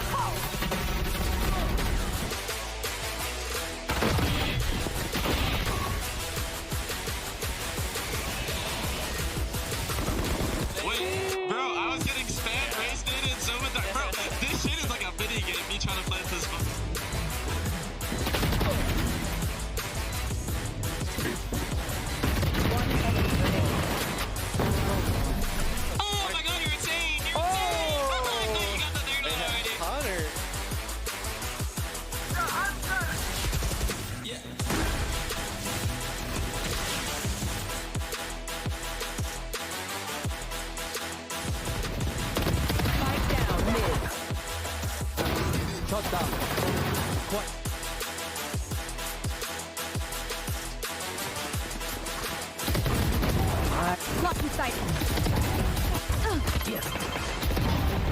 victory. One enemy remaining. Good job, guys. Good job. Fire in the hole! No resistance! Last player standing. One enemy remaining. Good job.